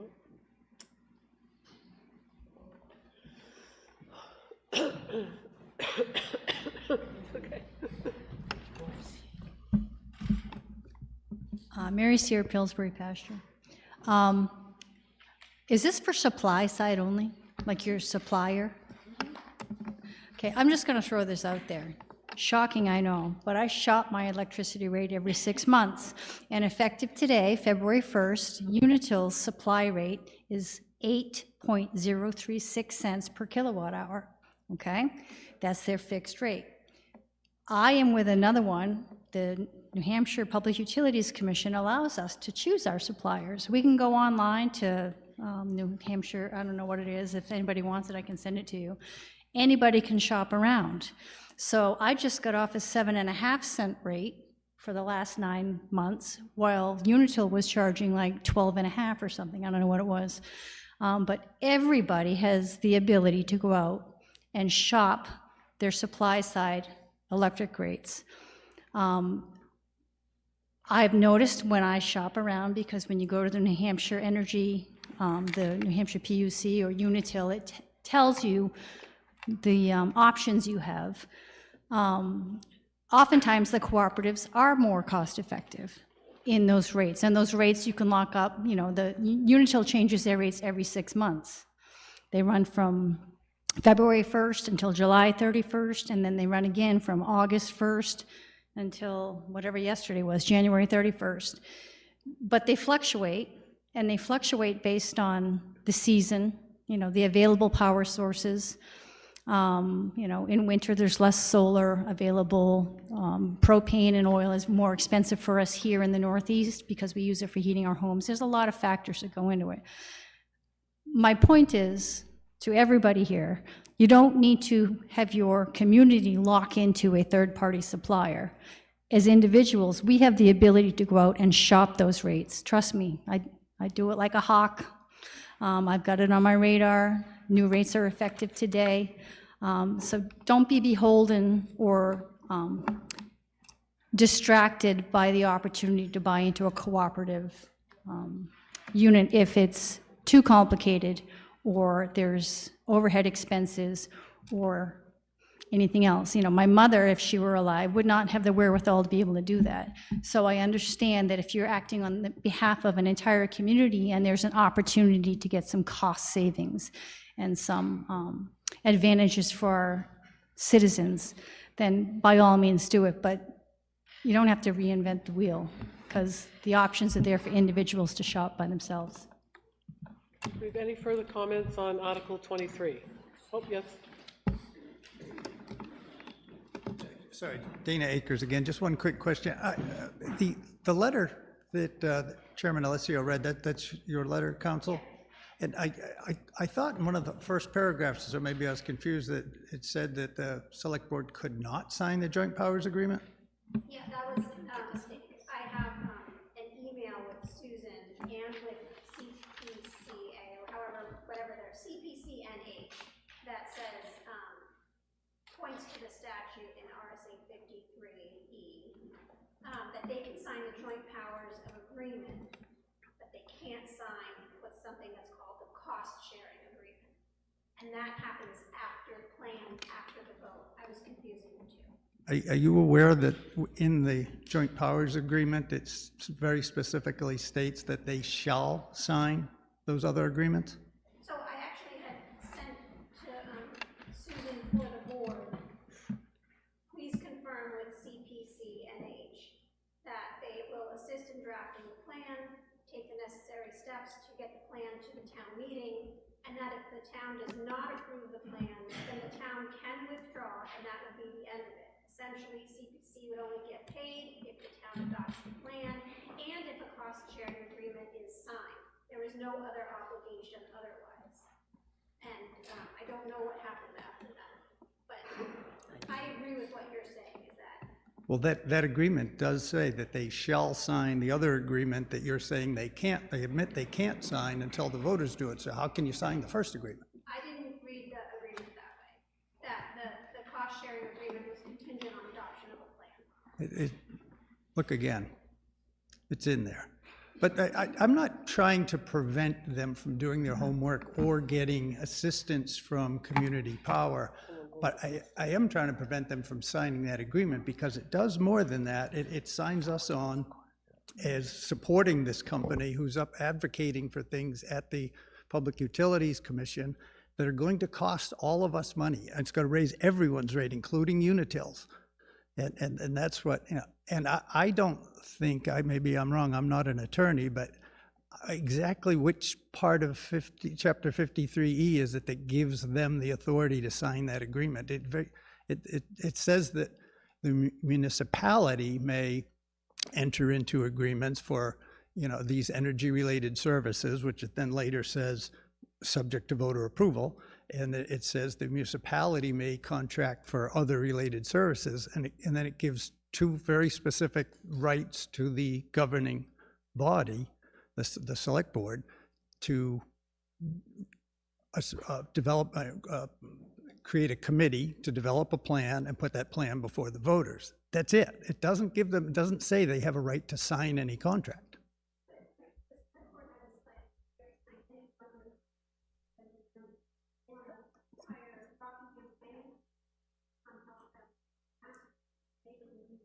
But this Chapter 53E very specifically says that anything to do with this is regulated by this chapter. They can't, I don't think they can invoke powers, general powers under that.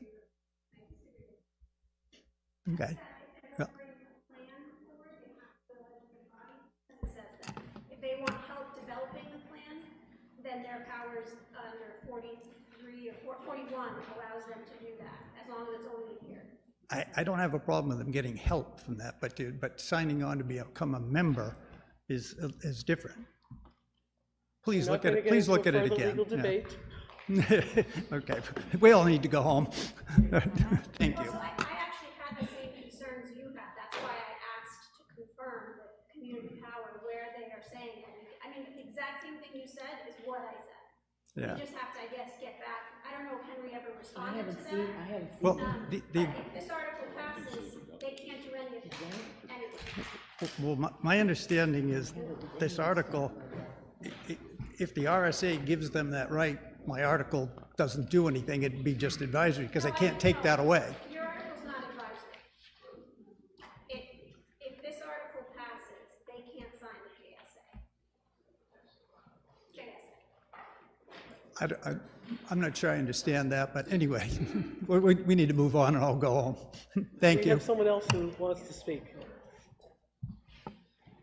Look, folks, this isn't rocket science. Nothing's going to happen unless you guys get to vote on it. We're not going to have the select board suddenly pull an end run where they've approved something that you guys won't. Sure, can they enter into the joint power agreement thing that's a temporary thing to get that kind of started? Yes, but you can get out of that. And frankly, even if the town people vote to say let's do this with the community power, anybody can opt out at any time they want to. Then they can opt back in if they want to. They can do it. Mary's doing it. Check other things on the market and go with them by every few months. They can always do that. So there is transparency, and there's going to be, and like, going to be studying it for the next year before it's actually put before the voters. So there's plenty of safeguards there, and I think, and unless it's going to save us money, there's no point in doing it. So. I'd like to. Hang on a minute. Go ahead. Well, first off, I'm going to ask you where your little pink sticker is. Attaboy. Now, if you can just pause one moment, because Ms. Alessio asked before you got to the mic. I found the response from Jade.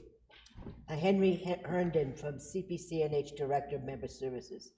Upon signing the JPA, CPC will then assist the town at no cost, yes, at no cost to the town, in drafting its electric aggregation plan, EAP, and taking the necessary steps to have the plan approved by the town meeting. And that if the town meeting does not approve the plan, then the town can withdraw from the JPA, and that would be the end of it, essentially. CPC only gets paid after the town meeting approves the electric aggregation plan, the cost-sharing agreement is signed, and Kingston customers begin receiving/paying for electricity through the CPC. Okay, sir. Kevin Mary Carrero, 2 Symes Road.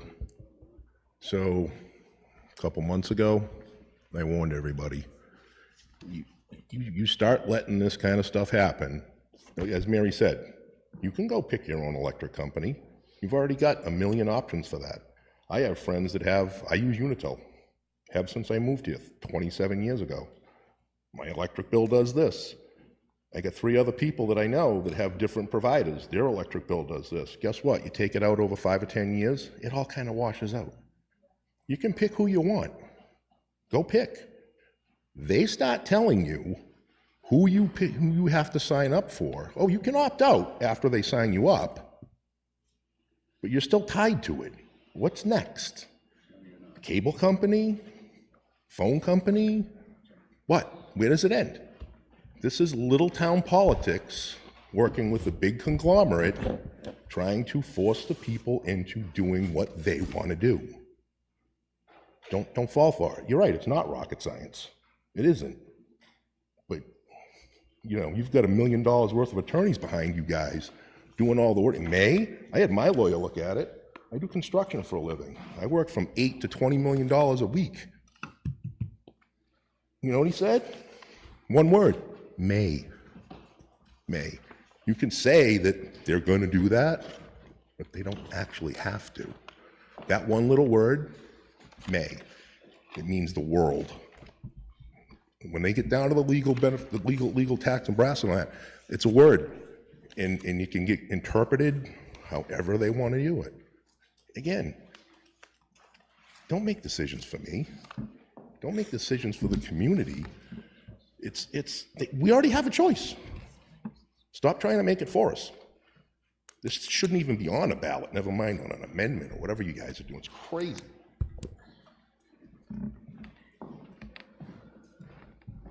New information? Yes, it is. Thank you.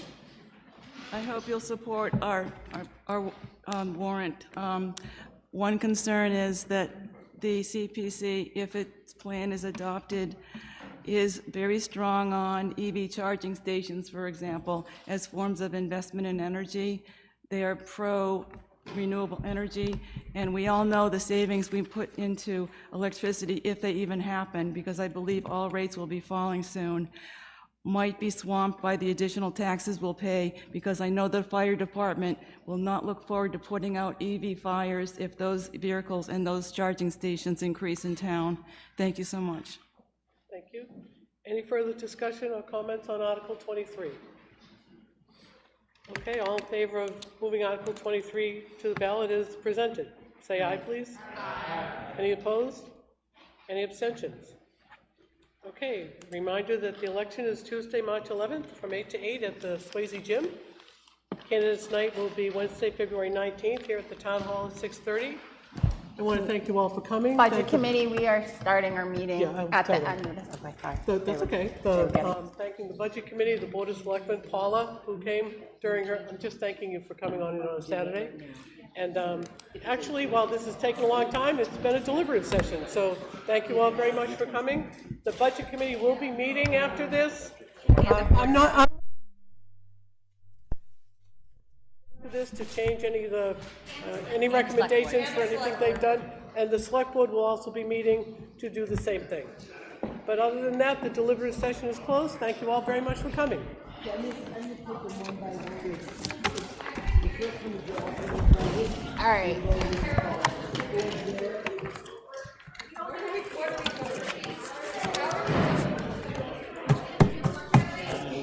No, you're not being recorded anymore, I don't believe.